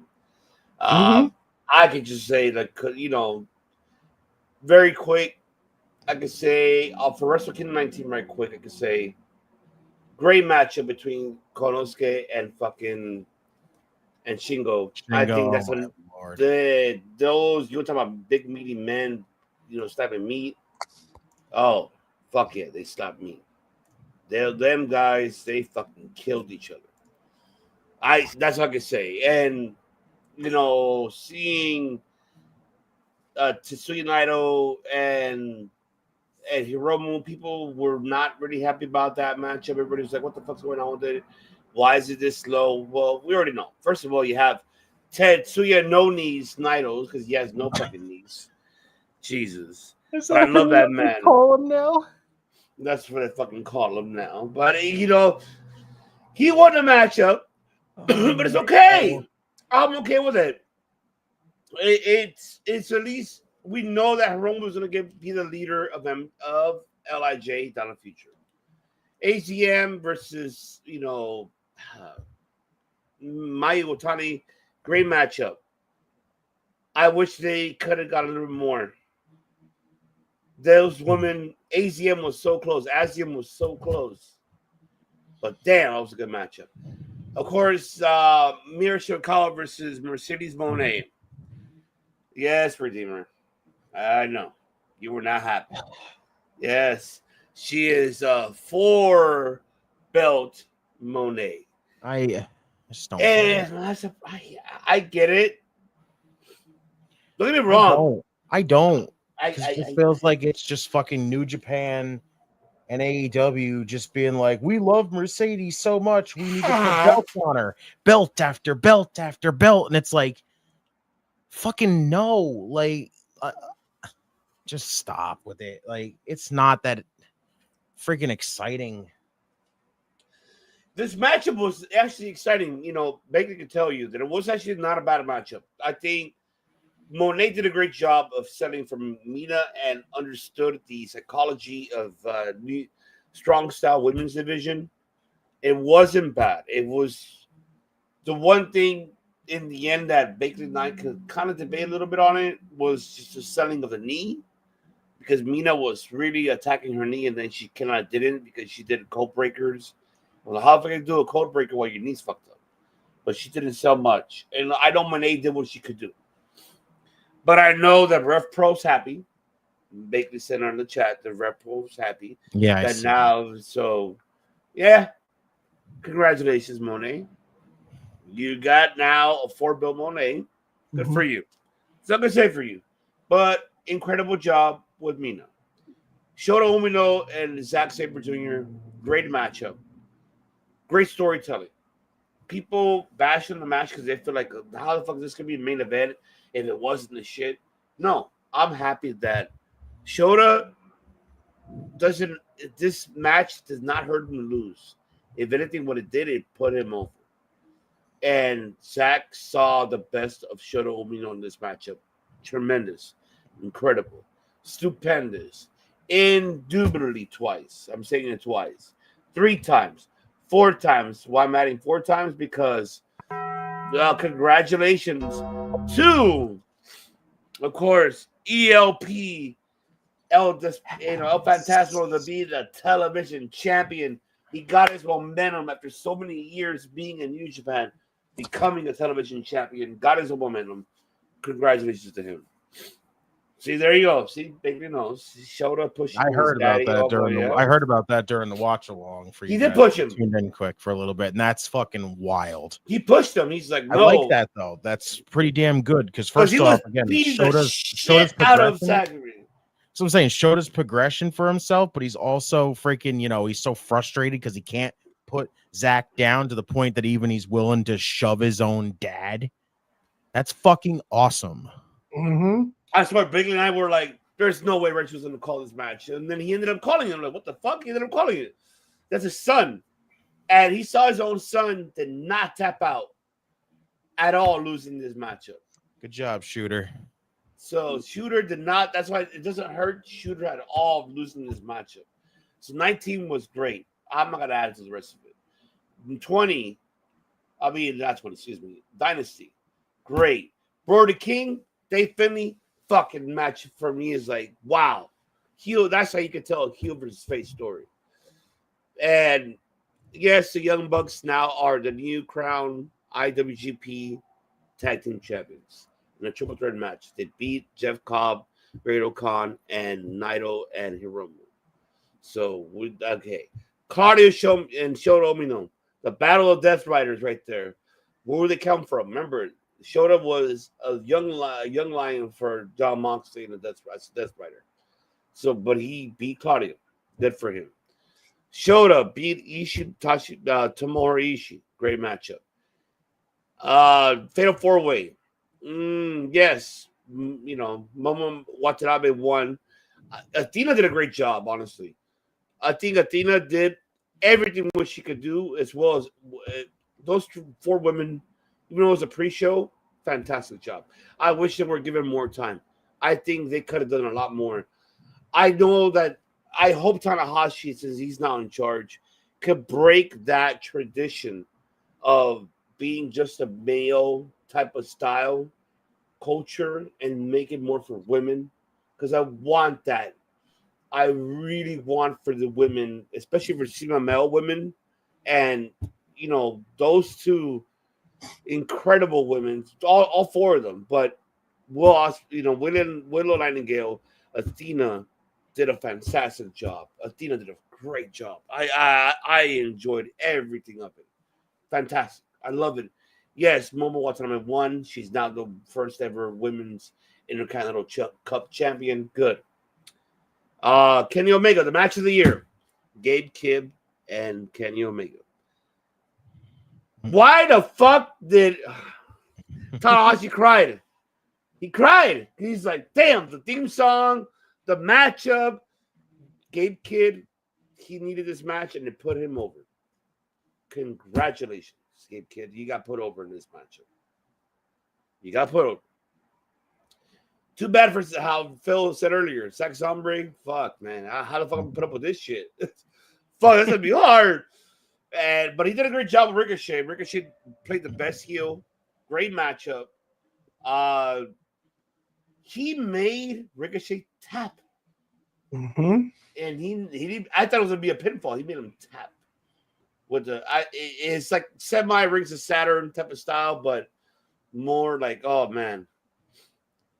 Yeah, Biggie said it right. Yeah, if you don't admit it, I'm calling it bullshit. I admit it. I just say I cried. I cried. It was a great, everything was so great.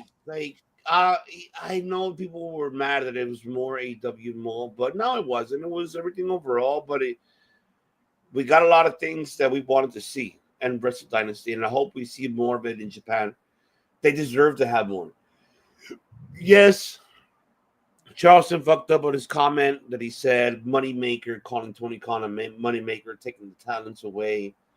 Like he mentioned Will Ospreay, Jay White, and Kenny Omega, Moneymaker. and he got suspended for 2 months because of that. Did it piss Tony Khan? Yes, it did. Did it piss the Bushido board? Yes, it did. Is it causing chaos between New Japan and AEW relationship? Yes, it has. Not really. No, I know. But there's people. But there's confirmed that certain people backstage were really happy that he pushed that, and certain were not. Yeah, it's a 50-50 in this situation. But I know that New Japan is not trying to break the relationship, so it's not gonna go. I know it's not gonna die out. They're just, punishing Charleston. Hey, 2 months, just let it die out. I guarantee you that they're probably behind. New Japan is probably Bushido boarding and Tanahashi. Yeah, we're behind you. Don't worry. Just cut it out. Like, I know you're trying to go character, but you kind of went too far. Which he went too far. But maybe it was just like a digression. Like, yeah, it's bullshit. What are you doing with that talent? He literally fucking said that you're not doing shit with that talent. You just give him the money and you're not even putting it on television. He literally said that. He said that on national, fucking international television on Wrestling Dynasty. While Rocket Romero's there, like, oh, yeah, awkward. But I don't blame Charles for saying anything. I know the other guy, what's his name, Walter, whatever his name is, he tried to calm it down. All right, guys, Walker focus on the Stewart. match. Walker Stewart tried to calm down and focus on the match. But great 2 events. I'm not gonna say nothing bad about it. The best one out of both nights is a tie. Both of them had great storytelling. Storytelling at its best. Monet, I'll say. I know because I want to hear, Redeemer's thought of Monet winning the belts. Whether we like it or not, can we say that she's a sell? Yes, she's a sell internationally. Can we say that she's developing the ring? Of what we critiqued about her in-ring abilities, she got her rhythm back, and she did. It's like she got her groove back. Well, what is it like when what's that movie called? What was it? Was it Phil when Phil got his groove back? Or I don't know what it was called. Well, you know what I mean. But it's like I still got a groove back. You mean? There you go. Mm-hmm. It's like that. She got it. So I'm not hating on her. What we hated on her was really her promos. And I still hate on her promos. Her promos are still like, what the fuck? Work on it. Her in-ring, I'm not questioning her. It's just the promos is, for me, is always going to be that. But that's what I can really say about these 2-night events, man. I can't add more to it because I don't want to because there's too much details, But I don't know, Redeemer. I want to ask you for the Monet one.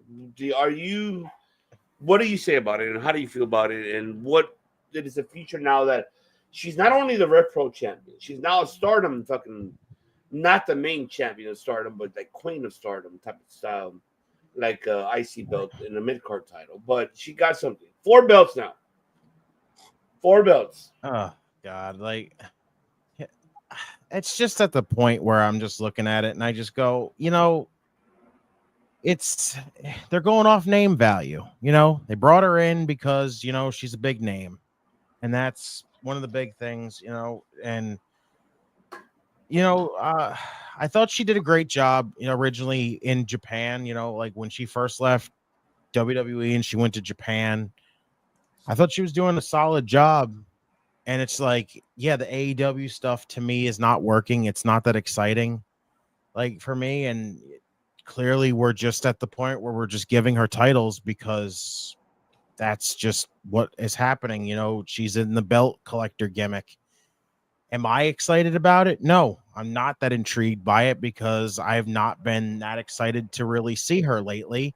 Honestly, as a fan of her beforehand, I'm kind of losing my freaking interest, like my interest in like fandom for her that much because it's just kind of blah for the most part. So, it's something beyond that. Even I just don't, I can't control anything that's happening at this point. The companies are just going to keep strapping titles on her. It's just got to come down to the point where we got to see some kind of different thing for her that's going to spice up these runs with these championships, or else it's just going to be the same old shit that we're seeing in AEW with just different titles. Yeah. Definitely. Pepsi Phil. How do you feel about these 2 nights overall? Overall, I think it was probably one of the better nights. I was not hopeful because it felt AEW heavy. However, New Japan itself represented themselves well. They booked their talent the way they were supposed to, in my opinion, and we got what we wanted. For me, I only cared about 3 or 4 matches that I really wanted to talk about, and that's the AZM Championship, Stardom Championship match. That was a good match. The 4-way dance for the International Women's Cup. That was also a very good match. We got to see some talent that we wouldn't normally see, and I think from a exposure effort, it was nice to see New Japan in a Wrestle Dynasty, Wrestle Dream, Wrestle Kingdom era of them try to incorporate more women into their event, which I was appreciative of. Although I think we've talked about this, it probably should have been, even though all but 3 were unknown. All but one was unknown. It should have at least started off the event on the regular simulcast, but it is what it is. Gabe, 2 words, 3 words: match of the year. Okay, that's 4. By far. Like, is a contender. It will be hard. I'll be hard pressed to see someone beat that.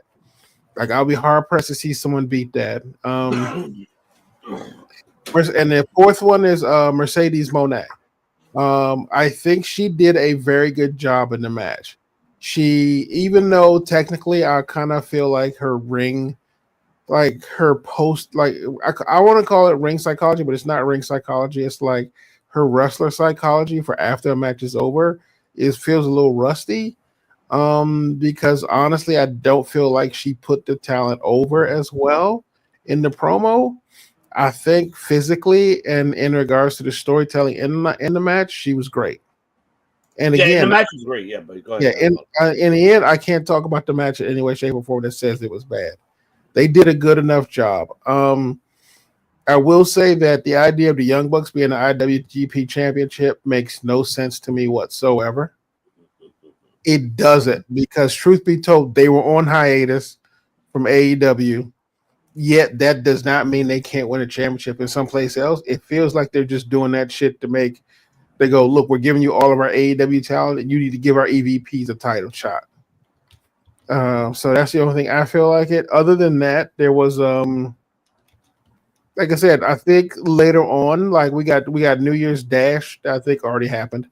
And like the next pay-per-views that New Japan's got coming up, I think they've set the groundwork for those great events. But honestly, yeah, for the most part, I don't really see. I mean, I understand that vaguely, but honestly, I feel like anybody could have been the transition champs. I can understand giving it to them because they do have better names. Beating them would give you more status, but I think I freely admit it's probably because I always fucking hate the Young Bucks anyway, so that's probably why. So I can't really say my opinion of that is unbiased.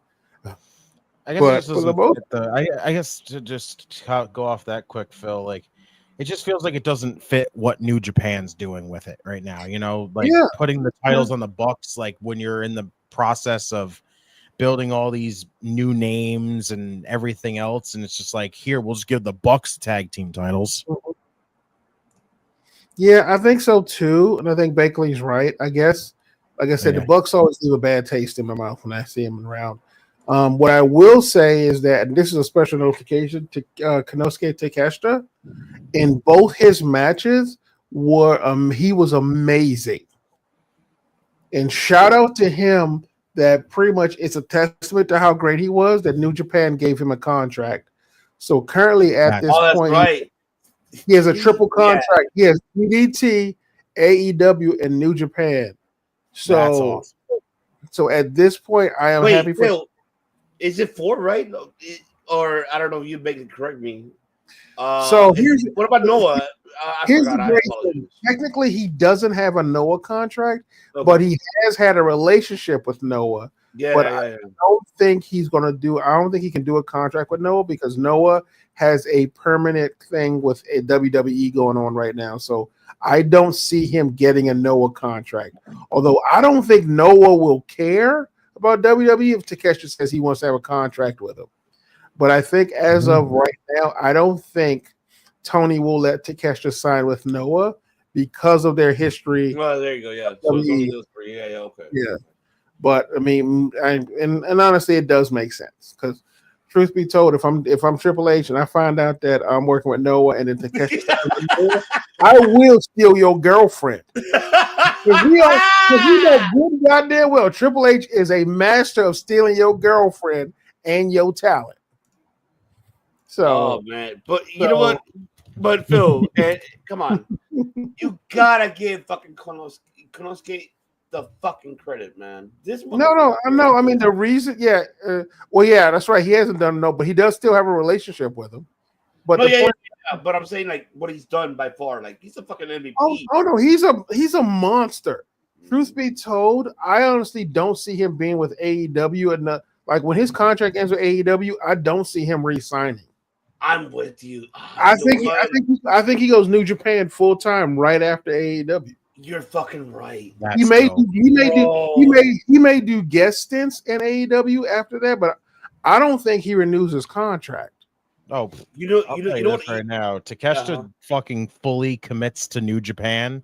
If he leaves AEW, that man's world champion in like 6 months. Hey, seriously, Redeemer, you're fucking nailing the coffin, bro. Hell yeah. I feel like you know what I feel like, and I'm pretty sure Phil will agree on this one. Like, both of you guys. I feel like if he does do that, I feel like he's gonna be that Okada for New Japan in the next 5-10 years. He could be. He could genuinely be he could literally be one of the three amigos that they have there. Mm-hmm. He could be. Well, I want to hug you. You fucking come here. You want to hug you? You fucking it could be the three amigos because, truth be told, it's him, Yota Tsuji, and Shuta Omino. As far as I'm concerned, those are the three guys that literally would do the future. Well, okay. The future, I feel like I like that comparison, Bakley. Thank you. Thank you. Good call, Bakley. Yeah, like it's him. It's Shota Omino. It's we can say okay. So it's Konosuke, Shota Omino. What else can we say? Yota Tsuji. Yota Tsuji's the next guy. Yota Tsuji. Yeah, that's three, and there's one more. I would say Ren Narita. I think Ren Narita is gonna be the next one too. Ren Narita, yeah. Yes, I think if you give him his time, the perfect time. Yeah, I think so too. He's the youngest of the bunch. I feel like he's the youngest. He is the youngest of the bunch.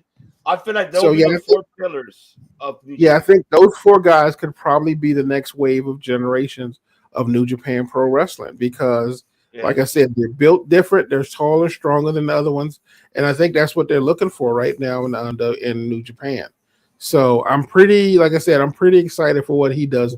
He's one of the dudes, like, for me, like I feel about him the same way I do about Stephanie Vakir, because it's like, I forgot about Yuri Mira. I forgot about him. He's right. Oh, that's right. Yeah. I don't know about Fujita. I don't know about Fujita though. Like I think Fujita. I think in the light in the junior heavyweight, I think he could. That ladder match, he did a great job. Yeah, I don't know if Fujita's underrated, but I do think he does get passed over a lot, unfortunately. No, you're right. He does. Probably because it's one of the things where he's very not underrated, but he's very modest. So sometimes it's like he goes in the ring, does his business, and then disappears. Like, and so it's really so I will forget about Fujita a lot. But again, as a junior heavyweight, he never disappoints. Yeah, maybe we'll do a circle of debate and try to figure out who the next wave of New Japan guys are going to be. Yeah, we should. But okay, so let me ask you this before we switch to the last one and close it out. Now, let me ask you guys, both of you guys this. So, before I do, I got to get the price for you guys. Mm-hmm. And here he is. Yo! What is up, bro? A better cameo than The Rock. Yo. A better cameo than The Rock. Let me tell you something. Appreciate that, Phil. Pepsi Phil, Lawyer Phil, Just, Ivan. The bodega has a lot of drinks and it has everything in stock for you and your bevs, but we do not carry that racist ass Hulk Hogan beer up in here. Thank We don't you. carry that shit in here. Okay, we don't carry that man with his Ozempic ass. I don't even care. Modelo, we're okay, right? Modelo's fine. Right? You know what I'm saying? Dude, I mean, did you all see the way he ripped up his shirt? Oh my gosh. He was struggling with that fake ass Oh my shirt. gosh. The sciatica veins. The sciatica was killing him. You know?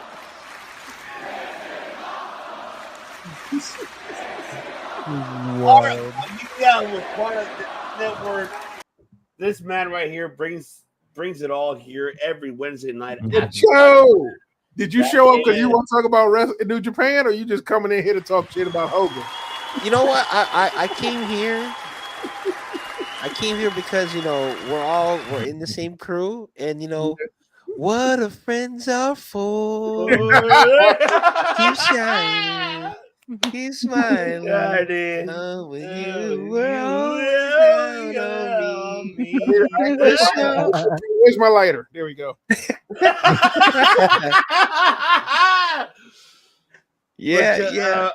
break it down, bro. I mean, go. I don't know if you saw it, brother. It seems like even Phil, you got Phil going. Hell yeah, you got Phil going. That's right, man. Yeah. Oh yeah, but man, we're talking about New Japan, but what do you think, man? Did you see? I don't know if you saw both nights. So 19 and Dynasty. I saw Wrestle Dynasty and Wrestle Kingdom. Yeah, I gotta watch Wrestle Kingdom back because I was watching it.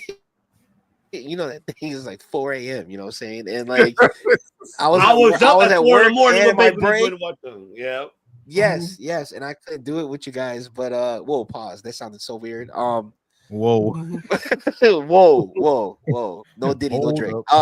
So like, but Mayo Atuani and Azam had yes, like the best match on that card for Wrestle Kingdom. Love it. If I just want to put my 2 cents on it, like I thought Wrestle Dynasty was better than Wrestle Kingdom. I don't know if you guys felt the same way. That tag match with the Bucks and United Kingdom, that was really good. You know what I'm saying? With Naito and Tanahashi, that was really good. I don't know. And the Takeshita match too. Wrestle Kingdom. I mean, Wrestle Dynasty was also really good too. Him and was it Tsuji? Yeah, it was. Oh no, Tsuji was fighting. It's Fuji, yeah. Because that was really good. And Kenny Omega with Gabe Kidd, man. I was kind of rooting for Omega, but when he kicked one of the Water Boys, I was like, nah, fuck that dude, man. Fuck that dude, No, I really was like, fuck that Water Boy. I mean, the problem is I was the same way. I got a little emotional on that shit, and I was at the point now where I was just like, Kenny gonna win this shit, and fuck all y'all who be getting in his way. Gabe Kidd was talking big shit because I remember that press conference where he literally said, "If these people weren't here, I would kill you." Oh man! So I was like, Kenny, if you got to literally throw a human being at Gabe Kidd, you do what you got to do. Yeah. But it was a good match. It was a good match. Yeah. It was a good match. Man, I don't know. Like, was bitching out kids. Oh no! Fuck off. Redeemer, if you would have saw Bryce Brentford, like how he refereed that match. Oh yeah, that's funny. It was, but I need to go back and rewatch. But you know what? I'm designating this to Saturday. I'm watching both. Justice is not wrong though. I really do feel like Dynasty was really the best one. Yeah, like I like 19 for the storytelling, but I feel like when it comes to like wrestling, I really feel like Dynasty delivered a lot of things that really got me. I hope it got the North American audience to get an understanding of what they do internationally. Like, man, like what I said earlier. Like I said, Finley, and I want to hear Justin this one. Did Finley look to you like a face in that match with Burger King? Yes or no?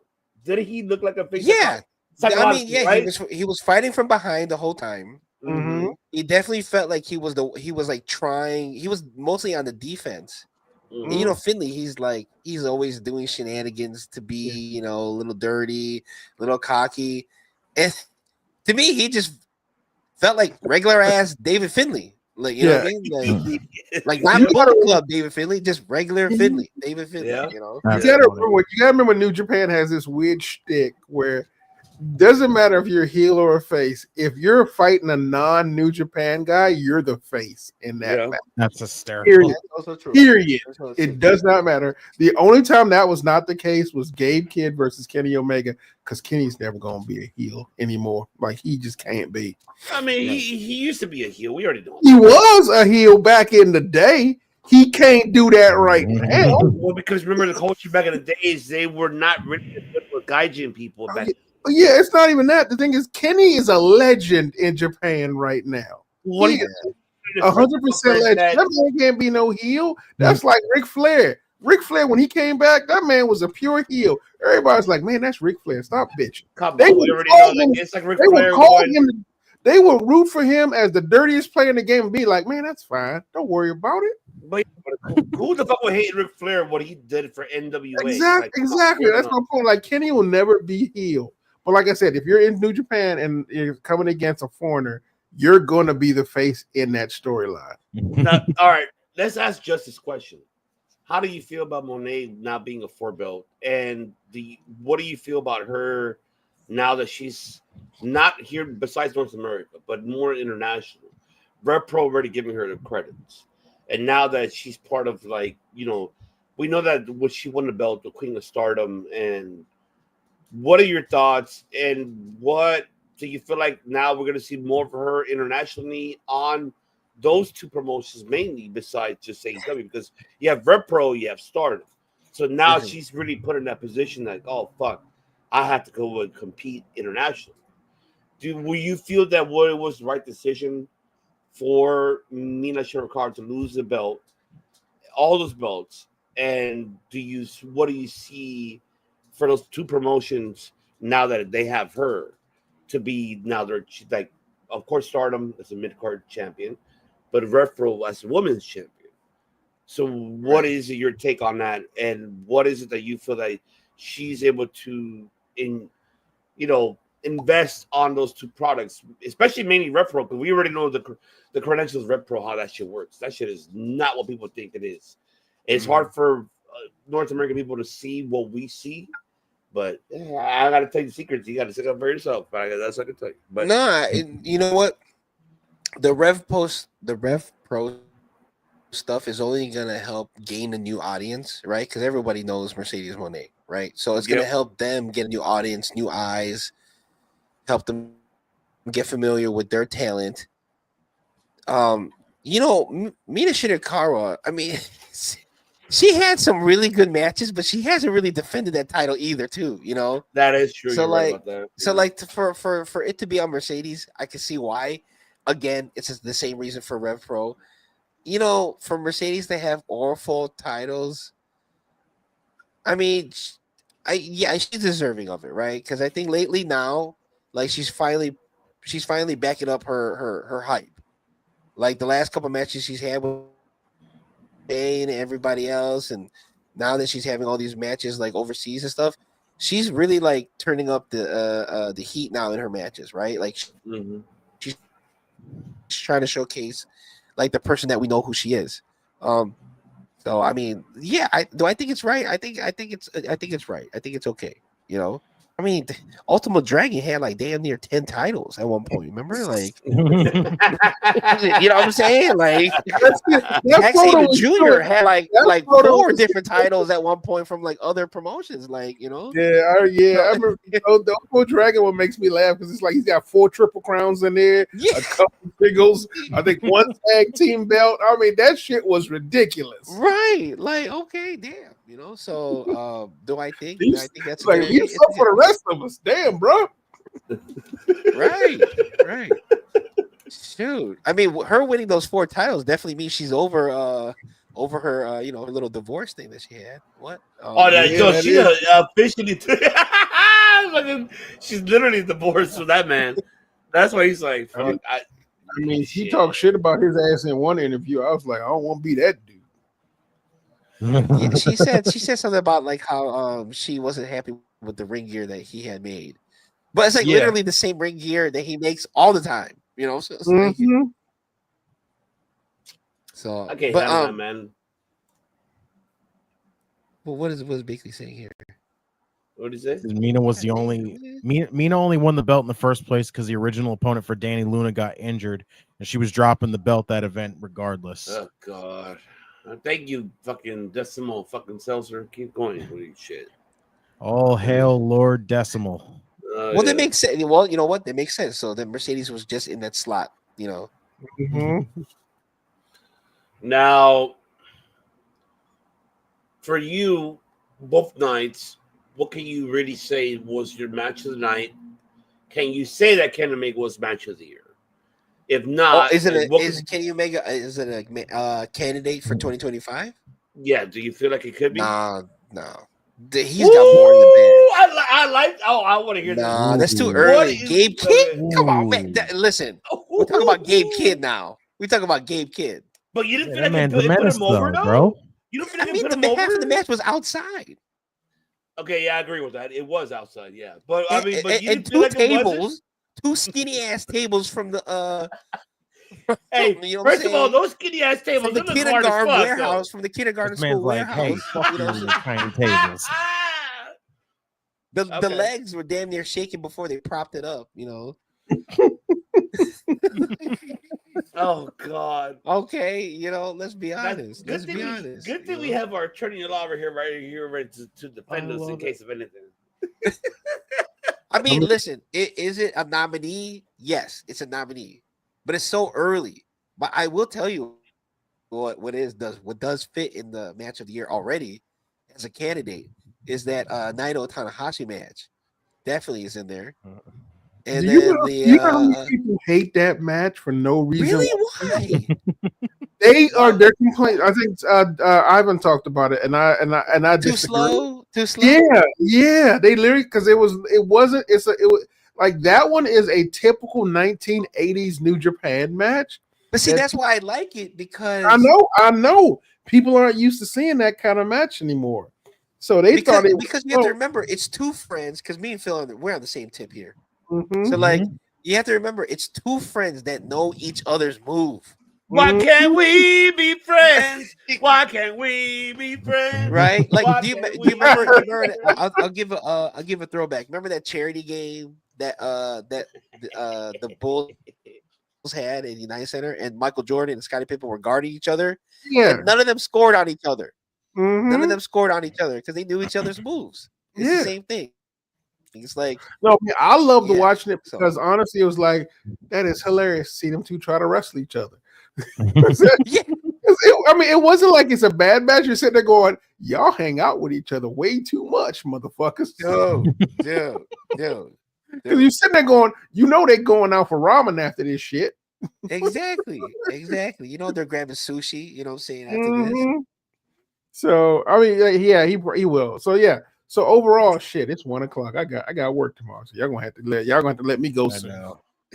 So yeah, overall, like I'm with you, Just. I think I do agree with you. What's name was better than the other one, but there's something about 19 that kind of makes me really excited for 20 as well. Because I think 19 feels like it's a setup for like a lot of new super talent that they've had.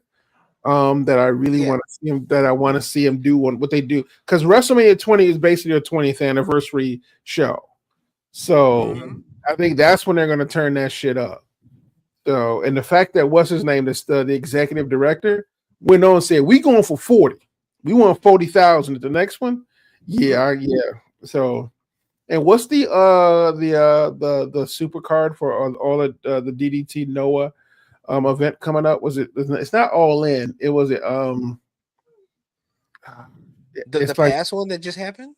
Yeah, where they had like Shinsuke in there. Mm-hmm. Yeah, not the one with WWE, but the one with like all the Japanese promotions had one event. Kind of like it was like the equivalent of their All In, except it was all the promotions. And I forget what it was called. Is it? You're talking about the one that it was all promotion for Japan. Yeah, I can't remember the name of it right now. I don't know, something United or something. Yeah, yeah. So I am kind of. I think it's called Tekken Tag. Is that? It's Tekken Tag.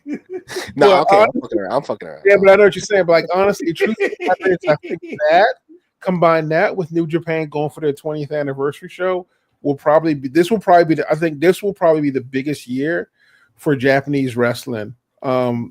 Yeah. At least on their side. Like I said, I don't know if it'll be that big here, but I think over there they will probably have their biggest push of the talents, because I think right now they have this generation might be the super talented era. This might be the most talented generation they've had come up this year. Honestly, since the very beginning. I'm not to blow off everybody else, but legitimately, yeah, that crossover. But I cannot remember the name of it. But I think this class is the most talented that they've had come in. I'll find out. I agree. Mm-hmm. And this is not saying that I didn't like Wrestle Kingdom. Yeah. It's just that if Wrestle Dynasty wasn't right before, yeah, right after. Yeah, like Wrestle Kingdom. If you only knew that it basically only slept for 2 hours, I slept for 4 hours. Yeah, Dude, I saw I that. don't know how he did it. Those of us who like sleep and working, we have the app, and we watch that shit at 9 and 10 o'clock at night on a regular basis through the New Japan app, which is only $9.99. Yes, but Pepsi Phil, we promised the audiences, because we did, Just was with us when we did the G1 finals. So I am very proud of both of you. But we promised that we were gonna do that for Kingdom, and we finally did it. For what it's worth, good for you, bro. Don't be hating. Don't be fucking hating. That fucking did it. My bitch ass was asleep, waking up, and I'm gonna have a Cheerios while watching Yoda Suji kick Jack Perry in the balls. Yeah, that's what I was talking about. Bro, all together. Props to Jack Perry. He I know, right? Really well in that match. He did really well in that match. Fucking hating, but like we did it though. But by the way, okay, now I know it's called All Together. That's what it's called. Mm-hmm. Yeah, that's the one I'm thinking of. Yeah. Yes, that's when it comes with everybody, with DDT, Noah. They got that High School Musical song. Yes, he's like, we're and all now in together. So here's the problem. Here's the I'm no bitch. Oh my god. So here's the problem I have with Japanese wrestling, and it's my fault. Because I came up on the underground era of Japanese wrestling, it feels kind of weird if they're not in a school cafeteria wrestling or mat on the floor. Or like in the jungle of somebody's apartment or some shit. Like exactly. For some reason, back in the day, they be wrestling in the most random motherfucking places in the world. Speak on it. That's how we got into it. That's how we got into it. The whole cafeteria, and I don't mean like there's a ring in the cafeteria. It's literally a mat on the floor with the tables and chairs moved off to the side, and there's children in that motherfucker who obviously are in their lunch break watching this match happen. Dude, talk about the setup, because those were like with Kota Ibushi, remember? Yeah, exactly. Like he'd be playing a video game, somebody would kick him in the face, and all of a sudden that's how the match would start. You know? And then God, all of a sudden you look and they're like in some dock, you know. And the problem was at a certain point, I was like, is this anime and I ain't know better? Shit. It's like, is this live action anime? Oh my God. And then you go to do a movie, you're going, oh, apparently it is. Okay, good to know. Oh man. But let's call the last one here. I'm curious to hear you guys this one. This is a double header. Man, I am too. This is Saturday. Okay, by far what is announced Collision. So you have Mariah May versus. I was going to this, man. I was gonna go to it, but I decided not to. But there's reasons for it. Because I'm getting my money for TNA. They're coming in April here, so I'd rather go to TNA. because I was Joe Henry. That's just me. I know. That's I'm getting my. I'm gonna get shit on there, But it's I've been to battle before, so it's not the first time. Which one did you go to? The one when it was Naito. Shit, I forgot what was the other one matchup. I fucking had to go. You went to the second one, the one last year? No, the second one they ever had here, which was like a couple years ago. Because it was Naito. He was main event. I just have to go back to my pictures. Looking for See, I was at the first one. You came to California. What's wrong with you? Why didn't you tell me? What the hell? I did tell you. Oh no! I was like, "Yo, you gonna be in San Jose?" He said, "No, hermano." No, I went the year after that. I went the year after that. Yes, there you go. That's what. I was drunk. Okay, shit. I'm finished drinking now. So now, okay, this is what we have the card. So we have Royce Isaac, of course. Their team versus Rocky Romero and is that show? Is that I think believe so. You have Sandy J versus Viento. Then we have Narga Mania running wild. Jesus, Viva Van. I'm glad that she signed. Oh yes, I am so happy that she signed. She's in this elimination matchup that we have here. So we got her, and who else is involved in this one? Let's see here. I put it too small for me to fucking read this shit. What the hell's wrong with me? But let's see. Yeah, that's what happens. Oh, there we go. I have it right here on my side. So yes, we have Viva Van, Hanako Maika, and Mina Shirakawa, Anna J, Trish Adora, AZM, and Johnny Robbie. We have that matchup happening. We also have Zack Sabre Jr. versus Hechicero. That's going to be for special singles matchup we have there. We also have the IWGP Junior Heavyweight Championship. Taji, Ishimori versus El Desperado. We do have Takeshita versus Kushida. That's the one matchup that I'm looking forward to see. That is for the Never Openweight Championship. Then we got El Desperado versus Jeff Cobb. For the T-Weight Championship, we have a strong Openweight Championship. Gabe Kidd versus Tomohiro Ishii. Then we got, let's see what else we have here. We have the retirement matchup. That's right. Sumi Sakai is retiring here. She picked her team. Evo and Sho versus Hiromu, Takahashi, Mayu Watani, and Yuka Sakazaki. This is her retirement. She's gone. What? Yeah, that's right. Yeah, I forgot about that. Yep. Yeah, Matt Badiger, Fred Rawson versus Shane Hayes and Bad Dude Tito. Yep, I had Bad Dude Tito on the show before. That's right. He's a bad man. Great man. I'll tell you that. And Jeff Cobb announced that match. And what are the matches? Yeah, pretty much those are the matches we have right there. Collision as we have at Coke. How Tony Khan will say Coke versus Big Bill. Then we have Dax Harder versus Chris Jericho, the Good Joe, the Tom Brady of professional wrestling. I don't give a damn what it says. It is truth, even though I hate his damn gimmick. Then of course Mariah May and Hardy Cameron. So those will we have coming up tomorrow, doubleheader. We may do a watch along for this one, folks, depending on how the Redeemer feels.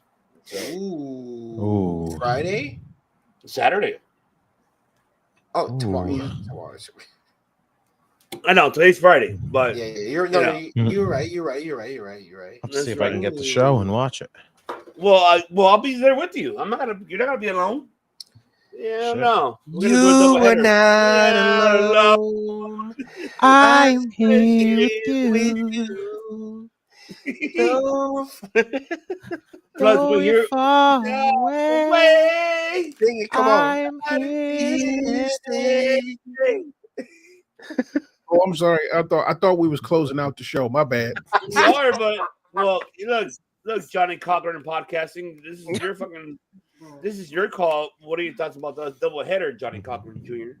I mean, honestly, I don't fuck with Collision. The only one I care about is the Harley Cameron. I mean, it's not even their fault. It's just I don't fuck with that. I'm just like, for me, it's hard to watch the show. It's like I literally can't get I can't get the time away. My time's limited. But I usually watch it on recast than anything else. But Harley Cameron and Mariah May is the one I enjoy because Harley Cameron tells a hell of a story in the ring. Cope versus Big Bill, it will do wonders for Big Bill. Other than it being a good warm up match for Adam Copeland, Big Bill could use this. If we're talking about New Year's Dash, the only thing I care about is the Zack Sabre Jr. Hechicero match. The rest of it's going to be good, but the one I am invested in is that Zack Sabre Hechicero match. Hechicero, yeah. Hechicero, not Hechicero. Like I know you want churro, bro, but relax. Hechicero. Hechicero. Maybe I need to go to the bodega for a churro. Shit. I got you. I got you. Let me know the flavor, the combination. I got you, man. Let me get a churro. Let me get a churro done the Aki way. The Aki way. Never. Aren't you neighbors with us, by the way? Never. I don't think so. I'm in Maryland. Wait. Oh, I thought you were in Chicago. No, I'm not. I'm too far away. I mean, I got family in Chicago. But honestly, but yeah, so that's my thing. That one is the one I'm most interested in because I think their styles match, and I'm curious to see what Zack Sabre Jr. does now after Wrestle Kingdom and Dynasty. I know a bunch of people bitched at him about his matches because they didn't think it was good, which is stupid because it was fucking great. But I really want to see what he does next. Oh Lord, churro conspiracy. There you go. You see, churro conspiracy. That's what you have. You see, Phil. That means you have to get some churros tomorrow. So that means you better get some churros. Yeah. But like I said, with the thing about New Japan is that it is hard enough keeping up with the schedule because they have a shit ton of events in January and February going into March, and then they just all that shit falls off until like springtime. Summertime for the G1. Exactly. Yeah. So I get overwhelmed with this January stuff, so it's hard to keep up because I forgot literally the week after Wrestle Kingdom, Wrestle Dynasty, like New Year's Dash kicked in. Mm-hmm. I know. I started. Well, you don't even know how the fuck it's New Year's Dash when these motherfuckers pretty much are a week after New Year's. But goddamn it is. Well, remember, keep in mind they're ahead of us, like when it's New Year's Eve or New Year's Day. So it's like, but they're ahead of us. They ain't going back in time. I think. Well, because remember Tony Khan fucked up the whole schedule. Like, I know New Year's Dash used to be literally like the day after. I know. Remember? Yeah. And then remember, Wrestle Kingdom used to be almost on a weekday or Thursday or Friday. Mm-hmm. Like it was rarely on a Friday going into a weekend. It would literally be the middle of the week that leads into New Year's Dash, and it was like it was kind of like it was like Wrestle Kingdom would be the period for the rest of the year, and then New Year's Dash would pretty much start the entire year and give you what to expect for the remainder of the year. Right, and they're throwing the fuck off. The last 2 years in a row, it's been like that, which is pissing me off. Mm-hmm. Mm-hmm. But yeah, so anyway, so long story short, right now I'm just, like I said, I wait for it to come up, and it's a better chance of me basically watching it and then tell you what I liked about it after that shit started. Because she and Kevin they fucked it up when they went back in time. Yeah. He's talking about the time splitters. Mm-hmm. 1.121 gigawatts. Mm-hmm. What do you got for us, brother? What do you feel about these? We might do it Saturday, bro. We might just probably do the might as well do it. I will put this in simple terms. Battle in the Valley as a whole looks awesome. For Collision, outside of Harley Cameron and Mariah May, I don't care. just fuck the learning tree. I knew it. I fucking knew you were gonna you know what, Big Bill and yeah, I already. Oh fuck no. Anything that has to do with the learning tree, guess what? You get the infamous thing that you can always do. Anybody, Chris Jericho, Big Bill, Brian Keith, this is for you. Off is a direction you can fuck. I get your point, There but I get your point, but you sometimes you gotta. All of you. Daddy, chill. What the hell is even that? Daddy, chill. Yeah, Daddy, chill. Daddy, love that. chill. Yo. You gotta chill. All right, we need. I love I'm that telling you, we meme. got I it. love that meme. I need that clip. I need that the freaking what did he say clip. So bad. Oh, that's send me that clip and I'll fucking do it. I'm I'll gonna find fucking it. do it. I'll find it. Yes. I'm gonna send it to Justin so he can have it on. I love how I'll Bakley get just you. says, "What the fuck?" We Daddy, gotta have chill. it. Daddy- Bakley, chill. Bakley chill. Bakley chill, right? I hear you in the chat too much at 3 a.m. when I'm fucking asleep, and I'm tired of that shit. You're bullshitting me. You're becoming a Tony Khan, Bakley. Calm down with that shit already. Jesus. But No, you know what? You know what? Bakley, keep doing that. You know what I'm saying? Because that way we get on the spot news. You know what I'm saying? And we don't have to go to all these bullshit sites. You know what I'm saying? We get it from our guy. You know what I'm saying? He's Bakley Seltzer, for God's sake. So of course we'll get his fucking Exactly. Get I don't have to everything ask Siri. I don't have to ask anybody. I don't have to ask somebody. I can just see it from Bakley, you know. Oh my god, that is true. So you know what? I'm gonna do it since we're all in the same crew. I'm gonna do that. From when I hit my sources on like fast track news and rumors, I was like, well, my source Bakley said, you know.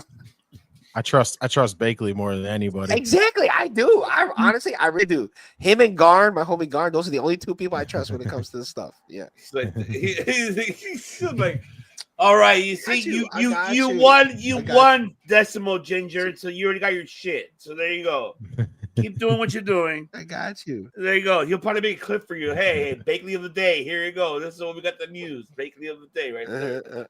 You're baking something and giving a daily. There you go. Bakley of the day. How about that? Fuck. Jeez. All right, boys. Right. Bring it home. All right. Well, I got just no. You're out, Phil. Well, because we're still here, but just tell us what you thought about your thoughts right here. Collision? Double header. Both of them. Yeah, Collision. Collision's about to go off the air. So that's all I gotta say about Collision. Right away, you know what they're going off for. But Battle in the Valley, I felt that the show in general has always delivered. And I love that arena, that old school arena that they have it at the at San Jose, the Civic Center. I love that place. Yes. Man, I'm just questionable about the prices on the hot dogs though. $10.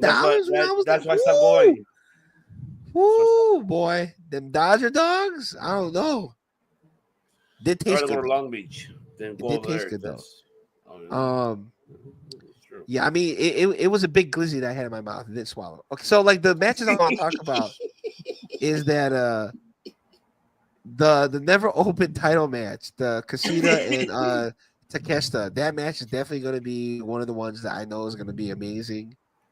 You know what, our boy Gabe Kidd again. You know him and Ishii has been putting work this year though. Yep. Right? Ishii has been putting work like he needs a new paycheck. You know what I'm saying? Like, I think he'll retire. I think this will be last year too. Like, I don't know. Remember the funny thing about Ishii was during the G1 tournament, it was him and Takeshita who won the MVP award for that weekend. Yes. And Ishii held the lead for a little while in that in the whole thing. So them old thighs is still keeping him in the game.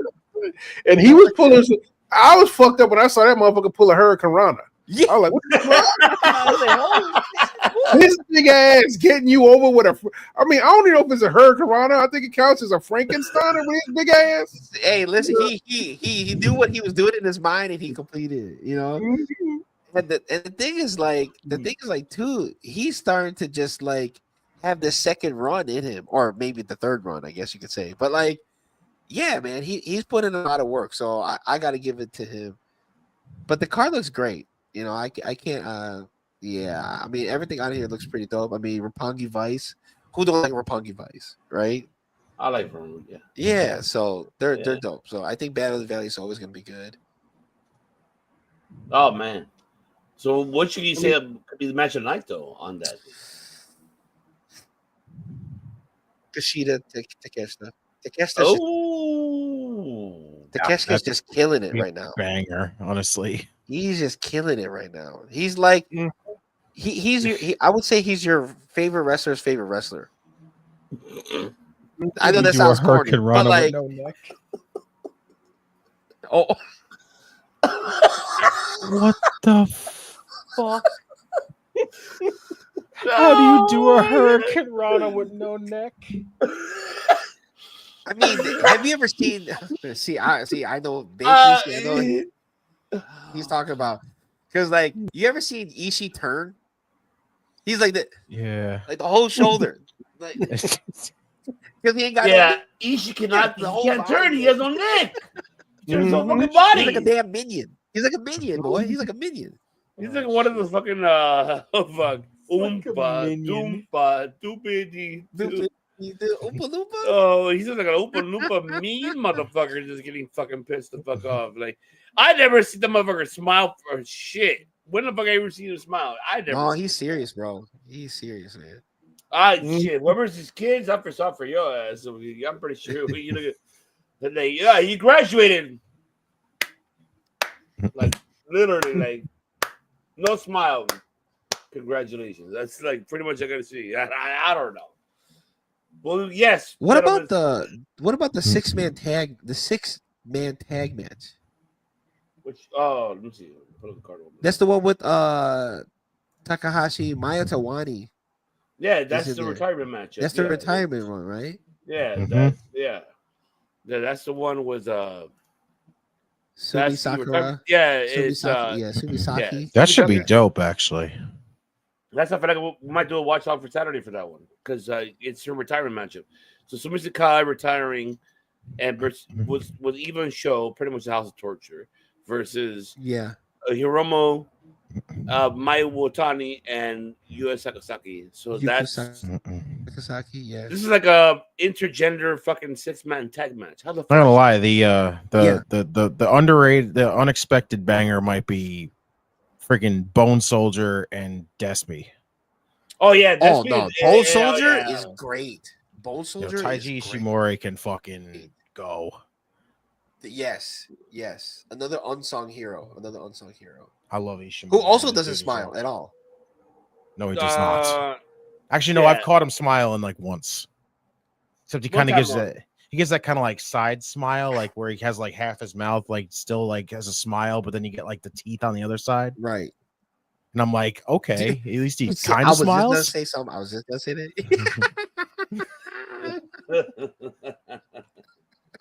So he's like, he's basically saying there's a 4-on-4 elimination tag match. Oh, women's tag. Okay. Women's tag, he said. Yeah. But most of those matches, I'm sure the Saban Jr. and Hechicero is gonna be good. Now you Hechicero, now you got me fucked up with this thinking about the Chiro thing. So, but yeah. Phil's gonna go after this weekend. He's like, you know what? I want a churro now because just brought it up. I want some churro now. Right, because we keep talking about it. Phil, but you know what's also good with Chiro? You know what's also good with a Chiro? Champarado is also good with Chiro. Always, Phil. Champarado, baby. I have not. A churro, yes. That one, no. Champarado, it's like Ivan, like rice porridge, right? It's like it's pretty much like hot chocolate kind of with rice poured. Like, Okay, boys, it's getting late. You are late. Okay, we're closing it up. It is literally 1:30 right now. I know. Don't yell at me, all right? Hey, all right. For God's sakes, Phil. Daddy, chill. What the hell is even that? All right, stop yelling at me, all right? Jesus. All right. We're going to Can't close get over this that out. clip. And, well, thanks to you. You don't for that shit. You don't enough. Oh, man. But, you know, it's about that time because it is. America, fuck yeah! Coming again to save the motherfucking day, yeah! That's right. We keep it day. But Bernie the Law always saves our day because this man. Wave your hands from side to side and say, oh, I believe in Joe Hendry. Joe Hendry is so. Tell me you believe, damn it. Don't fucking kill my shit, Pepsi Phil. I don't get mad. I know you're mad. Stop. Don't kill me, all right? I'm about to close it out. It's that time, folks. Autobots, transform and roll out. Like, I know Phil's giving me the face, and he's about Shit's about to hit the fan. He's like, shut the fuck up. I've been closing shit out before I kick your ass. I'm like, all right. Calm down. I'm closing it out. But as folks, this is a 228 episode that I'm glad that man. I'm just glad that I see this man right here with us. But he'll tell you where you can find him, where you can see him, and when he's coming back. That is the biggest question. So you tell him. You know, I guessed that you would be the only one who would dare to come here. You've got courage.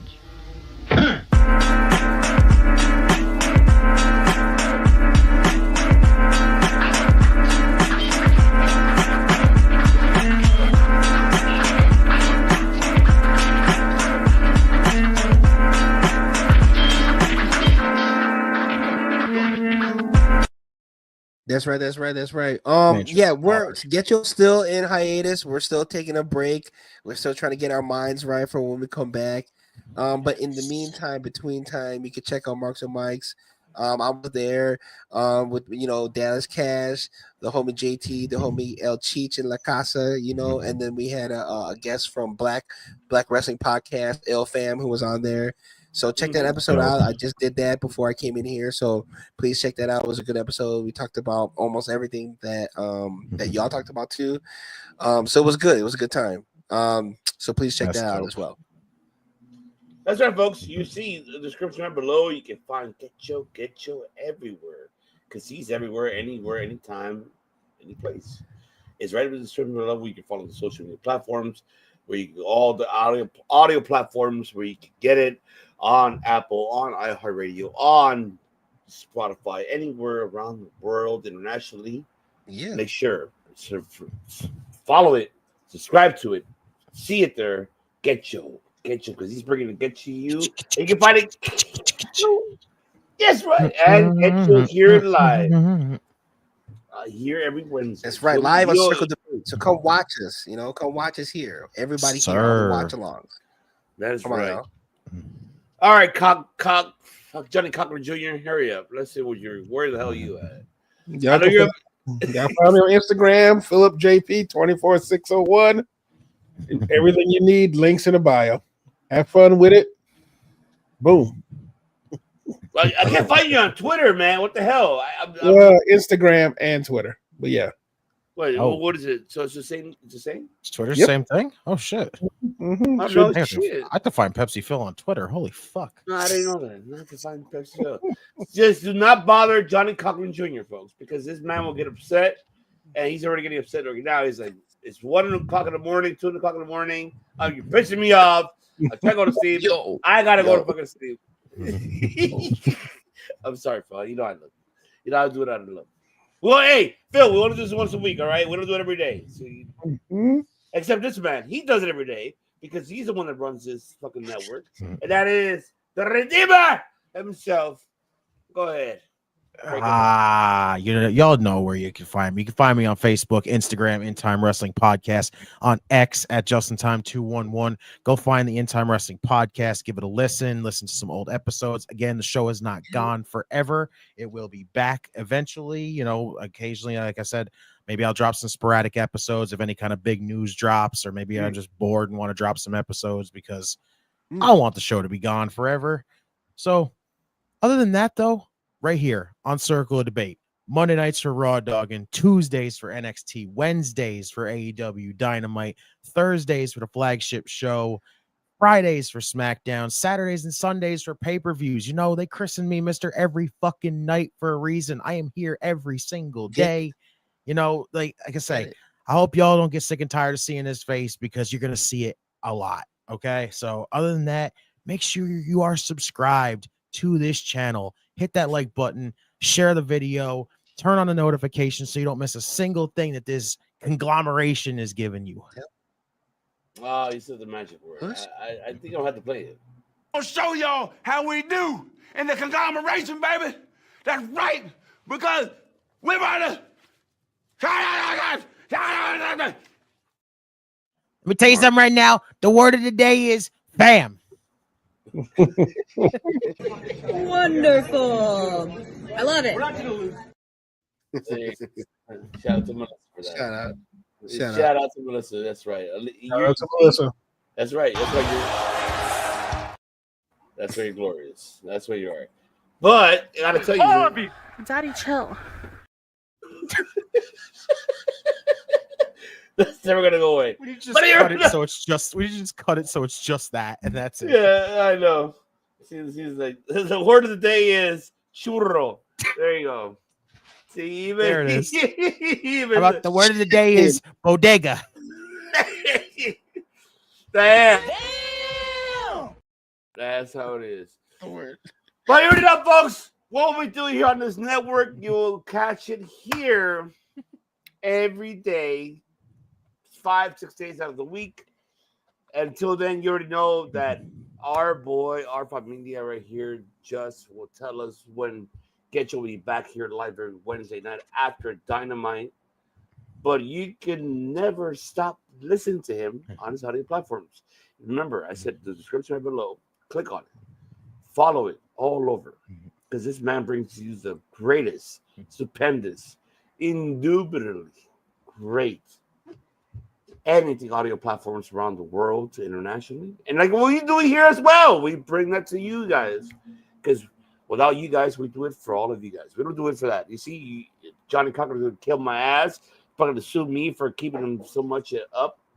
But until then, folks, you already know that GETCHO, the Redeemer, and Mr. Cochran Jr., what the fuck do we do here? Not just podcasting, returning your law, and Daddy Chill, and, Decimo. What did he say? What the fuck did he say? What the fuck do we do here on this fucking network for the audiences that listening and watching around the world? You guys tell them. I'm not telling them. You guys tell them. There's one thing that we do the best over here, and that is we make history. Bye. Will over and over. Make over and over. History. Over and over and over and over.